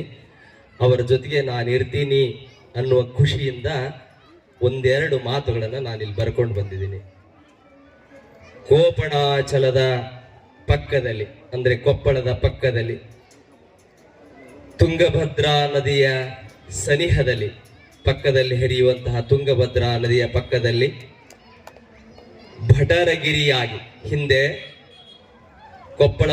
ಕೋಪಣಾಚಲವನ್ನ ವೀರನಗೌಡ ದೇಸಾಯಿ ಅನ್ನೋರು ಆಳ್ತಾ ಇದ್ರು. ಅವರು ಆಳುವ ಕಾಲಕ್ಕೆ ನಮ್ಮೂರಿನ ಬಹಳಷ್ಟು ಯುವಕರು ಭಟರಾಗಿದ್ರು, ಸೈನಿಕರಾಗಿದ್ರು. ಅಂತಹ ಹೆಮ್ಮೆಯ ಊರು ಭಟರಗಿರಿ. ಮತ್ತೆ ಬೆಟ್ಟದಗಿರಿ, ಬೇರೆ ಊರುಗಳಿಗೆ ಹೋಲಿಕೆ ಮಾಡಿದ್ರೆ ನಮ್ಮೂರು ಎತ್ತರ ಮಟ್ಟದಲ್ಲಿರೋದ್ರಿಂದ ಬೆಟ್ಟದ ಗಿರಿ ಅನ್ನುವ ಉಲ್ಲೇಖ ಇತ್ತು. ಅದು ಆಂಗ್ಲರ ಬಾಯಿಯಲ್ಲಿ ಬೆಟಗೇರಾ ಆಯಿತು. ಆ ಬೆಟಗೇರಾವೇ ಮುಂದೆ ಸ್ವಾತಂತ್ರ್ಯ ಹೋರಾಟದ ಕಿಚ್ಚಿನಲ್ಲಿ ನಮ್ಮೂರಿನ ಕೋಡನ ಕೆರೆಯಲ್ಲಿ ಉಪ್ಪನ್ನ ತಯಾರು ಮಾಡಿ ಗಂಗಾಧರ ರಾವ್ ದೇಶಪಾಂಡೆ ಎನ್ನುವಂತಹ ಕರ್ನಾಟಕದ ಏಕೀಕರಣದ ಮುಖಂಡನ ನೇತೃತ್ವದಲ್ಲಿ ಅಂಕೋಲದಲ್ಲಿ ನಡೆಯುತ್ತಿದ್ದಂತಹ ಉಪ್ಪಿನ ಸತ್ಯಾಗ್ರಹಕ್ಕೆ ನಮ್ಮೂರಿನಿಂದ ಎತ್ತುಗಳ ಬಂಡಿಯನ್ನ ಹೂಡಿಕೊಂಡು ಉಪ್ಪನ್ನ ಒಯ್ದು ಅಂಕೋಲಕ್ಕೆ ಕೊಟ್ಟಂತ ಇತಿಹಾಸ ನಮ್ಮೂರಿಗಿದೆ. ಅಂತಹ ಹೆಮ್ಮೆಯ ಊರು ನಮ್ಮೂರು. ಈ ಊರಿನ ಜನಮಾನಸದಲ್ಲಿ ಮೃಡಗಿರಿ ಸಂಸ್ಥಾನಕ್ಕೆ ಜಗದ್ಗುರುಗಳನ್ನು ಕೊಟ್ಟಂತಹ ಊರು ಅಂತ ಹೇಳಿ ನಿನ್ನೆ ಕೇಳಲ್ಪಟ್ಟೆ ನಾನು. ಅಂಥದ್ದೊಂದು ಜಗದ್ಗುರುಗಳ ಸಂಸ್ಥಾನ ನಮ್ಮೂರು. ಇಂತಹ ಊರಿನಲ್ಲಿ ಜನಿಸಿದ್ದೇ ಒಂದು ಪುಣ್ಯ. ಗಟ್ಟಿಯಾದ ಮನಸ್ಸಿನ ಜನ, ಗಟ್ಟಿಯಾದ ಕಟು ರೈತನ ಮನ. ಬೆಟಗೇರಿ ಸಂಸ್ಥಾನದ ಈ ಊರಲ್ಲಿ ಕ್ರೀಡೆಗೆ ಬರ ಉಂಟೆ, ಸಾಹಿತ್ಯಕ್ಕೆ ಬರ ಉಂಟೆ, ದಾನಕ್ಕೆ ಬರ ಉಂಟೆ, ಮತ್ತು ಅತಿ ಮುಖ್ಯವಾದದ್ದು ಶ್ರಮಕ್ಕೆ ಬರ ಉಂಟೆ ಅನ್ನುವಂತಹ ಪ್ರಶ್ನೆ. ಬಹುಶಃ ಇಲ್ಲಿ ಕುಳಿತುಕೊಂಡಿರುವಂತಹ ನಮ್ಮ ಎಲ್ಲ ಧರ್ಮದವರನ್ನ ಇಷ್ಟಪಡ್ತೀನಿ ನಾನು. ಎಲ್ಲ ಧರ್ಮದವರು ನನಗೊಂದೊಂದು ತುತ್ತನ್ನ ಉಣಿಸಿದ್ದಾರೆ. ಆ ತುತ್ತಿನ ಶ್ರಮ ಇವತ್ತು ನಿಮ್ಮ ಮುಂದುಗಡೆ ಎರಡು ಮಾತುಗಳನ್ನ ಮಾತಾಡ್ಲಿಕ್ಕೆ ಸಾಧ್ಯ ಆಗಿದೆ. ಕೋರಣ್ಣವರ ನಿಂಗಪ್ಪ ಅನ್ನೋರ್ನ ಹೊಲದಲ್ಲಿ, ನರೇಗಲ್ ಶಿವಬಸಪ್ಪ ಅನ್ನೋರ ಹೊಲದಲ್ಲಿ ನಾನು ನೀರು ಹಾಯಿಸಿದ್ದೀನಿ, ಅವರು ಊಟ ಮಾಡಿಸಿದ್ದಾರೆ. ನಮ್ಮ ಊರಿನ ಅನೇಕ ರೈತರ ಜೊತೆಗೆ ನಾನು ಗಳೆ ಮಾಡಿದ್ದೀನಿ, ರಂಟಿ ಹೊಡೆದಿದ್ದೀನಿ, ಕುಂಟಿ ಹೊಡೆದಿದ್ದೀನಿ. ಸಜ್ಜನ್ ಸುರೇಶನ್ ಜೊತೆಗೆ ಎತ್ತನ್ನು ಹೊಡ್ಕೊಂಡೋಗಿ ಅವ್ರ ಹೊಲನ ಮುಂಜಾನೆ 8 ಅನ್ನೋದ್ರನ್ನೇ ಬಿತ್ಕೊಂಡು ಬಂದಿದ್ದೀನಿ, ಹರ್ಕೊಂಡ್ ಬಂದಿದ್ದೀನಿ. ಗುಳದಳ್ಳಿ ಚನ್ನಬಸಪ್ಪನವ್ರು ನಮಗೆ 100 ಹುಣ್ಣಿಮೆ ದಿವಸ ಬಂಡಿಯನ್ನ ಬಿಗಿಯೋದು ಕಲಿಸ್ತಾ ಇದ್ರು. ಅವ್ರಿಗೆ ನಮ್ಮ ತಂದೆಯವರು ಗುರುಶಾಂತಪ್ಪನವ್ರು ಕಲಿಸ್ಕೊಟ್ರು. ಅವ್ರನ್ನ ನೋಡಿ ಶ್ರೀನಿವಾಸ್ ಪಾತ್ರದವ್ರು ನಮ್ಮ ಜೊತೆಗೆ ಪಾತ್ರ ಮಾಡಿದ್ರು ಬಯಲಾಟದಲ್ಲಿ. ನಾಗರೆಡ್ಡಿ ವೆಂಕಟೇಶ ನಮ್ಮ ಗೆಳೆಯ ನಾಟಕದಲ್ಲಿ ಪಾತ್ರ ಮಾಡಿ, ಗುರುಬಸಯ್ಯ ಬೃಹನ್ಮಠ. ಹೀಗೆ ನಮ್ಮ ಮಜಲುಗಳು, ನಮ್ಮ ಬದುಕಿನ ಆಯಾಮಗಳು ಬಹಳಷ್ಟು ಸುಂದರ. ನಮ್ಮ ಬಾಲ್ಯದಲ್ಲಿ ನಾವು ಆಡಿದಂತಹ ಆಟಗಳನ್ನ ಈಗಿನ ಬಾಲ್ಯದಲ್ಲಿ ಯಾವ ಮಕ್ಕಳು ಆಡ್ಲಿಕ್ಕಿಲ್ಲ. ಊರಿನ ಮುಂದಿನ ಹಳ್ಳದಲ್ಲಿ ಮಧ್ಯಾಹ್ನ 12 ಗಂಟೆಗೆ ಜೇನನ್ನ ಹುಡುಕೋತಾ ಹೋಗುವಂತಹ ನಮ್ಮ ಹಳ್ಳಿ ಹುಡುಗರ ಹೈದರ ದಂಡು ಖುಷಿಯೋ ಖುಷಿ. ಅಂತ ಬಿಸಿಲಲ್ಲಿ ಕೂಡ ಜೇನನ್ನ ಸವಿದು ಮೆಲದಾಡಿದಂತಹ ಊರು ನನ್ನೂರು, ಹೆಮ್ಮೆಯ ಊರು. ಇಂಥ ಊರಿಗೆ ಗಜೇಂದ್ರಗಢದಿಂದ ಬಂದಂತಹ ತಾಯಿ ದುರ್ಗಾದೇವಿಯನ್ನ ಪ್ರತಿಷ್ಠಾಪಿಸಿ ಆ ತಾಯಿಯ ಭಕ್ತಿಯಲ್ಲಿ ಲೀನವಾಗಿ ನಾವು ನಿನ್ನೆ ದಿವಸ ರಥೋತ್ಸವಕ್ಕೆ ಸಾಕ್ಷಿಯಾದ್ವಿ. ಹೇಳಲು ಪದಪುಂಜ ಸಾಲದು, ಹೇಳಿದರೆ ನನಗೆ ಅಷ್ಟು ಭಕ್ತಿಯ ಭಾವೈಕ್ಯತೆ, ಭಕ್ತಿಯ ಪರವಶ ಮೂಡಿ ಬರುತ್ತೆ. ಮೇಲೆ ನಾರಾಯಣ ಸ್ವಾಮಿ, ಲಕ್ಷ್ಮೀ ನಾರಾಯಣ ಸ್ವಾಮಿ ಗುಡಿಯಲ್ಲಿ ನಾವು ಬದುಕನ್ನು ಕಟ್ಕೊಂಡವರು. ಭಜನೆಯನ್ನು ಹೇಳೋದ್ರ ಮೂಲಕ ಭಜನೆಯನ್ನ ಕಲಿಸಿಕೊಟ್ಟಿದ್ದೆ ಈ ಹಳ್ಳಿಯ ಸೊಗಡೆ. ಇವತ್ತು ಬೆಟಗೇರಿಯ ಈ ಹುಡುಗ ಅಥವಾ ಬೆಟಗೇರಿಯ ನಿಮ್ಮ ಮುಂದಿರುವಂತಹ ಅಣ್ಣ ಅಥವಾ ದೊಡ್ಡವನು ಅಥವಾ ಸಣ್ಣವನು ಅನ್ನೋರು ಏನಿದೆ ನಮ್ಮೂರಾತ ಅಂತ ಹೇಳಿ ಆತನಿಗೆ ನೀವು ಆಶೀರ್ವಾದ ಮಾಡಿದ್ದು, ನೀವು ಪ್ರೀತಿಯಿಂದ ಹಾರೈಸಿದ್ದೇ ಇವತ್ತು ದೊಡ್ಡ ದೊಡ್ಡ ವೇದಿಕೆಯಲ್ಲಿ ಮಾತಾಡ್ಲಿಕ್ಕೆ ಸಾಧ್ಯ ಆಗಿದೆ. ಪ್ರತಿನಿತ್ಯ ನನ್ನೂರಿನ ಜನರ ಬಗ್ಗೆ ನನಗೆ ಮಿಡಿತ ಇದೆ. ಪ್ರತಿನಿತ್ಯ ಅವರನ್ನ ನೆನೆಸ್ಕೊಳ್ಳದಂತ ದಿನಗಳೇ ಇಲ್ಲ. ಮೊನ್ನೆ ಇಡೀ ಕರ್ನಾಟಕ ರಾಜ್ಯದ ಹಂಪಿ ಉತ್ಸವಕ್ಕೆ ದೊಡ್ಡ ದೊಡ್ಡ ಶ್ರೇಷ್ಠ ದಾರ್ಶನಿಕರನ್ನ ಕರೆಸ್ತಾರೆ. ಅಂತ ಉತ್ಸವಕ್ಕೆ ನನಗೆ ಆಯ್ಕೆ ಆದಾಗ ನಾನು 100 ನೆನಪಾಯ್ತು. ಯಾಕೆ ನೆನಪಾಯ್ತು ಅಂದ್ರೆ ಅದು ನನಗೆ ಕಲಿಸಿಕೊಟ್ಟಂತಹ ಪಾಠ, ಅದು ನನಗೆ ಕಲಿಸಿಕೊಟ್ಟಂತಹ ಶಿಸ್ತು. ಇಂತಹ ಒಂದು ಹಿತಚಿಂತನಾ ಸಭೆಯನ್ನು ಮಾಡಿದಂತ ಹುಡುಗರೆಲ್ಲರೂ ಯುವ ರಕ್ತದ ಬಿಸಿಯ ನೆತ್ತರಿನವರು. ಅವರು ಮಾಡುವಂತ ಕೆಲಸಕ್ಕೆ ನಾವು ಒಂದಿಷ್ಟು ಜೊತೆ ಆಗ್ಬೇಕು ಅನ್ನೋ ಕಾರಣಕ್ಕೆ ನಾನು 5:00 ಮೀಟಿಂಗ್ ಮುಗಿತು DC ಆಫೀಸ್ ವಿಜಯನಗರದಲ್ಲಿ, ಹೊಸಪೇಟೆಯಲ್ಲಿ. 5:00 ಬಿಟ್ಟ ತಕ್ಷಣ ನನ್ನ ತಮ್ಮ ಅಲ್ಲಿ ಬಂದ, ಅಲ್ಲಿಂದ ಕಾರ್ನಲ್ಲಿ ಕರ್ಕೊಂಡು ಬಂದ. ಅವ್ರಿಗೆ ಉತ್ಸಾಹಕ್ಕೆ ತಣ್ಣೀರು ಎರಚಬಾರ್ದು, ಅವ್ರ ಉತ್ಸಾಹಕ್ಕೆ ಒಂದಿಷ್ಟು ಮೆರಗನ್ನ ಕೊಡ್ಬೇಕನ್ನೋ ಕಾರಣಕ್ಕೆ ಬಹಳಷ್ಟು ನಾಗಾಲೋಟದಿಂದ ನಾನು ಓಡ್ ಬಂದಿದ್ದೀನಿ. ಇಂತಹ ವೇದಿಕೆಯನ್ನ ಕೊಟ್ಟಂತಹ ನನ್ನ ಊರಿನ ಜನತೆಗೆ, ನನ್ನ ಮಾತುಗಳಿಗೆ ಕಿವಿಯಾದಂತಹ ನಿಮ್ಮ ಕರ್ಣಗಳಿಗೆ ನನ್ನ ಅನಂತ ಕೋಟಿಯ ಶರಣುಗಳನ್ನು ಸಮರ್ಪಣೆ ಮಾಡ್ತೀನಿ. ನಾನು ಹಡಗಲಿ ತಿಮ್ಮಣ್ಣ ಇದ್ದ ನಮ್ಮ ಜೊತೆಗೆ ಓದಿದಂತಹ ಗೆಳೆಯ, ಬಹಳ ಸಾದಾ ಸೀದ ಮನುಷ್ಯ. ಆತ ಹಿಂದೆ ಪ್ರಾಥಮಿಕ ಪ್ರೌಢಶಾಲೆಯಲ್ಲಿ ಅನೇಕರಿಗೆ ನೋಟ್ಸ್ ಬರೆದು ಕೊಟ್ಟ. ಆತ ಬರೆದಿದ್ದಂತಹ ನೋಟ್ಸ್ ಗಳನ್ನ ನೋಡಿದ್ರೆ ಖುಷಿ ಪಡ್ತಾ ಇದ್ರು. ಬೇರೆಯವರು ಬರೆಸ್ಕೊಂಡ್ರು ಅವ್ರು ನೌಕರಿ ಮಾಡಕತ್ತಿದ್ರು, ಬರೆದು ಇಲ್ಲೇ ಉಳಿದ. ಅದೃಷ್ಟ ಹೇಗಿರುತ್ತೋ ಗೊತ್ತಿಲ್ಲ ನಮ್ದು. ಆ ಅದೃಷ್ಟದ ಜೊತೆಗೆ ಶ್ರಮನೂ ಕೂಡ ಇರುತ್ತೆ. ಲಕ್ಷ್ಮೀನಾರಾಯಣ ದೇಗುಲ ಜೊತೆಗಿರಲು, ದ್ಯಾಮಮ್ಮ ರಾಜರಾಜೇಶ್ವರಿಯವರ ಅಭಯ ಹಸ್ತ ಮೇಲಿರಲು, ಹನುಮಂತ ದೇವರ ಶಕುತಿ ನಮಗಿರಲು, ಮೂಗ ಬಸವೇಶ್ವರರ ಅಪಾರವಾದ ಬಯಲು ನಮಗೆ ಹಾರೈಸಲು, ಬಳ್ಳೊಳ್ಳಿ ಸಾಹುಕಾರರ ಜಾಯಿಗೆಯಲ್ಲಿ ಸ್ಥಿತಪ್ರಜ್ಞಾ ವೇದಿಕೆ ನಮ್ಮೂರಿನ ಮಹಾಜನಕ್ಕೆ ನನ್ನ ನಮನಗಳು. ಯಾರು ಬಹಳಷ್ಟು ಜನ ನಮ್ಮ ಶರಣೆಯರು, ನಮ್ಮ ಸಹೋದರಿಯರು, ನಮ್ಮ ತಾಯಂದ್ರು, ನಮ್ಮ ತಂಗಿಯರು, ಅಕ್ಕಂದ್ರು ಬರಬೇಕಾಗಿತ್ತು. ಅದು 25% ಇದೆ ಇಂತಹ ವೇದಿಕೆಗೆ. ನಮ್ಮೂರಿನ ಎಲ್ಲ ಪುರುಷರಿಗೆ, ಶರಣರಿಗೆ, ಸಹೋದರಿಗೆ ನಿಜವಾಗ್ಲೂ ಒಂದು ದೊಡ್ಡ ಚಪ್ಪಾಳೆಯನ್ನ ನಾವೇ ಕೊಟ್ಕೊಳ್ಳಂಗಿಲ್ಲ, ಬೇರೆದವ್ರು ಕೊಡ್ಬೇಕು. ಅಷ್ಟು ಜನ ನೀವು ಇಲ್ಲಿದ್ದೀರಿ. ಎಲ್ಲೆಲ್ಲೋ ನಿಲ್ಬೇಕಾದವ್ರು ಇಲ್ಲಿ ಬಂದು ಕುತ್ಕೊಂಡಿದ್ದೀರಿ. ನಿಜವಾಗ್ಲೂ ಖುಷಿ ಆಗುತ್ತೆ. ಭಜನೆಯನ್ನ ಹೇಳ್ತಾ ನಾವು ಬೆಳೆದಂತವ್ರು ಅಂತ ಹೇಳಿದ್ನಲ್ಲ, ಅದಕ್ಕೆ ಅನೇಕ ಉಪನ್ಯಾಸಗಳಲ್ಲಿ ನಾನು ಒಂದೊಂದು ಕೋಟ್ ಮಾಡ್ತಿರ್ತೀನಿ. ವಚನಗಳನ್ನಾಗಿರ್ಲಿ, ಭಜನೆಯ ಹಾಡುಗಳನ್ನಾಗಿರ್ಲಿ. ಇಳೆ ನಿಮ್ಮ ದಾನ, ಬೆಳೆ ನಿಮ್ಮ ದಾನ, ಇಳೆ ನಿಮ್ಮ ದಾನ, ಬೆಳೆ ನಿಮ್ಮ ದಾನ, ಸುಳಿದು ಸೂಸುವ ಗಾಳಿ ಅದು ನಿಮ್ಮ ದಾನ, ಸುಳಿದು ಸೂಸುವ ಗಾಳಿ ಅದು ನಿಮ್ಮ ದಾನ, ಇಳೆ ನಿಮ್ಮ ದಾನ, ಬೆಳೆ ನಿಮ್ಮ ದಾನ, ಎತ್ತು ನಿಮ್ಮ ದಾನ, ಬಿತ್ತು ನಿಮ್ಮ ದಾನ, ಎತ್ತು ನಿಮ್ಮ ದಾನ, ಬಿತ್ತು ನಿಮ್ಮ ದಾನ, ನಿಮ್ಮ ದಾನವನುಂಡು ಅನ್ಯರ ಪೊಗಳುವ, ನಿಮ್ಮ ದಾನವನುಂಡು ಅನ್ಯರ ಪೊಗಳುವ, ಕುನ್ನಿಗಳನೆ ನಂಬೆ ರಾಮನಾಥ, ಕುನ್ನಿಗಳನೆ ನಂಬೆ ರಾಮನಾಥ, ಇಳೆ ನಿಮ್ಮ ದಾನ, ಬೆಳೆ ನಿಮ್ಮ ದಾನ. ನಾನು ಸಂಗೀತ ಕಲ್ತಿಲ್ಲ, ಯಾವುದೇ ಪಾಠಶಾಲೆಗೆ ಹೋಗಿಲ್ಲ. ಇದನ್ನ ಕಲೀಲಿಕ್ಕೆ, ಹೀಗೆ ಹೇಳಲಿಕ್ಕೆ ಸಾಧ್ಯ ಆದಿದ್ದು ಇಲ್ಲಿ ಶ್ರೀನಿವಾಸ್ ಪಾತ್ರದಿದ್ದಾರೆ, ನಮ್ಮ ಚಿಕ್ಕಪ್ಪ ಮಲ್ಲಜ್ಜನವರಿದ್ರು. ಹಾಗೆ ಹಿರಿಯರು ಹೇಳಿಕೊಟ್ಟಂತ ಮಾತುಗಳ ಮೂಲಕ, ಅವ್ರು ಹೇಳಿದಂತ ಹಾಡುಗಳನ್ನ ಅನುಸರಿಸಿ, ನಮ್ಮ ನಂದೀಶನ ಪಾತ್ರ ಮಾಡಿದಂತ ಈಶ್ವರಪ್ಪ ಹೂಗಾರ್ ಮಾವನವರಿದ್ದಾರೆ. ಅವರೆಲ್ಲರೂ ನಮ್ಮ ಜೊತೆಗೆ ಹಿಂಗ್ ಮಾಡ್ಬೇಕು ಅಂತ ಕಲಿಸ್ಕೊಟ್ಟಿದ್ದೆ ಇವತ್ತು ವೇದಿಕೆಯಲ್ಲಿ ನಾನು ಮಾತಾಡ್ಲಿಕ್ಕೆ ಸಾಧ್ಯ ಆಗಿದೆ. ಬಹಳಷ್ಟು ಅಭಿಮಾನದಿಂದ ನಮ್ಮೂರಿನ ಬಗ್ಗೆ ಹೇಳ್ತಾ, ನಮ್ಮ ಕುಟುಂಬದ ಬಗ್ಗೆ, ನಮ್ಮ ಸಹೋದರರ ಬಗ್ಗೆ ಹೇಳಿಲ್ಲ ಅಂದ್ರೆ ತಪ್ಪಾಗುತ್ತೆ. ನೀವು ಹೇಳಿದ ಹಾಗೆ ಉಮೇಶ್ ಮಾಳೆಕೊಪ್ಪ ಬಹಳಷ್ಟು ದೊಡ್ಡ ಮಟ್ಟದಲ್ಲಿ ಬೆಳೆದಿದ್ದಾರೆ. ಅವ್ರಿಗೆ ನಿಮ್ಮ ಆಶೀರ್ವಾದ. ಏನ್ ಚಂದ ಹೇಳಿದ ಹುಡುಗ, ಪೂಜ್ಯರು ಚಪ್ಪಾಳೆ ತಟ್ಟಿದ್ರು. ಯಾರು ಹೊಡೆದಾಡ್ಬೇಡ್ರಿ, ನೀವು ಹೊಡೆದಾಡಿ ನನ್ನ ಹತ್ರ ಬಂದ್ರ ರೊಕ್ಕ ಕೊಡ್ತೀರಿ, ಆ ರೊಕ್ಕದಿಂದ ನಾನು ಮಹಡಿ ಮನೆ ಮೇಲೆ ಇರ್ತೀನಿ, ಕಾರ್ನಾಗ ಅಡ್ಡಾಡ್ತೀನಿ, ನೀವು ಇಲ್ಲೇ ಉಳಿತೀರಿ, ಬರ್ಬೇಡ್ರಿ ಅಂತ ಹೇಳ್ದ. ಯಾವ ವಕೀಲರು ಹೇಳ್ತಾರೆ ಹೊಡೆದಾಡ್ಬೇಡ್ರಿ ಅಂತ ಹೇಳಿ? ಹಾಗಾಗಿ ಇಂತಹ ಆಲೋಚನೆಗಳನ್ನ ಇಟ್ಕೊಂಡು ನಮ್ಮೂರಿನವ್ರು ಚೆನ್ನಾಗಿರ್ಬೇಕು, ನಮ್ಮ ಸಮುದಾಯ ಚೆನ್ನಾಗಿರ್ಬೇಕು. ನಮ್ಮ ಸಮುದಾಯ ಅಂದ್ರೆ ಇಡೀ ಊರು ಸಮುದಾಯ, ಅಲ್ಲಿ ಜಾತಿ ಇಲ್ಲ, ಧರ್ಮ ಇಲ್ಲ, ಭೇದ ಇಲ್ಲ.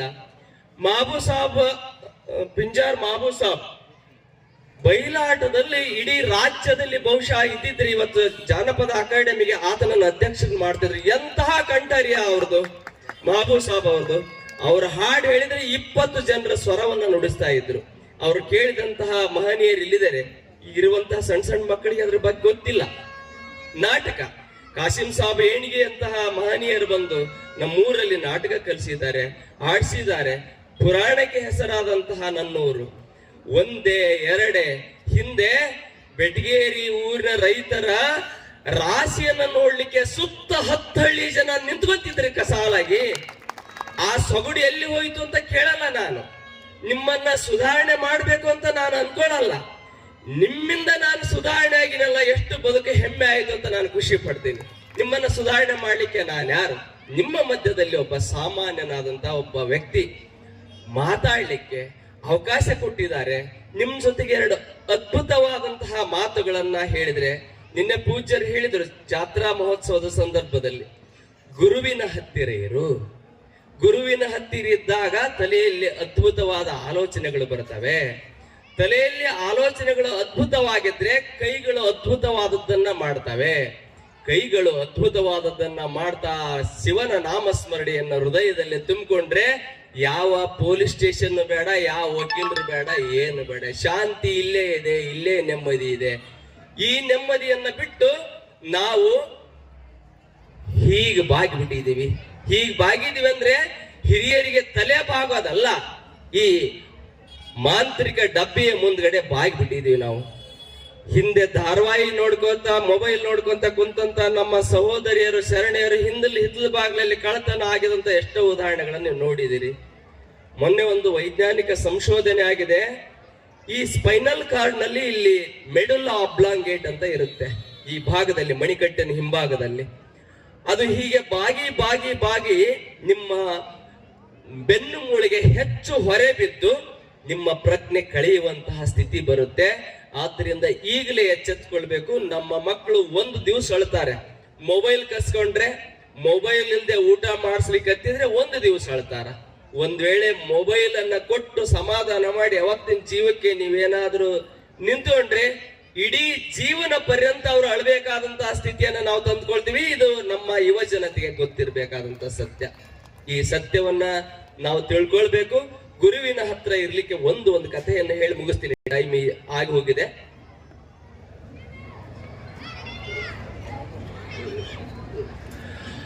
ಮೊಬೈಲ್ ಬೇಡ ಅಂತ ಹೇಳಿದ್ದಕ್ಕೆ ಒಂದು ಹುಡುಗಿ ಅವ್ರ ಅಪ್ಪನಿಗೆ ಚಾಕು ಹಾಕಿ ಸಾಯಿಸ್ತಾಳೆ. ಅವ್ರ ಅಮ್ಮನಿಗೆ ಬ್ಯಾಟ್ ತಗೊಂಡು ಮಗ ಹೊಡೆದು ಸಾಯಿಸ್ತಾನೆ ಅಂತ ಸ್ಥಿತಿ ಬಂದಿದೆ, ಇಲ್ಲ ಅಂತ ಅಲ್ಲ. ಅದನ್ನ ಎಷ್ಟು ಜಾಣ್ಮೆಯಿಂದ ತಂದೆ ತಾಯಿ ಆದವರು ನೀವು ಅವಾಯ್ಡ್ ಮಾಡ್ತೀರಿ, ಅದನ್ನ ದೂರ ಸರಿಸ್ತೀರಿ. ನಿಮಗೆ ಬಿಟ್ಟಿರ್ತಕ್ಕಂಥದ್ದು ಮೊಬೈಲ್ ಬೇಕು. ಯಾವುದಕ್ಕೆ? ಒಳಿತಿಗೆ. ಕೆಟ್ಟದಕ್ಕೆ ಅದು ಬೇಕಾಗಿಲ್ಲ. ಗುರುಗಳ ಹತ್ರ ಒಬ್ಬ ವಿದ್ಯಾರ್ಥಿ ವಿದ್ಯೆ ಕಲಿತಾ ಇದ್ದ. ಗುರುಕುಲದಲ್ಲಿ ಅರಣ್ಯದಲ್ಲಿ ಇತ್ತು. ಹೀಗೆ ಶಾಲೆ ಕಾಲೇಜುಗಳು ಇರ್ಲಿಲ್ಲ ಆ ದಿನಗಳಲ್ಲಿ. ಗುರುಗಳ ಹತ್ರ ಹೋಗಿ ವೇದಗಳನ್ನ, ಋಗ್ವೇದ, ಯಜುರ್ವೇದ, ಸಾಮವೇದ, ಅಥರ್ವಣ ವೇದಗಳನ್ನ ಅಧ್ಯಯನ ಮಾಡಿ 64 ವಿದ್ಯೆಯಲ್ಲಿ ಪಾರಂಗತನಾಗಿ ಬರುವಂತ ಕಾಲ ಆ ದಿನಗಳಲ್ಲಿ ಇತ್ತು. ಒಂದು ದಿವಸ ಅರಣ್ಯದಲ್ಲಿದ್ದಾಗ ಒಬ್ಬ ವಿದ್ಯಾರ್ಥಿಗೆ ನಿಮ್ಮ ತಂಗಿಯ ಮದುವೆಯನ್ನ ಮಾಡ್ಬೇಕಾಗಿದೆ, ನೀನು ಹೊರಟು ಬಾ ಅಂತ ಹೇಳಿ ಅವರ ತಂದೆಯವರು ಕರೆಯನ್ನ ಕೊಟ್ಟ ಹಾಗೆ ಸಂದೇಶ ಹೋಯ್ತು. ಸಂದೇಶ ಹೋದ ತಕ್ಷಣ ಆ ಯುವಕ ಗುರುಗಳ ಹತ್ರ ಬಂದು, ಪೂಜ್ಯರೇ, ನಮ್ಮ ಸಹೋದರಿಯ ವಿವಾಹ ಮಹೋತ್ಸವಕ್ಕೆ ಹೋಗ್ಬೇಕಾಗಿದೆ, ತಾವು ಕಳಿಸ್ಕೊಡ್ಬೇಕು ಅಂತ ಹೇಳಿ ವಿನಂತಿ ಮಾಡಿಕೊಳ್ತಾನೆ.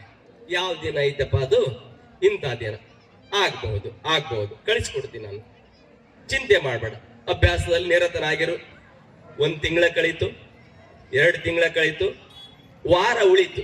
ಮತ್ತೆ ಆವಾಗ ಸನ್ನೆ ಮಾಡ್ತಾ ಇದ್ದ ಯುವಕ ಗುರುಗಳೇ 1 ವಾರ ಉಳಿತು, 2 ದಿವಸ ಉಳಿತು, 3 ದಿವಸ ಉಳಿತು.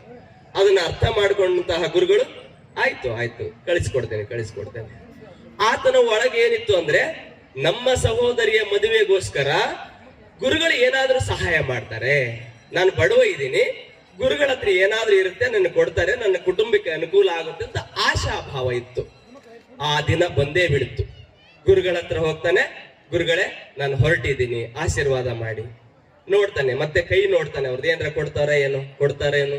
ಅವರು ಅರಣ್ಯದಲ್ಲಿ ಇದ್ದವ್ರು ಏನ್ ಕೊಡ್ಬಹುದು? ಏನಾದ್ರೂ ಕೊಡ್ತಾರೆ. ಅವ್ರು ಗಳಿಸಿರ್ತಕ್ಕಂಥದ್ದು ಒಂದಿಷ್ಟು ಬಂಗಾರ ಕೊಡ್ತಾರೋ, ಬೆಳ್ಳಿ ಕೊಡ್ತಾರೋ, ಏನ್ ಕೊಡ್ತಾರ ಅಂತ ಕಾಯ್ತಾ ಇದ್ದ. ಆದ್ರೆ ಗುರುಗಳು ಕರೆದು, ಕುಮಾರ ಬಾಯಿ ತೆಗೆದುಕೋ ಅಂತ ಹೇಳಿ 1 ಬುಟ್ಟಿ ಹಣ್ಣನ್ನ ಕೊಡ್ತಾರೆ. ಅದು ದಾಳಿಂಬೆ ಹಣ್ಣನ್ನ ಕೊಡ್ತಾರೆ. ಅರಣ್ಯದಲ್ಲಿ ಬೆಳೆದಂತಹ ದಾಳಿಂಬೆ ಹಣ್ಣಿಗೆ ದಿವ್ಯ ಶಕ್ತಿ ಇರುತ್ತೆ. ಅಂತ ದಾಳಿಂಬೆ ಹಣ್ಣನ್ನ ತಗೊಂಡು ಮನಸ್ಸಿನಲ್ಲಿ ಬೈಕೋತಾರೆ, ಏನ ಕೊಡ್ತಾರಂತ ಆಸೆ ಪಟ್ಟಿದ್ದೆ, ಈತ ನೋಡಿದ್ರೆ ಇಂಥದ್ದು ಕೊಟ್ಬಿಟ್ಟ ಅಂತ ಮನಸ್ಸಿನಾಗ ಅನ್ಕೊಂತಾನೆ.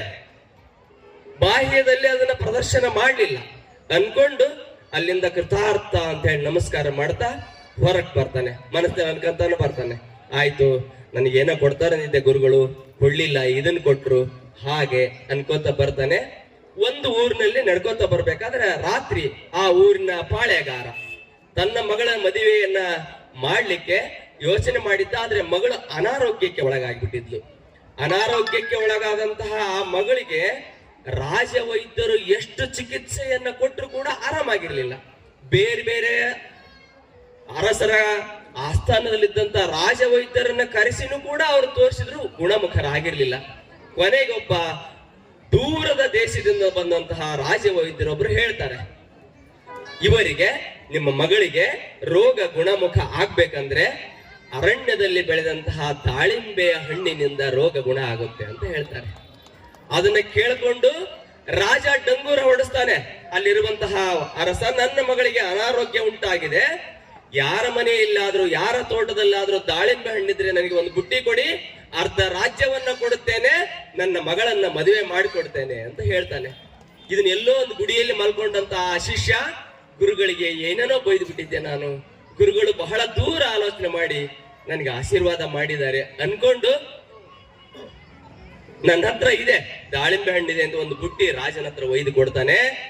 ಆ ಹಣ್ಣನ್ನ ತಿನ್ನಿಸಿ ಬೆಳಗ್ಗೆ ಹೇಳೋದ್ರೊಳಗೇನೆ ಆ ರಾಜಕುಮಾರಿಯ ರೋಗ ವಾಸಿಯಾಗಿರುತ್ತೆ. ಮಾತು ಕೊಟ್ಟ ಹಾಗೆ ನಿನಗೇನ್ ಬೇಕು, ಅರ್ಧ ರಾಜ್ಯನೂ ಬೇಡ, ನನಗೆ ನಿಮ್ಮ ಮಗಳೂ ಬೇಡ, ನನ್ನ ಸಹೋದರಿಯ ಮದುವೆಯನ್ನು ಮಾಡ್ಬೇಕಾಗಿದೆ, ಒಂದಿಷ್ಟು ಏನಾದ್ರೂ ಕೊಡ್ರಿ ಅಂದಾಗ, ನಿನ್ನ ಸಹೋದರಿಯ ಮದುವೆ ಬೇರೆ ಅಲ್ಲ, ನನ್ನ ಮಗಳ ಮದುವೆ ಬೇರೆ ಅಲ್ಲ ಅಂತ ಹೇಳಿ ಇಡೀ ರಾಜ್ಯಕ್ಕೆ ಹಂದ್ರವನ್ನ ಹಾಕಿಸಿ ಆ ಸಹೋದರಿಯ ಮದುವೆಯನ್ನ ರಾಜ ಮಾಡಿಕೊಡ್ತಾನೆ. ಹೀಗಾಗಿ ಆ ಶಿಷ್ಯ ಗುರುಗಳನ್ನ ಬೈದದ್ದನ್ನ ವಾಪಸ್ ತಗೊಂಡು ಹೋಗಿ ಗುಳೋ ಅಂತ ಕಾಲಿ ಬಿದ್ದಾಳ್ತಾನೆ. ಗುರುಗಳು, ಹೆತ್ತ ತಂದೆ ತಾಯಿಗಳು ನಮ್ಮನ್ನ ಹರಸಿ ಹಾರೈಸುವ ಕಾಲಕ್ಕೆ ಏನಾದ್ರೂ ಒಂದು ಬೈದ್ರೆ ಅದರಲ್ಲಿ ಪ್ರೀತಿ ಇರುತ್ತೆ, ಪ್ರೇಮ ಇರುತ್ತೆ, ವಿಶ್ವಾಸ ಇರುತ್ತೆ ಅನ್ನೋದು ಈ ಕಥೆಯ ಮೂಲ. ಅದ್ರ ಜೊತೆಗೆ ಕೊನೆಗೆ ನನ್ನ ಮಗಳನ್ನು ನಿನ್ಗೆ ಕೊಡ್ತಾನೆ, ಇಷ್ಟು ಒಳ್ಳೆ ವಿದ್ಯಾರ್ಥಿ ಇದೆ ಅಂತೇಳಿ ಮಗಳನ್ನ ಕೊಟ್ಟು ಸಾಮ್ರಾಜ್ಯಕ್ಕೆ ಅಧಿಪತಿಯನ್ನಾಗಿ ಮಾಡ್ತಾನೆ. ಇಲ್ಲಿ ವೇದಿಕೆ ಮೇಲೆ ನನಗೆ ಕಲಿಸಿದ ಗುರುಗಳಿದ್ದಾರೆ, ಇಲ್ಲಿ ನನಗೆ ಅಧ್ಯಾತ್ಮವನ್ನು ಹೇಳುವಂತಹ ಗುರುಗಳಿದ್ದಾರೆ. ಒಂದರ್ಥದಲ್ಲಿ ನೀವೆಲ್ಲರೂ ನನಗೆ ಕಲಿಸಿದಂತಹ ಗುರುಗಳೇ. ನಿಮ್ಮ ಅಂತರಾತ್ಮಕ್ಕೆ ನನ್ನ ಶರಣಗಳನ್ನು ಸಮರ್ಪಣೆ ಮಾಡ್ತೀನಿ. ಜೊತೆಗೆ ಪ್ರತಿ ವರ್ಷವೂ ಕೂಡ ನಿಮ್ ಜೊತೆಯಲ್ಲಿ ಇರ್ಲಿಕ್ಕೆ ಬಯಸ್ತೀನಿ ಅಂತ ಹೇಳ್ತಾ ನನ್ನ ನಮನಗಳನ್ನು ಸಲ್ಲಿಸ್ತೇನೆ. ಶರಣಾರ್ಥಿಗಳು. ನಂಬದಿದ್ದನು ತಂದೆ, ನಂಬಿದನು ಪ್ರಹ್ಲಾದ. ನಂಬಿಯು ನಂಬದಿದ್ದಡ ಇಬ್ಬಂದಿ ನೀನು, ಕಂಬದಿಂದಲೋ ಬಿಂಬದಿಂದಲೋ ಅವರಿಗೆ ಲೋಕೋತ್ತರವಾಯ್ತು, ನಿನ್ನುದ್ಧಾರ ಎಷ್ಟಾಯ್ತು ಮಂಕುತಿಮ್ಮ ಅಂತಂದೇಳಿ ಡಿವಿಜಿ ಅವರು ಹೇಳ್ತಾರೆ. ಶಂಕರ್ ಸರ್ ಬಗ್ಗೆ ಮಾತನಾಡಷ್ಟು ದೊಡ್ಡ ವ್ಯಕ್ತಿ ನಾವಲ್ಲ. ಅವರ ನಿಷ್ಠುರತ ನುಡಿಗಳನ್ನ ಏನಾದ್ರು ಇವತ್ತು ನಾವು ಸ್ವಲ್ಪ ಏನಾದ್ರು ಕಲ್ತೀವಿ, ನಿಷ್ಠುರವಾಗಿ ಮಾತಾಡ್ತೀವಿ ಅಂದ್ರೆ ಆ ಗುರುಗಳ ಆಶೀರ್ವಾದ. ಅವರ ಒಂದು ಅನುಭವಗಳನ್ನ ಕೇಳಿನೇ ನಾವೆಲ್ಲ ಬೆಳೆದಿವಿ. ಅನೇಕರು ಇಲ್ಲಿ ಕುಳಿತಂತ ಅನೇಕರು ಅವ್ರ ಶಿಷ್ಯಂದ್ರೆ ನಾವಿದೀವಿ.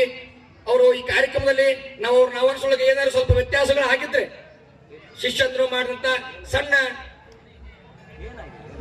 ಅಂತ ಹೇಳಿ ಪರಿಗಣಿಸಿ ಈ ಕಾರ್ಯಕ್ರಮಕ್ಕೆ ಆಗಮಿಸಿ ಶೋಭೆಯನ್ನ ತಂದುಕೊಟ್ಟು ಅತ್ಯುತ್ತಮವಾದ ಉಪದೇಶ ಅಮೃತವನ್ನ ನೀಡಿ ಹಳೆ ಮೆಲುಕುಗಳನ್ನ ಹಿರಿಯನ್ನ ಬಹುತೇಕ ನಾವು ಮರೆತು ಬಿಟ್ಟಿದ್ವಿ. ಅವರೆಲ್ಲರನ್ನು ನೆನೆಸಿ ಈ ಒಂದು ಕಾರ್ಯಕ್ರಮಕ್ಕೆ ಮತ್ತೆ ಈ ವರ್ಷದ ಜಾತ್ರೆಗೆ ಮತ್ತಷ್ಟು ಮೆರಗನ್ನ ಕೊಟ್ಟಂತ ಶಂಕರ್ಜಿ ಶಂಕರ್ಜಿ ಬೆಟ್ಗೇರಿ ಅವರಿಗೆ ಜೋರಾದ ಚಪ್ಪಾಳೆ ಮೂಲಕ ಧನ್ಯವಾದಗಳನ್ನು ಅರ್ಪಿಸ್ತಾ ಇದ್ದೀನಿ. ಅವರು ಪುನಃ ನಮ್ಮೂರಿಗೆ ಇದೇ ರೀತಿ ಬರಲಿ. ಅವರ ಉಪದೇಶ ಅಮೃತ ನಮ್ಮ ಊರಿಗೆ ಯಾವಾಗ್ಲೂ ಬೇಕು. ನಾವ್ ಯಾವಾಗ್ಲೂ ಅವರಿಗೆ ಶಿಷ್ಯಂದ್ರೆ. ಧನ್ಯವಾದಗಳು ಸರ್. ಈಗ ಕಾರ್ಯಕ್ರಮದ ಮುಖ್ಯ ಘಟ್ಟ, ಕಾರ್ಯಕ್ರಮದಲ್ಲಿ ದಿವ್ಯ ಸಾನ್ನಿಧ್ಯವನ್ನು ವಿಸೃತ ಶ್ರೀ ಶ್ರೀ ಶಟಸ್ಥಲ ಬ್ರಹ್ಮ 108 ಸಿದ್ದೇಶ್ವರ ಶಿವಾಚಾರ್ಯ ಮಹರ್ಷಿಗಳು ಮೈನಾಳಿ ಬಿಗ್ನಳ್ಳಿ ಗುರುಗಳು ಆಶೀರ್ವಚನವನ್ನು ನೀಡಿದ್ದಾರೆ.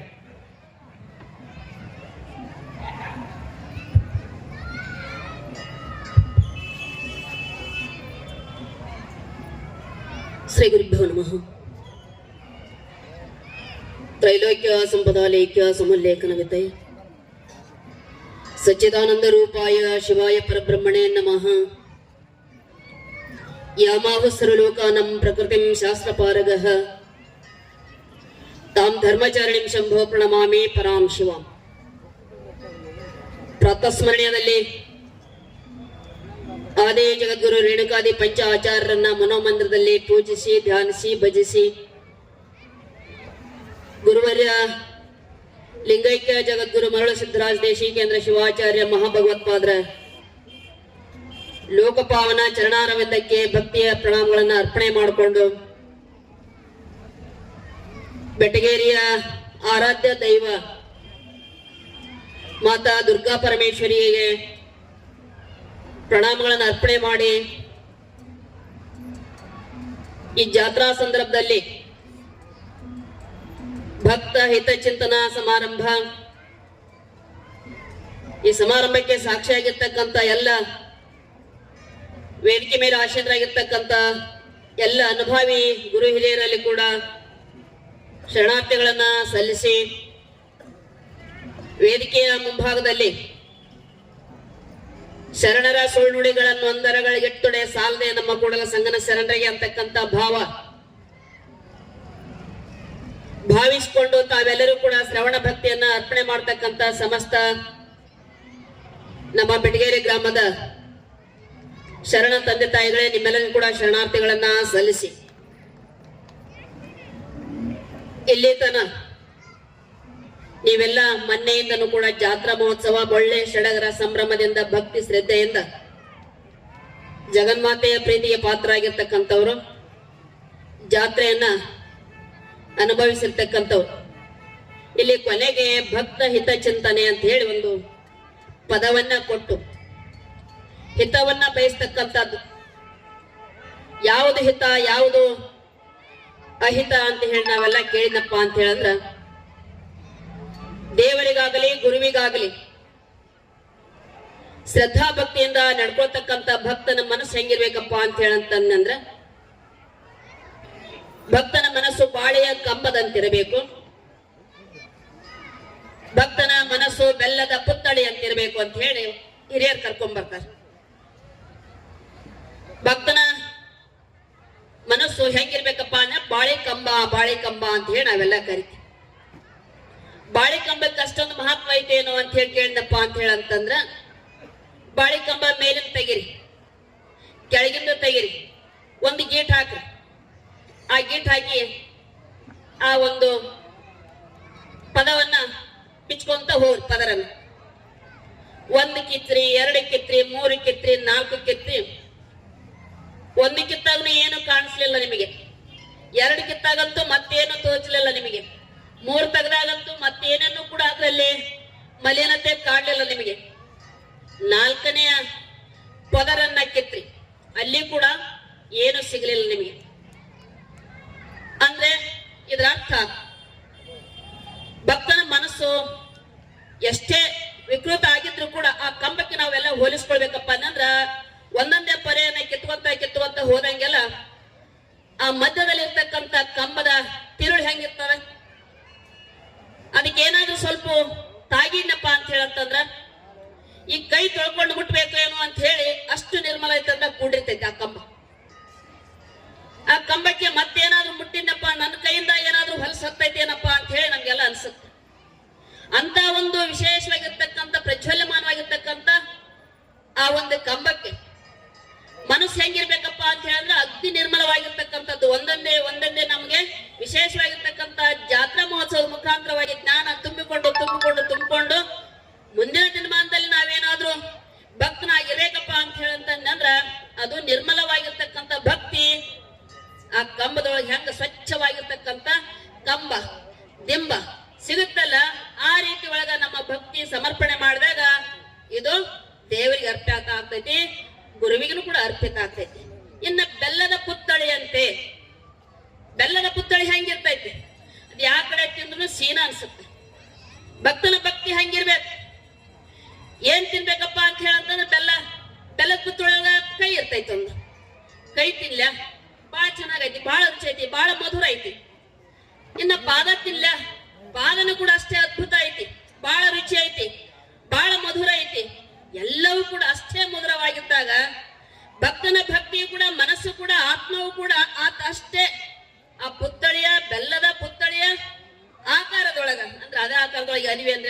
ಹೇಳಂಗಿಲ್ಲ. ಅದರ ಸವಿ ಅಂತೆ, ಅದರ ರುಚಿ ಅಂತೆ, ಅದರ ಮಾಧುರ್ಯದಂತೆ ನಮ್ಮ ಭಕ್ತಿ ಇದ್ದಾಗ ಮಾತ್ರ ಅದು ಭಗವಂತನಿಗೆ ಹಿತ ಆಗ್ತೈತಿ ಅಂತ ಹೇಳಿ. ಇನ್ನು ಭಗವಂತನಿಗೆ ಹಿತ ಆಯ್ತು, ಎರಡು ರೀತಿ ಒಳಗ ಭಕ್ತಿಯನ್ನು ಸಮರ್ಪಣೆ ಮಾಡಿದ್ವಿ, ಭಗವಂತನಿಗೆ ಹಿತ ಆಯ್ತು. ಭಗವಂತನಿಗೆ ಹಿತ ಆದ್ಮೇಲೆ ನಮ್ಮ ಭಕ್ತಿಯನ್ನು ಪರೀಕ್ಷಿಸಲಿಕ್ಕೆ ಭಗವಂತ ಮತ್ತೇನಾದ್ರೂ ಕೂಡ ಸಂಕಷ್ಟವನ್ನು ಕೊಟ್ಟಾನೇನು ಅಂತ ಹೇಳಿ ತಿಳ್ಕೊಂಡಪ್ಪ ಅಂತ ಹೇಳಂತಂದ್ರ ನಿತ್ಯ ಜೀವನದೊಳಗೂ ಕೂಡ ನಾವು ಸಂಕಷ್ಟದಿಂದನೇ ಬದುಕಬೇಕಾಗತ್ತೆ. ಯಾವ ವಿಕ್ರಮಾದಿತ್ಯನಿಗೆ ನಿತ್ಯನೂ ಕೂಡ ಸಂಕಷ್ಟ, ಯಾವ ವಿಶೇಷವಾಗಿರ್ತಕ್ಕಂಥ ಧರ್ಮವನ್ನ ಆಚಾರ ಮಾಡ್ತಕ್ಕಂಥ ಧರ್ಮರಾಯನಿಗೆ ನಿತ್ಯನೂ ಕೂಡ ಸಂಕಷ್ಟ, ಯಾವ ಶ್ರೀಕೃಷ್ಣ ಪರಮಾತ್ಮ ಈ ಲೋಕವನ್ನ ತನ್ನ ಕಿರುಬೆರಳಿನಲ್ಲಿ ಎತ್ತುಕೊಂಡು ಬಾಯಿಂದ ಪ್ರಪಂಚವನ್ನ ತೋರಿಸಿದಂತ ಆತನಿಗೆ ಕೂಡ ಸಂಕಷ್ಟ. ಇಂತೆಲ್ಲ ಸಂಕಷ್ಟ ಇದ್ದಾಗಿ ಕೂಡ ನಮ್ಮ ಸಾಮಾನ್ಯ ಸಂಸಾರಿಕರಿಗೆ ಎಷ್ಟು ಸಂಕಷ್ಟ ಐತಿ ಅಂತಕ್ಕಂಥದ್ದನ್ನ ನಾವೆಲ್ಲ ತಿಳ್ಕೊಳ್ಬೇಕಪ್ಪ ಅನ್ನಂದ್ರ ಧರ್ಮದಿಂದ ಬದುಕನ್ನು ಕಟ್ಕೊಳ್ಬೇಕು ಅಂತಕ್ಕಂಥ ಮಾತನ್ನ ಅವ್ರು ಒಂದೇ ಮಾತೊಳಗ ಉತ್ತರಿಸ್ತಾರೆ. ಅದನ್ನ ನಿರ್ಮಲಾ ಧರ್ಮದಿಂದ ಧರೆಯಂ ಪಾಲಿಸು ಅಂತಕ್ಕಂಥ ಮಾತನ್ನ ನಮ್ಮ ಹಿರಿಯರು ಕರ್ಕೊಂಡು ಬಂದು, ಇವತ್ತು ರಾಜ ಆಗಿರ್ಬೋದು, ರಂಕನಾಗಿರ್ಬೋದು, ರಾಜನ ಕರ್ತವ್ಯ, ರೈತನ ಕರ್ತವ್ಯ, ವ್ಯಾಪಾರಿಯ ಕರ್ತವ್ಯ, ಕೂಲಿಕಾರನ ಕರ್ತವ್ಯ, ಈ ಎಲ್ಲ ಕರ್ತವ್ಯದೊಳಗೂ ಕೂಡ ಧರ್ಮ ಇರಬೇಕು ಅಂತ ಹೇಳಿ ಅವರು ಕರ್ಕೊಂಡು ಬಂದ್ರು. ಯಾವುದು ಧರ್ಮ? ನಿರ್ಮಲಾ ಧರ್ಮದಿಂದ ಧರೆಯಂ ಪಾಲಿಸು ಅಂತ ಹೇಳಿ ರಾಜನಿಗೆ ಆಯ್ತಪ್ಪ ಅಂತ ಹೇಳಂತಂದ್ರ ಆ ರಾಜ ಏನ್ ಮಾಡ್ತಾ ಇದ್ನಪ್ಪ ಅಂತ ಹೇಳಂತಂದ್ರ ನಿತ್ಯನೂ ಕೂಡ ಆತನ ವಿಶೇಷವಾಗಿರ್ತಕ್ಕಂಥ ಕಾರ್ಯಾಚರಣೆ ಹೆಂಗಿತ್ತಪ್ಪ ಅಂತ ಹೇಳಂದ್ರ ಇನ್ನೊಬ್ಬರಿಗೆ ನರಕ ಯಾತನೆಯನ್ನ ಕೊಡ್ತಕ್ಕಂಥದ್ದು, ಇನ್ನೊಬ್ಬರಿಗೆ ತೊಂದರೆಯನ್ನ ಕೊಡ್ತಕ್ಕಂಥದ್ದು, ಹಿಂಸೆಯನ್ನ ಮಾಡ್ತಕ್ಕಂಥದ್ದು, ಸಾಮ್ರಾಜ್ಯದೊಳಗೆ ಬರ್ತಕ್ಕಂಥವ್ರಿಗೆ ಎಲ್ಲರಿಗೂ ಕೂಡ ನೋವನ್ನು ಕೊಡ್ತಕ್ಕಂಥದ್ದು ಆತನ ಆಡಳಿತದ ವ್ಯವಸ್ಥೆ ಆಗಿತ್ತು. ಈ ರೀತಿ ಒಳಗ ಬಹಳ ವರ್ಷಗಳನ್ನ ಕಳೆದ ಆ ರಾಜ, ಬಹಳ ವರ್ಷಗಳನ್ನ ಕಳೆದ. ಆ ಸುದ್ದಿಯನ್ನ ಇಬ್ಬರು ಪಾಲಕರಾಗಿ ವಿಶೇಷವಾಗಿರ್ತಕ್ಕಂಥ ಬಾಲಕರು ಕೇಳಿಸ್ಕೊಂತಾರೆ. ಆ ಪಾಲಕರು ಕೇಳಿಸ್ಕೊಂಡಿರ್ತಕ್ಕಂಥ ಮಾತು ಹೆಂಗಿರ್ತದಪ್ಪ ಅಂತ ಹೇಳ್ತಂದ್ರೆ ರಾಜನ ವಿಶೇಷವಾಗಿರ್ತಕ್ಕಂಥ ಕರ್ಕಶವಾಗಿರ್ತಕ್ಕಂಥ ನಡೆ, ನುಡಿ, ವ್ಯವಹಾರ, ಆಡಳಿತ ಇವೆಲ್ಲವೂ ಕೂಡ ದೌರ್ಜನ್ಯದಿಂದ ಕೂಡ ಐತಿ ಅಂತಕ್ಕಂಥದ್ದನ್ನ ಆ ಎರಡು ಮಕ್ಕಳು ಕೇಳ್ಕೊಂತಾರೆ. ಅಲ್ಲಿ ಇಬ್ಬರು ಮಕ್ಕಳು, ಆ ಮಕ್ಕಳು ಸಂಚಾರ ಮಾಡ್ತಾ ಇರ್ತಾರೆ. ಸಂಚಾರ ಮಾಡ್ಕೊಂತ ಬೆಟಗೇರಿ ಅಂತಕ್ಕಂಥ ಸಾಮ್ರಾಜ್ಯದೊಳಗ, ಕೌಶಾಂಬಿ ಅಂತಕ್ಕಂಥ ರಾಜ್ಯದೊಳಗ ಅಲ್ಲಿ ಅತಿಬಲ ಅಂತಕ್ಕಂಥ ಮಹಾರಾಜ ಆತನ ಹೆಸರು. ಆ ಅತಿಬಲ ಅಂತಕ್ಕಂಥ ಮಹಾರಾಜನಿಗೆ ವಿಶೇಷವಾಗಿರ್ತಕ್ಕಂಥ ಧರ್ಮದ ಮಾತನ್ನು ಯಾರು ಹೇಳಿದ್ದಿಲ್ಲ, ಧರ್ಮದ ರೀತಿ ರಿವಾಜನ್ನ ಯಾರು ಹೇಳ್ತಿಲ್ಲ. ತಾನು ಬೆಳೆದಿರ್ತಕ್ಕಂಥದ್ದೇ ಒಂದು ವಿಶೇಷವಾಗಿರ್ತಕ್ಕಂಥ ದೌರ್ಜನ್ಯದೊಳಗ, ವಿಶೇಷವಾಗಿರ್ತಕ್ಕಂಥ ತನ್ನದೇ ಆಗಿರ್ತಕ್ಕಂಥ ಲೋಕದೊಳಗ ಆತನನ್ನ ಬೆಳೆಸಿದ್ರು ಅವ್ರ ತಾಯಿ ತಂದೆ. ಯಾಕಂತ ಹೇಳಿದ್ರೆ ಸಂಸ್ಕಾರ ಬಹಳ ಮುಖ್ಯ ಅಂತ ಹೇಳಿ ನಾವೆಲ್ಲ ತಿಳ್ಕೊಳ್ಬೇಕಾಗುತ್ತೆ. ಸಂಸ್ಕಾರದಿಂದ ನಾವು ಏನನ್ನಾದ್ರೂ ಕೂಡ ನಮ್ಮ ಮಕ್ಕಳಿಗೆ ಕಲಿಸ್ಬೋದು. ಸರ್ ಹೇಳಿದ್ರಲ್ಲಿ ಈಗ ಮೊಬೈಲ್ ಕೊಟ್ಟು ಮಕ್ಕಳಿಗೆ ಸಂಸ್ಕಾರವನ್ನ ಹಾಳು ಮಾಡ್ತೀವಿ ನಾವೇ, ನಮ್ಮ ಪಾಲಕರು ಅಂತಕ್ಕಂಥ ಮಾತನ್ನು ಹೇಳಿದ್ರು ಅದು ಸತ್ಯ ಐತಿ. ಹಂಗಾಗಿ ಆ ರಾಜ ತನ್ನ ಅಧರ್ಮದಿಂದ ರಾಜ್ಯಭಾರ ಮಾಡ್ತಕ್ಕಂಥ ಸಂದರ್ಭದಲ್ಲಿ ಅಭಯ ರುಚಿ, ಅಭಯ ಮತಿ ಅಂತಕ್ಕಂಥ ಇಬ್ರು ಸಹೋದರಿ, ಅಣ್ಣ ತಂಗಿ ಅವರಿಬ್ರು ಕೂಡ ಸಂಚಾರ ಮಾಡ್ತಾ ಇದ್ರು. ಸಂಚಾರ ಮಾಡ್ತಾ ಆ ಕೌಶಾಂಬಿ ಅಂತಕ್ಕಂಥ ರಾಜ್ಯಕ್ಕೆ ಪ್ರವೇಶ ಮಾಡಿದ್ರು. ರಾಜ ದರ್ಬಾರ ಮಾಡ್ತಾ ಇದ್ದ. ರಾಜ ದರ್ಬಾರದೊಳಗ ಪ್ರಜೆಗಳ ಎಂದಿಗೂ ಕೂಡ ಅವನು ಅಹಿಂಸಾವಾದವನ್ನ ಪ್ರೇಕ್ಷಣೆ ಮಾಡಿದ್ದಿಲ್ಲ, ಅಹಿಂಸೆಯನ್ನ ಬೋಧನೆ ಮಾಡಿದ್ದಿಲ್ಲ. ರಾಜ ಪ್ರತ್ಯಕ್ಷ ದೇವತಾ ಅಂತ ಹೇಳಿ ನಾವೆಲ್ಲ ಕರಿತೀವಿ. ಆತ ದೇವ ಆಗಿದ್ದಿಲ್ಲ, ದೈತ್ಯನಾಗಿದ್ದ, ದಾನವನಾಗಿದ್ದ. ಪ್ರಜೆಗಳನ್ನ ಇಷ್ಟು ಹಿಂಸೆಯಿಂದ ಆತ ಆಡಳಿತವನ್ನ ನೋಡ್ಕೊಳ್ತಾ ಇದ್ದ. ಆ ಒಂದು ಸಂದರ್ಭಕ್ಕ ಆ ಎರಡು ಮಕ್ಕಳು ಅಭಯ ರುಚಿ, ಅಭಯ ಮತಿ ಆತನ ಹತ್ರ ಹೋದ್ರು. ಹೋಗಿ ಕೇಳ್ತಾ ಇದ್ರು. ಆತನ ಆಡಳಿತದ ವ್ಯವಸ್ಥೆ, ಆಡಳಿತದ ವೈಖರಿಯನ್ನ ತಿಳಿದಿರ್ತಕ್ಕಂಥವ್ರು ನಿಮಗೆ ಬೋಧನೆ ಮಾಡ್ಲಿಕ್ಕೆ ಬಂದೀವಿ ಅಂತ ಹೇಳಂತಂದ್ರು. ಯಾಕೆ ಬಂದಿರ ಅಂತ ಹೇಳಿ ಕೇಳ್ತಾನ ರಾಜ. ಇಲ್ಲಿ ಬರ್ತಕ್ಕಂಥ ಕೆಲಸ ಏನ್ ನಿಮ್ದು ಅಂತ ಹೇಳಿ ಕೇಳ್ತಾನ ರಾಜ. ಕೇಳಿದಾಗ ಆ ಮಕ್ಕಳು ಹೇಳ್ತಾರೆ, ನಿರ್ಮಲ ಧರ್ಮದಿಂದ ಧರೆಯಂ ಪಾಲಿಸು ರಾಜ ಅಂತಕ್ಕಂಥ ಮಾತನ್ನ. ಯಾವುದು ನಿರ್ಮಲವಾದ ಧರ್ಮ? ಸ್ವಚ್ಛವಾಗಿರ್ತಕ್ಕಂಥ ಬಾಳೆ ಕಂಬದ ವಿಚಾರದೊಳಗೆ ನಾವು ಭಕ್ತಿಯನ್ನ, ಪ್ರೀತಿಯನ್ನ ಕಾಣಿಸ್ಬೇಕಾಗಿತ್ತು. ಆದ್ರೆ ನೀನು ಭಕ್ತಿಗೂ ದೂರ, ಪ್ರೀತಿಗೂ ದೂರ, ಹಿಂಸಾವಾದಿ, ಸಕಲರಿಗೂ ಕೂಡ ಕೇಡನ್ನ ಬಯಸ್ತಕ್ಕಂಥ ರಾಜ. ಇದು ರಾಜನ ಪ್ರವೃತ್ತಿ ಅಲ್ಲ ಅಂತಕ್ಕಂಥ ಮಾತನ್ನ ಹೇಳ್ತಾರೆ. ಈ ಕದಾರಿ ಇವರು ಚೋಟುತ್ತ ನನಗೆ ಬೋಧನೆ ಮಾಡಕ್ ಬಂದ ಅಂತ ಹೇಳಂತ ನಾವು ರಾಜ ಇಟ್ ಅದೇರಿ ಇವ್ರು ಇಬ್ರು ಅಭಯ ರುಚಿ ಅಭಯಮತಿ ಅಂತ ಹೇಳಿ ಇಬ್ರು ಏನ್ ಸಹೋದರಿರಲ್ಲ ಇಷ್ಟ ಅದಿರಿ ಈ ರಾಜ್ಯಕ್ಕೆ ಸಾಮ್ರಾಜ್ಯನಾಗಿರ್ತಕ್ಕಂಥ ನನಗೆ ಬೋಧನೆ ಮಾಡಕ್ ಬಂದಿರೇನು ಅಂತ ಹೇಳಿ ಕೇಳ್ತಾನೆ. ಅವಾಗ ಮತ್ತೊಂದು ಮಾತು ಹೇಳ್ತಾರೆ, ಇಲ್ಲ ರಾಜನ್, ಇಲ್ಲ ಹುಜೂರ್, ನೀವು ಮಾಡ್ತಕ್ಕಂಥದ್ದು ನಿತ್ಯನೂ ಕೂಡ ಅಧರ್ಮದಿಂದ ಕೂಡೈತಿ. ನೀವು ಮಾಡ್ತಕ್ಕಂಥ ರಾಜ್ಯಭಾರ ಅಧಿಕಾರ ಏನೈತಲ್ಲ ಅದು ನಿರ್ಮಲವಾಗಿರ್ತಕ್ಕಂಥ ಧರ್ಮವನ್ನ ಪಾಲಿಸಬೇಕಾಗೈತಿ. ಹಂಗಾಗಿ ನೀನ್ ಪಾಲಿಸ್ತಕ್ಕಂಥ ಧರ್ಮದ ವಿಚಾರದೊಳಗ ನೀನು ಬಹಳ ಹಿಂದಿದ್ಯಾ. ಹಂಗಾಗಿ ಇವತ್ತಿಂದಾದ್ರೂ ಕೂಡ ನೀನು ಬದಲಾವಣೆ ಆಗುವಂತಕ್ಕಂಥ ಮಾತನ್ನ ಆ ಅಭಯ ರುಚಿ ಅಭಯಮತಿ ಇಬ್ರು ಕೂಡ ಆತನಿಗೆ ಬೋಧನೆ ಮಾಡ್ತಾರೆ. ಅವಾಗ ಆಶ್ಚರ್ಯ ಆಗ್ತೈತಿ ರಾಜಾಗ ಆಶ್ಚರ್ಯ ಆಗ್ತೈತಿ, ಏನಪ್ಪ ಇದು, ನಾನು ರಾಜ್ಯಭಾರ ಮಾಡ್ತಕ್ಕಂಥ ವ್ಯವಸ್ಥೆಯನ್ನ ನಾನಷ್ಟೇ ಕ್ರೂರಿ ಅಂತ ಅನ್ಕೊಂಡಿದ್ದೆ. ನಾ ಮಾಡ್ತಕ್ಕಂಥ ವೃತ್ತಿ ಏನೈತಲ್ಲ ಅದು ರಾಜ್ಯಭಾರ ಪ್ರತ್ಯಕ್ಷ ದೇವ್ರ ಹೆಂಗ ಎಷ್ಟು ಸಮಾಧಾನ ಶಾಂತಿಯಿಂದ ಈ ಧರೆಯನ್ನು ಪಾಲಿಸ್ಬೇಕಾಗಿತ್ತು. ನನಗಿವತ್ತಿನ ದಿವಸ ಕಣ್ ತೆರೆಸಿದ್ರಲ್ಲ ಈ ಮಕ್ಕಳು, ನನಗಿವತ್ತಿನ ದಿವಸ ಎಚ್ಚರ ಮಾಡಿದ್ರಲ್ಲ, ಬಡಿದೆಬ್ಸಿದ್ರಲ್ಲ. ಇಂಥ ಒಂದು ವಿಚಾರವನ್ನು ಯಾರು ಹೇಳೇ ಇಲ್ಲಲ್ಲ. ಈ ಅಭಯ ರುಚಿ ಅಭಯಮತಿ ಇಬ್ರು ಕೂಡ ಬಂದು ನನಗೆ ಇವತ್ತಿನ ದಿವಸ ದಾರಿಯನ್ನ ತೋರಿಸಿದ್ರಲ್ಲ, ಬೆಳಕನ್ನ ತೋರಿಸಿದ್ರಲ್ಲ, ಕಣ್ ತೆರೆಸಿದ್ರಲ್ಲ ಅಂತ ಹೇಳಿ ಆಶ್ಚರ್ಯ ಪಡ್ತಾನೆ. ಆಗಿಂದಾಗ್ಲೇ ಆ ಎರಡು ಮಕ್ಕಳನ್ನ ತನ್ನ ಸಿಂಹಾಸನದ ಮೇಲೆ ಕುಂಡ್ರಿಸ್ತಾನೆ. ಆಗಿಂದಾಗ್ಲೇ ತನ್ನ ಸಿಂಹಾಸನದ ಮೇಲೆ ಕುಂಡ್ರಿಸಿ ಆ ಮಕ್ಕಳ ಎರಡು ಪಾದಗಳಿಗೆ ವಿಶೇಷವಾಗಿರ್ತಕ್ಕಂಥ ಕಾಡಿನ ಪುಷ್ಪಗಳನ್ನು ತರಿಸಿ ಪಾದಕ್ಕೆ ಅರ್ಚನೆ ಮಾಡ್ತಾನೆ. ಅರ್ಚನೆ ಮಾಡಿ ತನ್ನಲ್ಲಿ ಇರ್ತಕ್ಕಂಥ ಸಂಪದವನ್ನ ಅವ್ರಿಗೆ ಕೊಡ್ತಾನೆ ಇಬ್ಬರಿಗೆ. ಆದ್ರೆ ಆ ಮಕ್ಕಳು ಆ ಸಂಪತ್ತನ್ನ ಇಸ್ಕೊಳ್ಳಲ್ಲ. ಇದು ಧರ್ಮಕ್ಕಾಗಿ, ಇದು ರಾಜ್ಯ ಭಾರಕ್ಕಾಗಿ, ಇದು ಲೋಕ ಕಲ್ಯಾಣಕ್ಕಾಗಿ, ಇದು ಸಂಪತ್ತಿರೋದೇ ಬಡವರ ರಕ್ಷಣೆಗಾಗಿ. ಹಂಗಾಗಿ ಇದು ಬಡವರಿಗೆ ಹಂಚಬೇಕು ಅಂತ ಹೇಳಿ ತಿಳ್ಕೊಂಡು ಆ ಮಕ್ಕಳಿಬ್ರು ಕೂಡ ಬೋಧನೆ ಮಾಡಿದ್ದಕ್ಕ ಅವತ್ತಿನಿಂದ ಆ ಅಭಯಮತಿ ಅಭಯ ರುಚಿಯ ವಿಶೇಷವಾಗಿರ್ತಕ್ಕಂಥ ಮಾತನ್ನು ಕೇಳಿರ್ತಕ್ಕಂಥ ರಾಜ ಸಾಮ್ರಾಜ್ಯವನ್ನೇ ಬಿಡ್ತಾನೆ.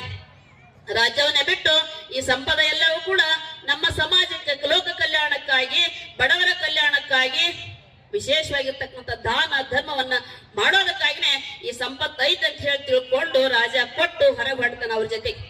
ಆ ಮಕ್ಕಳಲ್ಲಿ ನಿಲ್ಲಂಗಿಲ್ಲ, ಮತ್ತೆ ಮುಂದೆ ಹೋಗ್ತಾರೆ. ಇದನ್ನ ಹೇಳ್ತಕ್ಕಂಥ ಮಾತಿಷ್ಟೇ, ನಾವ್ ಯಾವತ್ತಿನ ದಿವಸ ನಿರ್ಮಲವಾಗಿರ್ತಕ್ಕಂಥ ಧರ್ಮದಿಂದ ನಮ್ಮ ಧರ್ಮವನ್ನು ಕೂಡ ಪಾಲಿಸಿನಂದ್ರ ಧರ್ಮೋ ರಕ್ಷತಿ ರಕ್ಷತಃ.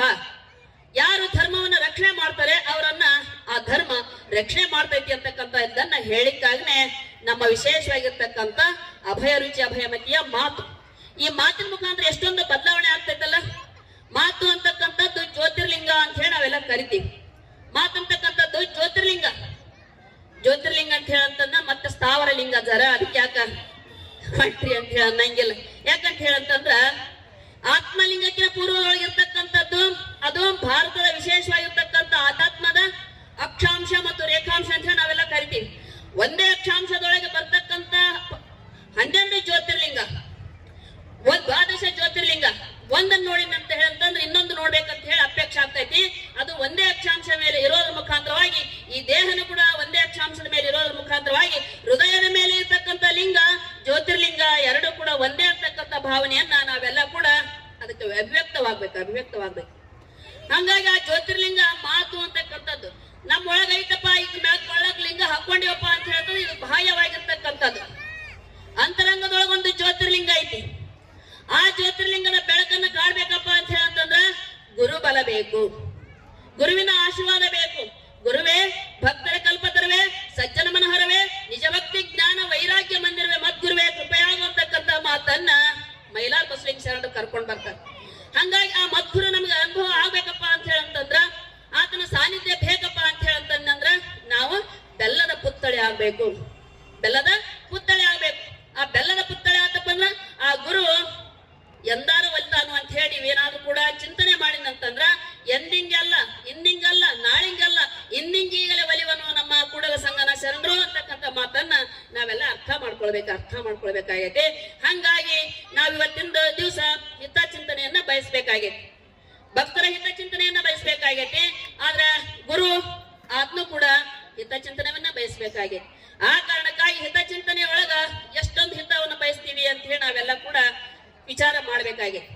ಆ ವಿಚಾರದೊಳಗ ಭಕ್ತನು ಕೂಡ ಅಷ್ಟೇ ಜಾಗೃತ ಆಗಿರ್ಬೇಕು, ಗುರು ಕೂಡ ಅಷ್ಟೇ ಜಾಗೃತವಾಗಿರ್ತಕ್ಕಂಥ ಮನಸ್ಸಿನ ಮುಖಾಂತರವಾಗಿ ಆತನನ್ನ ಭಕ್ತನನ್ನ ಹಾರೈಸ್ತಕ್ಕಂಥ ಒಂದು ವಿಶೇಷವಾಗಿರ್ತಕ್ಕಂಥ ಮನೋಭಾವನೆ ಆ ಗುರುವಿಂದ ಇರಬೇಕು ಅಂತಕ್ಕಂಥದ್ದನ್ನ ಹೇಳ್ಬೇಕಾಗುತ್ತೆ.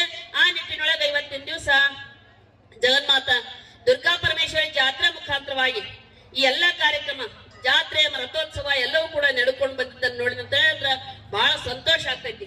ಶ್ರದ್ಧಾ ಭಕ್ತಿಯಿಂದ ಮಾಡಿರ್ತಕ್ಕಂಥವ್ರು ಇವತ್ತಿಂದಲ್ಲ ನಿನ್ನಿದಲ್ಲ, ಇದು ನಮ್ಮ ಶಂಕರ್ ಬೆಟಗೇರಿ ಸರ್ ಬಹಳ ಚಂದಾಗಿ ಹೇಳಿದ್ರು.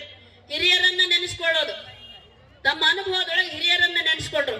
ಇವತ್ತಿನ ದಿವಸ ಅವರು ಹಿರಿಯರು ಬಹಳ ಜನ ಹಿರಿಯರು ಅದಾರೋ ಇಲ್ಲ ಗೊತ್ತಿಲ್ಲ, ಆದ್ರೂ ಕೂಡ ಅವರ ಒಂದು ಚಿಂತನೆಯನ್ನ ಮಾಡ್ತಕ್ಕಂಥ ವೇದಿಕೆ, ಅವರ ಗುಣಗಾನವನ್ನ ಮಾಡ್ತಕ್ಕಂಥ ವೇದಿಕೆ, ಶರಣರ ಸುಳ್ನುಡಿ ಅಂತ ಹೇಳಂತಂದ್ರ ಅಂತ ಮಹಾತ್ಮ ಅಂತ ಹಿರಿಯರ ಒಂದಿಷ್ಟು ಮಾತುಗಳನ್ನ ಕೇಳ್ಕೊಂಡು ನಾನಿವತ್ತು ವೇದಿಕೆ ಮೇಲೆ ನಿಂತ್ಕೊಂಡು ಮಾತಾಡ್ಲಿಕ್ಕೆ ಏನಾದ್ರೂ ಕೂಡ ನನಗೆ ಅರ್ಹತೆ ಬಂದೈತಪ್ಪ ಅಂತ ಹೇಳಂದ್ರ ಸರ್ವರಲ್ಲಿ ಕೂಡ ಒಂದೊಂದು ನುಡಿ ಕಲಿತು ಸರ್ವಜ್ಞನಾದ ಅಂತಕ್ಕಂಥ ಮಾತೈತಿ. ಹಂಗಾಗಿ ಒಂದೊಂದು ನುಡಿಯನ್ನ ಕಲಿತು ನೋಡಿ, ಅನುಭವಿಸಿ, ಆಟ ಆಡಿ ನೋಡಿ, ಇದೆಲ್ಲವೂ ಕೂಡ ತನ್ನ ಅನುಭವದ ಜೀವನದ ಅನುಭವದ ಜೊತೆಗೆ ಹಿರಿಯರನ್ನ ನೆನೆಸ್ಕೊಳ್ತಕ್ಕಂಥದ್ದು ಒಂದು ವೇದಿಕೆ.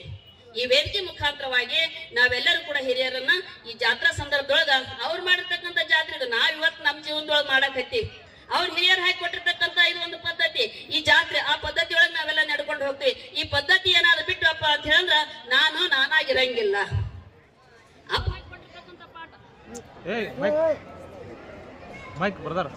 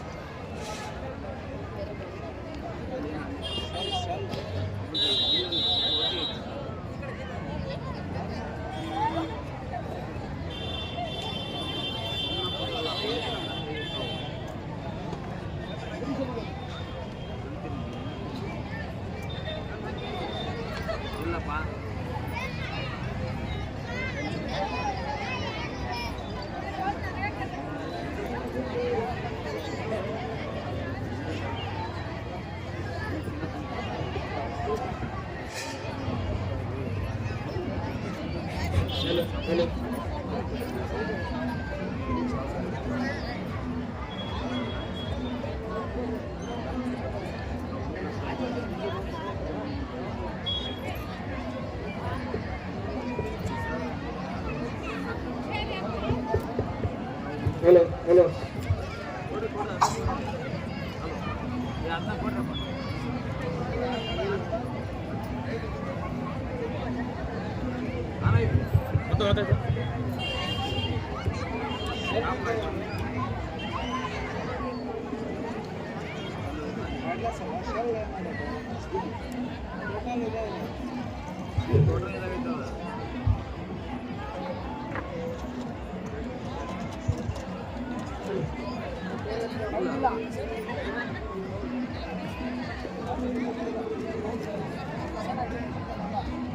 ಎಲ್ಲಿ ನಿಲ್ಸಿದವ್ರಿ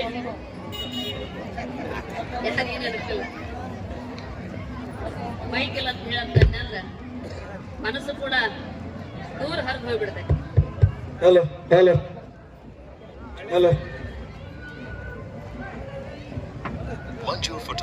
ಮನಸ್ಸು ಕೂಡ ದೂರ ಹರಿದು ಹೋಗ್ಬಿಡ್ತೈತಿ, ಧ್ವನಿನೂ ಕೂಡ ಮೌನ ಆಗ್ತೈತಿ. ಭಕ್ತನ ಭಕ್ತಿಯನ್ನ ಪರೀಕ್ಷಿಸಲಿಕ್ಕೆ ಯಾವ ದೇವರು ಕೂಡ ಮನಸ್ಸು ಮಾಡಂಗಿಲ್ಲ. ಮನಸ್ಸು ಮಾಡಿದಪ್ಪ ಅಂತ ಹೇಳಂತಂದ್ರ ನಾವ್ಯಾರು ಇಲ್ಲಿರಂಗಿಲ್ಲ.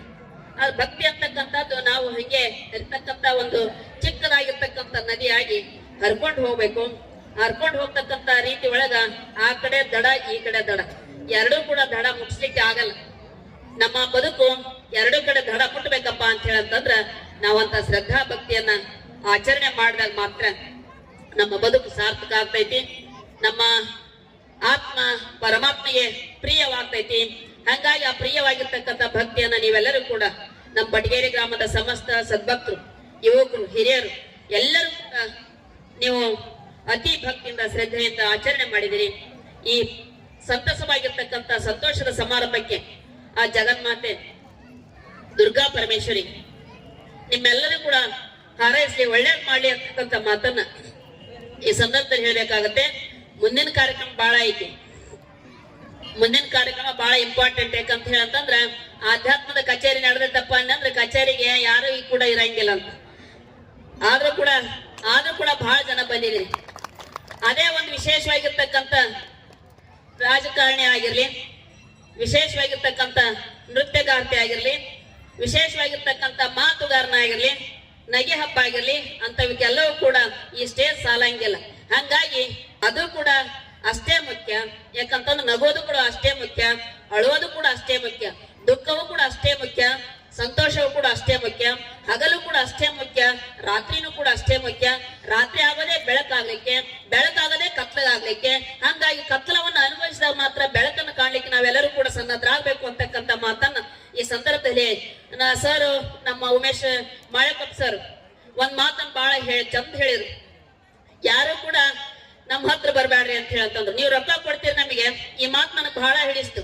ನೀವು ರೊಕ್ಕ ಕೊಡ್ತೀರಿ ನಮಗೆ, ಆದ್ರೆ ನಿಮ್ಮನ್ನು ಉದ್ಧಾರ ಮಾಡ್ತೀವಿ ಅಂತ ಹೇಳಿಲ್ಲ. ನಮ್ಮ ಹಿತವನ್ನ ನಾವು ಕಾಯ್ಕೊಳ್ತೀವಿ. ನಿಮ್ ಹಿತಕ್ಕಾಗಿ ನಾವೇನು ಇರೋಂಗಿಲ್ಲ.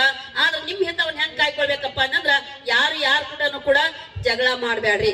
ಅಕ್ಕ ತಂಗಿ ಅಣ್ಣನ ಜೊತೆ ಜಗಳ ಮಾಡ್ಬೇಡ್ರಿ. ಅಣ್ಣ ಏನ್ ಕೊಡ್ತಾನೆ ಅದನ್ನ ತಗೊಂಡ್ ಹೋಗ್ರಿ, ಬಹಳ ಖುಷಿ ಇರ್ತೈತಿ. ಯಾಕಂತ ಹೇಳಂತಂದ್ರ ಬರಕ್ಕೂ ಹೋಗಕ್ಕೂ ಕೂಡ ನನಗೆ ಅಣ್ಣ ತಮ್ಮಂದಿರಿದ್ದಾರೆ ನನ್ನ ಬೆನ್ನಿಗೆ, ತವರ ಮನೆ ಐತ್ ನನ್ನ ಬೆನ್ನಿಗೆ ಅಂತ ಹೇಳಿ ಅಕ್ಕ ತಂಗಿ ಅವ್ರು ತಿಳ್ಕೊಡ್ವಪ್ಪ ಅಂತ ಹೇಳಂತಂದ್ರ ಅಲ್ಲಿ ಜಗಳ ಬರಂಗಿಲ್ಲ. ಅಣ್ಣ ತಮ್ಮ ಅವ್ರು ತಿಳ್ಕೊಬೇಕು, ನನ್ನ ಅಕ್ಕ ತಂಗಿ ನನ್ನ ಮನೆಗೆ ಬಂದು ಹೋದಂದ್ರ ನನ್ನ ವಂಶ ಉದ್ಧಾರ ಆಗ್ತೈತಿ, ನನ್ನ ವಂಶಕ್ಕೆ ವಿಶೇಷವಾಗಿರ್ತಕ್ಕಂಥ ಆಶೀರ್ವಾದ ಏನಾದ್ರು ಸಿಗ್ತೈತಪ್ಪ ಅಂತ ಹೇಳಂತಂದ್ರ ಅದು ನನ್ನ ಅಕ್ಕ ತಂಗಿಯರಿಂದ. ಆಕೆಗೆ ಏನಾದ್ರು ಕೊಟ್ಟು ಸಂತೋಷ ಪಡಿಸ್ಬಿಟ್ನಪ್ಪ ಅಂತ ಹೇಳಂದ್ರ ಅದೇ ನನಗೆ ವಿಶೇಷವಾಗಿರ್ತಕ್ಕಂಥ ಆಕೆಯ ಹಾರೈಕೆ ಸಿಗ್ತೈತಿ ಅಂತಕ್ಕಂಥದ್ದನ್ನ ನಾವೆಲ್ಲ ತಿಳ್ಕೊಂಡು ಬಿಟ್ಟಪ್ಪ ಅಂತ ಹೇಳಂದ್ರ ಅಣ್ಣ ತಂಗಿ ಮಧ್ಯೆ ಯಾವ್ದು ಜಗಳ ಬರಂಗಿಲ್ಲ. ಅವ್ರ ತಪ್ಪ ಹೋಗೋದ ಬ್ಯಾಡ ನೀವು. ನಂತರ ಅಣ್ಣ ತಮ್ಮವ್ರು ಹಿಸಾಬ್ ಮಾಡ್ಕೊಂತೀವಿ. ದೇವ್ರು 2 ಸಲ ನಗ್ತಾನಂತ, ದೇವ್ರು 2 ಸಲ ನಗ್ತಾನಂತ. ಆ ನಗು ಹೆಂಗ್ ಬರ್ತೈತಪ್ಪ ಅಂತ ಹೇಳಂತಂದ್ರ ವೈದ್ಯನ ಹತ್ರ ನಾವೆಲ್ಲ ರೋಗಿ ಕರ್ಕೊಂಡು ಹೋಗ್ತೀವಿ, ವೈದ್ಯನ ಕಾಲ್ ಹಿಡ್ಕೊಂತೀವಿ, ಕೇಳ್ಕೊಂತೀವಿ ಏನಾದ್ರು ಮಾಡಿಯಪ್ಪ ನಮ್ಮ ಅಣ್ಣನ ಜೀವನಾನ, ನಮ್ಮ ಅಪ್ಪನ ಜೀವನಾನ, ನಮ್ಮ ತಮ್ಮನ ಜೀವನಾನ ಉಳಿಸ್ಕೊಟ್ವಪ್ಪ ಅಂತ ಹೇಳಂದ್ರ ನೀನ ಸಾಕ್ಷಾತ್ ದೇವ್ರು, ನೀನ್ ಉಳಿಸ್ಕೊಡಪ್ಪ ಅಂತ ಹೇಳಿ ಅಂತೀವಂತ ನಾವು. ಅಂದಾಗ ಆಯ್ತು ಪ್ರಯತ್ನ ಮಾಡಿ ಉಳಿಸ್ಕೊಡ್ತೀನಿ ಅಂತ ಹೇಳಿ ಒಂದ ಮಾತು ಅಂತಾರಂತ ಡಾಕ್ಟರ್ ವೈದ್ಯ. ಆ ವೈದ್ಯ ಅಂದ ತಕ್ಷಣ ದೇವ್ರು ನಗ್ತಾನಂತೆ. ನಕ್ಕ ತಕ್ಷಣ ತಮ್ಮ ಡಾಕ್ಟರ್ ಆದಂತವನ ನೀನ್ ಇಷ್ಟೊತ್ತಿನ ಮಠ ಒಂದು ಅಭಯವನ್ನು ಕೊಟ್ಟಿದಿ, ಯಾರಿಗೆ ರೋಗಿಯ ಕಡೆಯಲ್ಲ ಅವ್ರಿಗೆ ಒಂದು ಅಭಯವನ್ನು ಕೊಟ್ಟಿದಿ, ನೀನು ಜೀವ ಕೊಡ್ತೀನಿ ಅಂತ ಹೇಳಿ ಜೀವ ತಕ್ಕೊಂಡು ಹೋಗ್ಬಿಡ್ತೀನಿ ತಮ್ಮ. ಈಗ ನಗಕತ್ತೀನಿ ನೋಡಿ ನಿನ್ನ ವ್ಯವಹಾರಕ್ಕ ವೃತ್ತಿಗೆ ಅಂತಕ್ಕಂಥ ಮಾತನ್ನ ಅವಾಗ ಒಂದ್ಸಲ ನಗ್ತಾನಂತ ದೇವ್ರು. ಇನ್ನ ಅಣ್ಣ ತಮ್ಮ ಬ್ಯಾರೆ ಆಗ್ತಾರ, ಹಿಸ ಮಾಡ್ಕೊಂತಾರ. ಒಂದ ತಿಂಡು ಹೆಚ್ಚಾಗೈತಪ್ಪ ಅಂತ ಹೇಳಂದ್ರ ಅನ್ನಗ ಇದು ನಂದು ಅಂತ ಹೇಳಿ ನಾವೆಲ್ಲರೂ ಕೂಡ ಪಡ್ದಾಡಕ್ ಹತ್ತೀವಿ. ಅವಾಗ ನಿಂದೆಲ್ಲೈತು ತಮ್ಮ, ನಾಳೆ ಸತ್ ಮೇಲೆ ಎಲ್ಲವೂ ಕೂಡ ಹೊಂಟು ಹೋಗ್ತೈತಿ. ಈ ಒಂದು ತಿಂಡಿಗಾಲಿ ನೀನು ನಂದು ಅಂತ ಹೇಳಿ ಸಾಯಕ್ ಹತ್ತಿಯಲ್ಲ, ಇದು ಚಲೋ ಅಲ್ಲ, ಒಳ್ಳೇದಲ್ಲ ಅಂತ ಹೇಳಿ ದೇವ್ರು 2ನೇ ಸಲ ನಗ್ತಾನಂತ. ಹಂಗಾಗಿ ನಾವ್ ಯಾರು ಕೂಡ ದೇವ್ರನ್ನ ನಗಿಸ್ತಕ್ಕಂಥ ವ್ಯವಸ್ಥೆಗೆ ಹೋಗೋದ್ ಬೇಡ. ದೇವ್ರು ಯಾವಾಗಲೂ ಕೂಡ ಆಶೀರ್ವಾದವನ್ನ ಪಡ್ಕೊಳ್ತಕ್ಕಂಥ ವ್ಯವಸ್ಥೆಗೆ ನಾವೆಲ್ಲರೂ ಹೋಗೋಣ ಅಂತಕ್ಕಂಥ ಮಾತನ್ನ ಈ ಸಂದರ್ಭದಲ್ಲಿ ಹೇಳಿ ಜಗನ್ಮಾತಾ ದುರ್ಗಾ ಪರಮೇಶ್ವರಿ ನಿಮ್ಮೆಲ್ಲರಿಗೂ ಕೂಡ ಆಯುಷ್ಯ, ಆರೋಗ್ಯ, ಕೀರ್ತಿ, ಸದ್ಬುದ್ಧಿಯನ್ನ ಸದಾಕಾಲ ನಮ್ಮ ಬೆಟಗೇರಿ ಗ್ರಾಮಕ್ಕೆ ಕೊಟ್ಟು ಉತ್ತಮವಾಗಿರ್ತಕ್ಕಂಥ ಆಶೀರ್ವಾದವನ್ನ ದಯಪಾಲಿಸಿ ಮಳೆ ಬೆಳೆ ಸಮೃದ್ಧವಾಗಿ ಬೆಳೆದು ನಮ್ಮೆಲ್ಲ ರೈತರಿಗೆ ವಿಶೇಷವಾಗಿರ್ತಕ್ಕಂಥ ಸಂಪದವನ್ನ ನೀಲಿ ಅಂತಕ್ಕಂಥ ಮಾತನ್ನು ಹೇಳಿ ನನ್ನ ಆಶೀರ್ವಚನೆಗೆ ಪೂರ್ಣ ವಿರಾಮ ಕೊಡ್ತಾ ಇದ್ದೀನಿ. ಶುಭಂಭಯ ಸರ್ವೇ ಜನ ಸುಖಿನೋ ಭವಂತು. ಜಗತ್ತಿನೊಳಗ ಯುದ್ಧದ ಕಾರ್ಮೋಡ ಮನೆ ಮಾಡಿದೆ, ಆದ್ರೆ ಭಾರತ ಇನ್ನೊಬ್ಬರಿಗೆ ಸಹಾಯ ಮಾಡುವಂತ ಯೋಚಿಸ್ತಾ ಇದೆ. ಯಾಕಂದ್ರೆ ಅದಕ್ಕೆಲ್ಲ ಕಾರಣ ಈ ಮಠಮಾನ್ಯಗಳು, ಸಾಧು ಸಂತರ ಸುನುಡಿಗಳು, ಇಂಥ ದಾರ್ಶನಿಕರ ಅನುಭವದ ಮಾತುಗಳು, ಅವರ ಕೈಂಕರ್ಯದ ಕೆಲಸಗಳು, ಇದರಿಂದ ಮಾತ್ರ ಭಾರತ ಜಗತ್ತಿಗೆ ಮಾರ್ಗದರ್ಶನವಾಗಿ ತೋರ್ತಾ ಇದೆ. ಇಂಥ ಸಿದ್ದೇಶ್ವರ ಶಿವಾಚಾರ್ಯ ಮಹಾಸ್ವಾಮಿಗಳು ನಮ್ಮ ಭಕ್ತಿಯುತ ಚಿಂತನಾ ಸಭೆಗೆ ಬಂದು ಒಂದು ಮೆರುಗನ್ನ ತಂದು ಕೊಟ್ಟಿದ್ದಕ್ಕಾಗಿ ಅವರಿಗೆ ಬೆಟಗೇರಿ ಗ್ರಾಮದ ಪರವಾಗಿ ಜೋರಾದ ಚಪ್ಪಾಳೆ ಮೂಲಕ ಅವರಿಗೆ ಧನ್ಯವಾದಗಳನ್ನ ಸಲ್ಲಿಸ್ತಾ ಇದ್ದೀನಿ. ಈಗ ಕಾರ್ಯಕ್ರಮದಲ್ಲಿ ನಾವು ಪ್ರತಿ ವರ್ಷ ಈ ಭಕ್ತಿಯುತ ಚಿಂತನಾ ಕಾರ್ಯಕ್ರಮ ಮಾಡುವಾಗ ಒಂದೊಂದು ವಿಶೇಷವನ್ನ ಮಾಡ್ತಿದ್ವಿ. ಈಗ ಮೊದಲನೇದಾಗಿ ನಮ್ಮ ಸಫಾಯಿ ಕರ್ಮಚಾರಿಗಳಿಗೆ ನಮ್ಮ ಗ್ರಾಮದಲ್ಲಿ ಕೆಲಸ ಮಾಡ್ತಕ್ಕಂಥ ಅಂದ್ರೆ ಗ್ರಾಮದ ಎಲ್ಲ ನಮ್ಮ ಹೊಲಸನ್ನ ಊರಿನ ಹೊಲಸಲ್ಲದು ನಾವು ಮಾಡುವಂತ ಕಸವನ್ನ ಹೊಲಸನ್ನ ಸ್ವಚ್ಛಗೊಳಿಸಿ ಗ್ರಾಮವನ್ನ ಸುಂದರಗೊಳಿಸುವ ಸಫಾಯಿ ಕರ್ಮಚಾರಿಗಳಿಗೆ ನಾವು ಮೊದಲನೇ ವರ್ಷ ಗೌರವವನ್ನು ಸೂಚಿಸಿದ್ವಿ.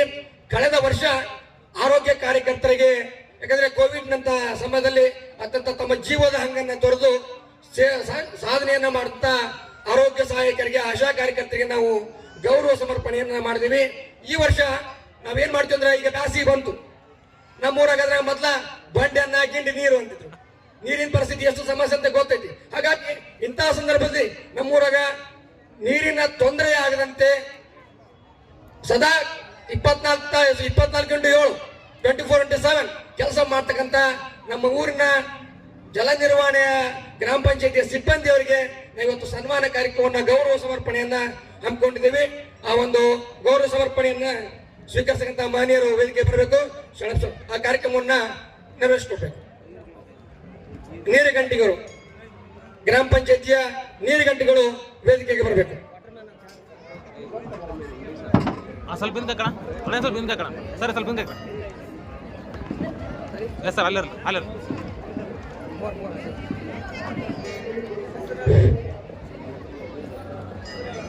ಈ ಒಂದು ಸಾಧಕರ ಸನ್ಮಾನ ಸಮಾರಂಭಕ್ಕಿಂತ ಪೂರ್ವದಲ್ಲಿ ಒಂದೇ, ಈಗ ಪೂಜನೀಯರು ಹೇಳಿದ್ದಾರೆ, ನಮ್ಮ ಶಂಕರ್ ಗುರುಗಳು ಹೇಳಿದ್ದಾರೆ, ಉಮೇಶ್ ವಕೀಲರು ಹೇಳಿದ್ದಾರೆ. ಈ ಕಾರ್ಯಕ್ರಮ ಮಾಡೋದು ತುಂಬಾ ಕಷ್ಟ ಆಗುತ್ತೆ ನಮಗೆ. ನಮ್ಮ ಸಜ್ಜನ್ ವೀರೇಶ್ ಅವರು, ನಾವು, ಮಲ್ಲಿಕಾರ್ಜುನ್ ಯತ್ನಾಳ್ ಸರ್ ಅವರು, ಹನುಮರೆಡ್ಡಿ ಅವರು, ಬಸವರಾಜ್ ಯತ್ನಾಳ್ ಅವರು, ನವೀನ್ ಅವರು, ಇಲ್ಲೆಲ್ಲರೂ ಕೂತ್ ಮಾತಾಡಿದ್ವಿ. ಯಾಕೆ ತೊಂದರೆ ಆಗುತ್ತೆ ಅಂದ್ರೆ, ನಾವು ಕಾರ್ಯಕ್ರಮನ ಬೇಗ ಮಾಡಿ ಮುಗಿಸಿ ಆ ಮತ್ ಸುಡೋವರಿಗೆ ಕಾರ್ಯಕ್ರಮ ಅನುವು ಮಾಡಿಕೊಡ್ಬೇಕು. ಆ ಕಾರ್ಯಕ್ರಮ ಗಡ ಪ್ರಾರಂಭ ಮಾಡ್ಬೇಕಂದ್ರೆ ನೀವು ತಾಯಂದ್ರು ಬರಲ್ಲ, ರೈತರು ಬರಲ್ಲ, ನಮ್ಮ ಎಲ್ಲ ಗ್ರಾಮದ ಎಲ್ಲ ಯುವಕರು ಬರಲ್ಲ, ನೀವೆಲ್ಲರೂ ಬರಲ್ಲ ಅಂದ್ರೆ ಕಾರ್ಯಕ್ರಮಕ್ಕೆ ಶೋಭೆ ಇರಲ್ಲ. ಅದಕ್ಕೆ ದಯಮಾಡಿ ನಿಮ್ಮಲ್ಲಿ ಕೈ ಮುಗಿದು ವಿನಂತಿ ಮಾಡಿಕೊಳ್ತೇನೆ, ಈ ಕಾರ್ಯಕ್ರಮ ಯಶಸ್ವಿ ಆಗ್ಬೇಕಂದ್ರೆ ತಾವು ಮೊದಲು ಇಲ್ಲಿ ಇರಬೇಕು, ಅಂದಾಗ ಯಶಸ್ವಿ ಆಗತ್ತೆ. ಮುಂದಿನ ವರ್ಷ ಈ ರೀತಿ ಆಗ್ಬಾರ್ದು ಅಂತಕ್ಕಂಥದ್ದನ್ನ ತಮ್ಮಲ್ಲಿ ವಿನಯಪೂರ್ವಕವಾಗಿ ಕೇಳ್ಕೊಳ್ತೇನೆ. 5:15 ಕಾರ್ಯಕ್ರಮ ಅಂದ್ರೆ 5:15 ಬಂದು ನೀವು ಆಸೀನರಾದಾಗ ಮಾತ್ರ ಕಾರ್ಯಕ್ರಮ ಯಶಸ್ವಿ ಆಗುತ್ತೆ. ಇದು ನಮ್ಮ ಸಂಬಂಧ ಅಲ್ಲ ಕಾರ್ಯಕ್ರಮ, ಇದು ನಿಮ್ಮೆಲ್ಲರ ಸಂಬಂಧ ಮಾಡ್ತಕ್ಕಂಥ ಕಾರ್ಯಕ್ರಮ. ಇಂತಹ ಸಾಧಕರಿಗೆ ಸನ್ಮಾನ ಮಾಡ್ತೀವಿ ಅಂದ್ರೆ ಅವರನ್ನ ಗುರುತಿಸಿ ಸನ್ಮಾನ ಮಾಡ್ತಕ್ಕಂಥ ಕಾರ್ಯ. ಇಲ್ಲಿ ವೇದಿಕೆ ಮೇಲೆ ಪೂಜ್ಯರು ನಿಮ್ಮ ಆಶೀರ್ವಚನ ಮಾಡ್ತಕ್ಕಂಥದ್ದು, ಉಪನ್ಯಾಸಕರು ನಿಮಗೆ ಉಪದೇಶಗಳನ್ನು ಹೇಳ್ತಕ್ಕಂಥದ್ದು, ಸಂಗೀತವರಿಗೆ ಸನ್ಮಾನ, ನಿಮಗೆ ಸಂಗೀತವನ್ನು ಉಣಿಸ್ತಕ್ಕಂಥ ಕಾರ್ಯಕ್ರಮವನ್ನು ಮಾಡ್ತಾ ಇದ್ದೇವೆ. ದಯಮಾಡಿ ನಿಮ್ಮಲ್ಲಿ ಕೈ ಮುಗಿದು ಕೇಳ್ಕೊಳ್ತೇನೆ. ಮುಂದಿನ ವರ್ಷ ಸಮಯಕ್ಕೆ ಸರಿಯಾಗಿ ಬರ್ಬೇಕಂತ ಕೇಳ್ಕೊಳ್ತ, ಪ್ರತಿ ವರ್ಷದಂತೆ ಈ ವರ್ಷವೂ ಸಾಧಕರಿಗೆ ಸನ್ಮಾನವನ್ನು ಮಾಡ್ತಾ ಇದ್ದೇವೆ. ಈ ಮಹಾನ್ ಸಾಧಕರ ಒಂದು ಪರಿಚಯನ ಮಾಡ್ತೇನೆ. ಬಾಬು ಸಾಹೇಬ್ ಕಿಲೇಪೇಟೆ ಅಂತೇಳಿ ಅವರು ಸುಮಾರು ಪಂಚಾಯತಿಯಲ್ಲಿ 30 ವರ್ಷಗಳ ಕಾಲ ಸೇವೆಯನ್ನು ಸಲ್ಲಿಸಿದ್ದಾರೆ. ಅಂತ ಒಂದು ಮಾನ್ಯರಿಗೆ ಇವತ್ತು ಸನ್ಮಾನ ಮಾಡ್ತಿದೆ. ಅದೇ ರೀತಿಯಾಗಿ ನಮ್ಮ ಈಶಪ್ಪ ಮಡಿವಾಡ್ರ ಅಂತಂದೇಳಿ ಅವರು ಸಹ ಒಂದು 15 ವರ್ಷಗಳಿಂದ ಕೆಲಸವನ್ನು ಸೇವೆಯನ್ನು ಸಲ್ಲಿಸಿದ್ದಾರೆ. ಬಿಲ್ ಕಲೆಕ್ಟರ್ ಜೊತೆಗೆ ಅವರು ವಾಟರ್ ಮ್ಯಾನ್ ಆಗಿ ಕೆಲಸ ಮಾಡಿದ್ದಾರೆ. ಅದೇ ರೀತಿಯಾಗಿ ರಾಜಾ ಸಾಹೇಬ್ ಅನ್ಕುಂಟಿ ಅಂತೇಳಿ ಅವರು ಅನ್ಕುಂಟಿಯಲ್ಲಿ ಇರ್ತಕ್ಕಂಥ ಒಂದು ಸಂಪು ನಮ್ಮ ಗ್ರಾಮದ್ದೇ, ಅದು ನಮಗೆ ಸಂಬಂಧಪಟ್ಟದ್ದು, ಅಲ್ಲಿ ಸಹಿತ ಅವರು ಸರಿಯಾದ ರೀತಿಯಲ್ಲಿ ವ್ಯವಸ್ಥೆಯನ್ನ ನೋಡ್ಕೊಳ್ತಾ ಇದ್ದಾರೆ. ಅದೇ ರೀತಿಯಾಗಿ ಕೊನೆಯದಾಗಿ ಹೇಳ್ಬೇಕಂದ್ರೆ ಗೋವಿಂದಪ್ಪ ಗೊರೆಬಾಳ್ ಅಂತಂದೇಳಿ ಎಲ್ಲರಿಗೂ ಚಿರಪರಿಚಿತವಾಗಿರ್ತಕ್ಕಂಥ ವ್ಯಕ್ತಿ. ನೀರ್ ಬಿಟ್ಟು ನಿಮ್ ಮನೆಗೆ ನೀರ್ ಸಾಕಾಗ್ಯವನ್ರಿ ಅಂತ ಕೇಳ್ತಾರ, ಅದನ್ನ ಯಾರು ಮಾಡಲ್ಲ. ಇವತ್ತು ನೀರು ಬಿಟ್ಟು ನಿಮ್ ಮನೆಗೆ ನೀರ್ ಸಾಕಾಗ್ಯವ ಅಂತ ಕೇಳ್ತಾರ, ಅಂತ ಸಾಧಕರಿದ್ದಾರೆ. ಆ ಎಲ್ಲ ಗಣ್ಯರನ್ನ ತಮ್ಮೆಲ್ಲರೂ ಆಶೀರ್ವಾದ ಆರೈಕೆಗಳನ್ನ ಚಪ್ಪಾಳೆ ಮುಖಾಂತರ ಅವರಿಗೆ ಗೌರವಿಸಬೇಕಂತ ಹೇಳಿ ಕೇಳ್ಕೊಂತ, ಗಣ್ಯ ಮಾನ್ಯರೆಲ್ಲರೂ ವೀರ ಸಜ್ಜನರು ವೇದಿಕೆ ಬಂದು ಆ ಗಣ್ಯ ಮಾನ್ಯರೆಲ್ಲರಿಗೂ ಸನ್ಮಾನಗೊಳಿಸ್ಬೇಕಂತ ಹೇಳಿ ತಮ್ಮಲ್ಲಿ ಕೇಳ್ಕೊಳ್ತಾ ಇದ್ದೇನೆ.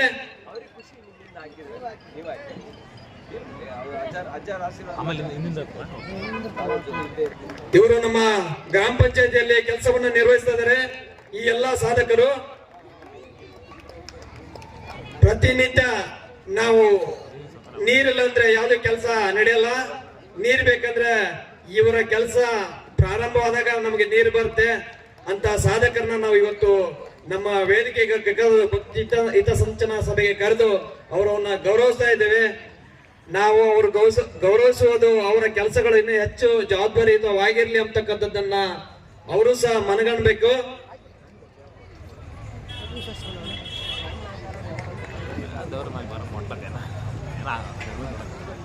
ಅಪ್ಪ ನಿಂತ್ಕರಿ.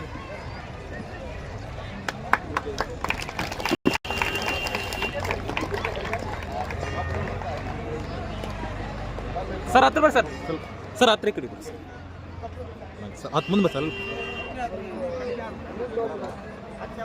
ಇಲ್ಲ ಇಲ್ಲ ಸರ್ ಇಲ್ಲ ಬರ್ತಾರೆ ಓಕೆ ಸರ್. ಸನ್ಮಾನಗೊಂಡಿರ್ತಕ್ಕಂಥ ಸಾಧಕರಿಗೂ ಹಾಗೂ ಸನ್ಮಾನ ಮಾಡಿರ್ತಕ್ಕಂಥ ಎಲ್ಲ ಗಣ್ಯಮಾನ್ಯರಿಗೆ ಪೂಜ್ಯನರಿಗೆ ತುಂಬ ಹೃದಯದ ಧನ್ಯವಾದಗಳು. ಅದೇ ರೀತಿಯಾಗಿ ಇನ್ನೋರ್ವ ನಮ್ಮ ಮುಂಜೂರು ಶೇನ್ ಅಂತಕ್ಕಂಥವ್ರು ಈ ಜಾತ್ರಾ ಪ್ರಯುಕ್ತದಲ್ಲಿ ಹಾಗೂ ಯಾವುದೇ ಧಾರ್ಮಿಕ ಕಾರ್ಯಗಳು ನಡೆದರೂ ಸಹಿತ ಇವತ್ತು ಆ ಕಾರ್ಯಗಳನ್ನ ಉಚಿತವಾಗಿ ಸಾಮಾಜಿಕ ಜಾಲತಾಣದಲ್ಲಿ ಕೆಲಸವನ್ನ ನಿರ್ವಹಿಸಿದ್ದಾರೆ ಅಂತ ಒಂದು ಮುಂಜೂರು ಹುಸೇನ್ ಅವರಿಗೆ ಸಹಿತ ಪೂಜನೀಯರಿಂದ ಹಾಗೂ ವೇದಿಕೆ ಮೇಲೆ ಆಸೀನರಾಗಿರ್ತಕ್ಕಂಥ ಎಲ್ಲ ಗಣ್ಯಮಾನ್ಯರಿಂದ ಅವರನ್ನ ಸನ್ಮಾನಿಸಬೇಕಂತೇಳಿ ಗಣ್ಯಮಾನ್ಯರಲ್ಲಿ ಕೇಳ್ಕೊಳ್ತಾ ಇದ್ದಾರೆ.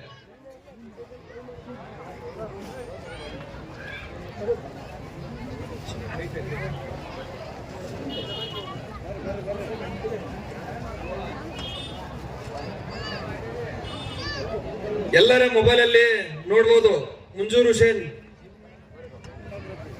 ಯಾವುದೇ ಕೆಲಸವನ್ನ ಸಾಮಾಜಿಕ ಕೆಲಸವನ್ನ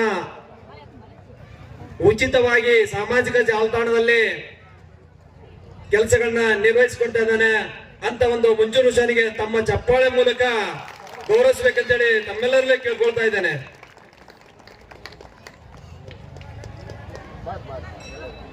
ಮುಂಜೂರು ಹುಸೇನ್ಗೆ ಧನ್ಯವಾದಗಳು.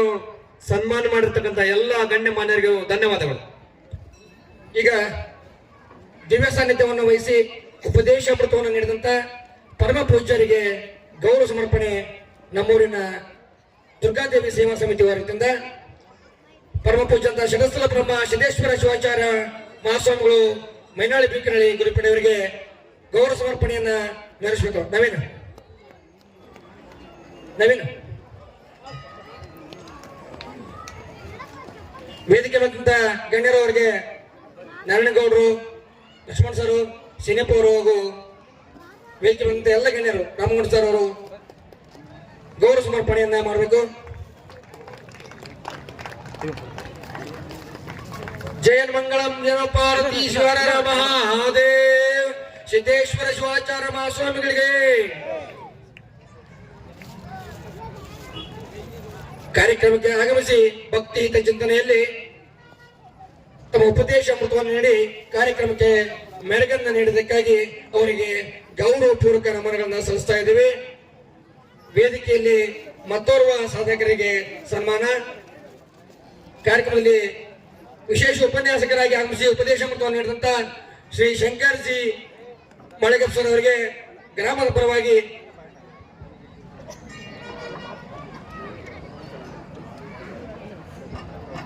ಶಂಕರ್ಜಿ ಮಾಳಿಕಪ್ ಸರ್ ಅವರಿಗೆ, ಶಂಕರ್ಜಿ ಬೆಟಗೇರಿ ಸರ್ ಅವರಿಗೆ ಅಭಿನಂದನೆ. ನಾಟಕ ಅಭಿನಂದನೆ ಒಂದು ಸಮಾರಂಭ. ನಮ್ಮ ಗುರುಗಳಿಗೆ ನಾವು ಸಲ್ಲಿಸುವ ಅಲ್ಪ ಸೇವೆ, ಅವರ ಸೇವೆ ಹೀಗೆ ಮುಂದುವರಿಯಲಿ, ಅವರ ಕೀರ್ತಿ ಉತ್ತರೋತ್ತರಕ್ಕೆ ಏರಲಿ. ಈಗಾಗಲೇ ರಾಜ್ಯ ಮಟ್ಟದ ಕಾರ್ಯಕ್ರಮಗಳಲ್ಲೂ ಭಾಗವಹಿಸಿದ್ದಾರೆ. ಇನ್ನು ಮುಂದೆ ಅಂತಾರಾಷ್ಟ್ರೀಯ ಕಾರ್ಯಕ್ರಮಗಳಲ್ಲೂ ಅವರು ಭಾಗವಹಿಸುವಂತ ಆಗಲಿ ಅಂತ ಹೇಳಿ ಆ ದುರ್ಗಾದೇವಿ ಆ ಶಕ್ತಿಯನ್ನ ಅವರಿಗೆ ನೀಡಲಿ ಅಂತ ಹೇಳಿ ನಾನು ಬೇಡ್ಕೊಳ್ತಾ ಇದ್ದೀನಿ. ಕಾರ್ಯಕ್ರಮದಲ್ಲಿ ಇನ್ನೋರ್ವ ಮಾನ್ಯರಂತ ಗ್ರಾಮದವರು ಆತ್ಮೀಯರಂತ ಶ್ರೀ ಉಮೇಶ್ ಮಾಳಕಪ್ಪರ ಅವರಿಗೆ ಗೌರವ ಸನ್ಮಾನ. ಅದೇ ರೀತಿ ಮತ್ತೋರ್ವ ಉಪನ್ಯಾಸಕರಾಗಮಿಸಿ ಅಕ್ಷರಗಳ ಮಾಂತ್ರಿಕತೆಯನ್ನೇ ಸೃಷ್ಟಿಸಿದಂತ ಆತ್ಮೀಯ ಗೆಳೆಯರು ಯುವ ಸಾಹಿತ್ಯಗಾರ್ತ ಶ್ರೀ ನೀಲಪ್ಪ ಅಕ್ಕಂಡಿ ಅವರು ಸಹ ದಯಮಾಡಿ ವೇದಿಕೆ ಬರಬೇಕು. ಅವ್ರಿಗೂ ಗೌರವ ಸಮರ್ಪಣೆ.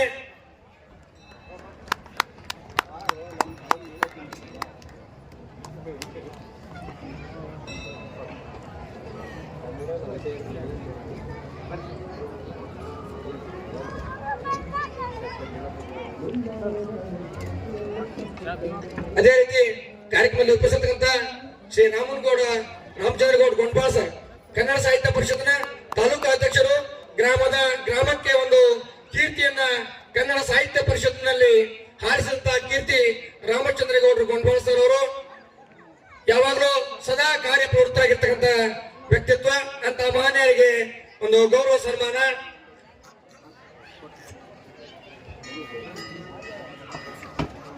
ಬರ್ರಿ ಸರ್.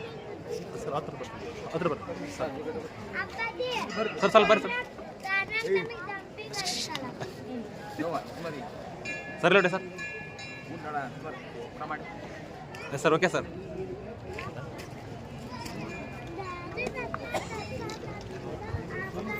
ಸನ್ಮಾನವನ್ನ ಸ್ವೀಕರಿಸಿದಂತ ಮಾನ್ಯರಿಗೆ ಹಾಗೂ ಸನ್ಮಾನವನ್ನ ನೀಡಿ ಗೌರವಿಸುವಂತ ಎಲ್ಲ ದುರ್ಗಾದೇವಿ ಸೇವಾ ಸಮಿತಿಯ ಸರ್ವ ಸದಸ್ಯರಿಗೆ ನಮನಗಳನ್ನು ಸಲ್ಲಿಸ್ತಾ ಈ ಒಂದು ಭಕ್ತಿಯುತ ಚಿಂತನ ಸಭೆ ಹಾಗೂ ಉಪನ್ಯಾಸ ಕಾರ್ಯಕ್ರಮದಲ್ಲಿ ಇಲ್ಲಿವರೆಗೆ ನಮ್ಮೊಟ್ಟಿಗೆ ಭಾಗವಹಿಸಿ ದಿವ್ಯ ಸಾನ್ನಿಧ್ಯವನ್ನ ವಹಿಸಿ ಉಪದೇಶ ಅಮೃತವನ್ನು ನೀಡಿ ನಮಗೆ ಸನ್ಮಾರ್ಗವನ್ನು ತೋರಿದಂತ ಶ್ರೀ ಷಟಸ್ಥಲ ಬ್ರಹ್ಮ 108 ಸಿದ್ದೇಶ್ವರ ಶಿವಾಚಾರ್ಯ ಮಹಾಸ್ವಾಮಿಗಳಿಗೆ ಬೆಟಗೇರಿ ಗ್ರಾಮದ ಪರವಾಗಿ ತುಂಬುರದ ಧನ್ಯವಾದಗಳನ್ನು ಅರ್ಪಿಸ್ತಾ ಇದ್ದೇನೆ. ಅದೇ ರೀತಿ ಈ ಕಾರ್ಯಕ್ರಮದಲ್ಲಿ ಉಪನ್ಯಾಸಕರಾಗಿ ಆಗಮಿಸಿ ಉಪದೇಶ ಅಮೃತವನ್ನು ನೀಡಿದಂತ ಶ್ರೀ ಶಂಕರ್ ಜಿ ಬೆಟಗೇರಿ ಉಪನ್ಯಾಸಕರು, ಇವರಿಗೆ ಬೆಟಗೇರಿ ಗ್ರಾಮದ ಪರವಾಗಿ ಧನ್ಯವಾದಗಳನ್ನು ಅರ್ಪಿಸ್ತಾ ಇದ್ದೀನಿ. ಅದೇ ರೀತಿ ಇನ್ನೂರು ಉಪನ್ಯಾಸಕರಾಗಿ ಆಗಮಿಸುತ್ತ ಶ್ರೀ ನೀಲಪ್ಪ ಕಂಡಿ ಜಾನಪದ ಸಾಹಿತಿಗಳು, ಇವರಿಗೂ ಸಹ ಧನ್ಯವಾದಗಳನ್ನು ಅರ್ಪಿಸ್ತಾ ಇದ್ದೀನಿ. ಅದೇ ರೀತಿ ನ್ಯಾಯವಾದಿಗಳು ಆದಂತ ಉಮೇಶ್ ಮಾಳಕಪ್ಪರವರು ಬಂದು ಅನುಭವವನ್ನು ಹಂಚಿಕೊಡೋದಕ್ಕಾಗಿ ಅವರಿಗೂ ಸಹ ಧನ್ಯವಾದಗಳನ್ನು ಅರ್ಪಿಸ್ತಾ ಇದ್ದೀನಿ. ಅದೇ ರೀತಿ ಶ್ರೀ ರಾಮಚಂದ್ರಗೌಡ ಗೊಂಡಾಳ್ ಸರ್, ಕನ್ನಡ ಸಾಹಿತ್ಯ ಪರಿಷತ್ನ ಅಧ್ಯಕ್ಷರು, ಇವರಿಗೂ ಸಹ ಧನ್ಯವಾದ ಅರ್ಪಿಸ್ತಾ ಇದ್ದೀನಿ. ಅದರೊಟ್ಟಿಗೆ ದಿವ್ಯ ಸಾನ್ನಿಧ್ಯವನ್ನ ವಹಿಸಿದಂತ ವೇದಮೂರ್ತಿ ಮುತ್ತಯ್ಯಜ್ಜ, ಇವರಿಗೂ ಸಹ ನಾನು ಧನ್ಯವಾದಗಳನ್ನು ಅರ್ಪಿಸ್ತಾ ಇದ್ದೀನಿ. ಅದೇ ರೀತಿ ಗ್ರಾಮದ ಹಿರಿಯರಂತ ನಾರಾಯಣಗೌಡ ಪೊಲೀಸ್ ಪಾಟೀಲ್, ಇವರಿಗೂ ಸಹ ನಾನು ಧನ್ಯವಾದನ ಅರ್ಪಿಸ್ತಾ ಇದ್ದೀನಿ. ಅದೇ ರೀತಿ ಗ್ರಾಮದ ಹಿರಿಯರು, ನಿವೃತ್ತ ಶಿಕ್ಷಕರು, ಅನೇಕ ವಿದ್ಯಾರ್ಥಿಗಳ ಬಾಳಿಗೆ ಬೆಳಗಂತ ಶ್ರೀ ಲಕ್ಷ್ಮಣ ಬಿಸರಳಿ ಸರ್ ಸಹ ನಾನು ಗೌರವಪೂರ್ವಕವಾಗಿ ಧನ್ಯವಾದ ಅರ್ಪಿಸ್ತಾ ಇದ್ದೀನಿ. ಅದೇ ರೀತಿ ದುರ್ಗಾದೇವಿ ಸೇವಾ ಸಂಸ್ಥೆಯ ಹಿರಿಯಂತ ಶ್ರೀನಿವಾಸ್ ಪಾತ್ರದವರಿಗೂ ಸಹ ಧನ್ಯವಾದಗಳನ್ನು ಅರ್ಪಿಸಿ ಇಲ್ಲಿವರೆಗೆ ಉಪನ್ಯಾಸ ಕಾರ್ಯಕ್ರಮ ಹಾಗೂ ಭಕ್ತಿಯುತ ಚಿಂತನ ಕಾರ್ಯಕ್ರಮ ಯಶಸ್ವಿಯಾಗಿ ನಡೆಯಲು ಸಹಕರಿಸಿದ ತಮಗೂ ಧನ್ಯವಾದ ಅರ್ಪಿಸಿ ಈಗ ಜಾನಪದ ವೈಭವ ಕಾರ್ಯಕ್ರಮವನ್ನ ಜೀವನ್ ಸಾಬ್ ಬೀನಾಳ್ ಅಂತಾರಾಷ್ಟ್ರೀಯ ಕಲಾವಿದರು ಹಾಗೂ ಜಾನಪದ ಅಕಾಡೆಮಿ ಸದಸ್ಯರು. ಇದ್ರೊಳಗೆ ಇನ್ನೊಂದು ವಿಶೇಷ ಅಂದ್ರೆ ಇವತ್ತು ಜೀವನ್ ಸಾಬ್ ಅವರು ಒಂದು ವಿಶೇಷ ತಂಡವನ್ನು ತಂದಾರ. ಎಲ್ಲ ಅಂತಾರಾಷ್ಟ್ರೀಯ ಕಲಾವಿದರು, ಮೆಹಬೂಬ್ ಕಿಲ್ಲೇದಾರ್ ಸರ್ ಬಂದಾರ. ಹೋದ ಸಾರಿ ನಮ್ಮೂರಿಗೆ ಬಂದಿದ್ರು. ಆ ಮೆಹಬೂಬ್ ಕಿಲ್ಲೇದಾರ್ ಸರ್ ಅವರು ಸಹ ಜಾನಪದ ಅಕಾಡೆಮಿಯ ಸದಸ್ಯರು. ಹಾಗಾಗಿ ಇವತ್ತಿನ ಜಾನಪದ ವೈಭವದಲ್ಲಿ ವಿಶಿಷ್ಟ ಕಾರ್ಯಕ್ರಮವನ್ನ ಜೀವನ್ ಸಾಬ್ ಬಿನ್ನಾಳ್ ಅವರ ತಂಡ ನೀಡಿದೆ. ಈಗಾಗಲೇ ಅವರು ಒಂದು ಸಕಲ ಸಿದ್ಧತೆಯನ್ನ ಮಾಡಿಕೊಳ್ಬೇಕಂತ ಹೇಳಿ ವೇದಿಕೆಯನ್ನ ಜೀವನ್ ಸಾಬ್ ಬಿನ್ನಾಳ್ ಅವರಿಗೆ ಬಿಟ್ಕೊಡ್ತೀನಿ. ಧನ್ಯವಾದಗಳು.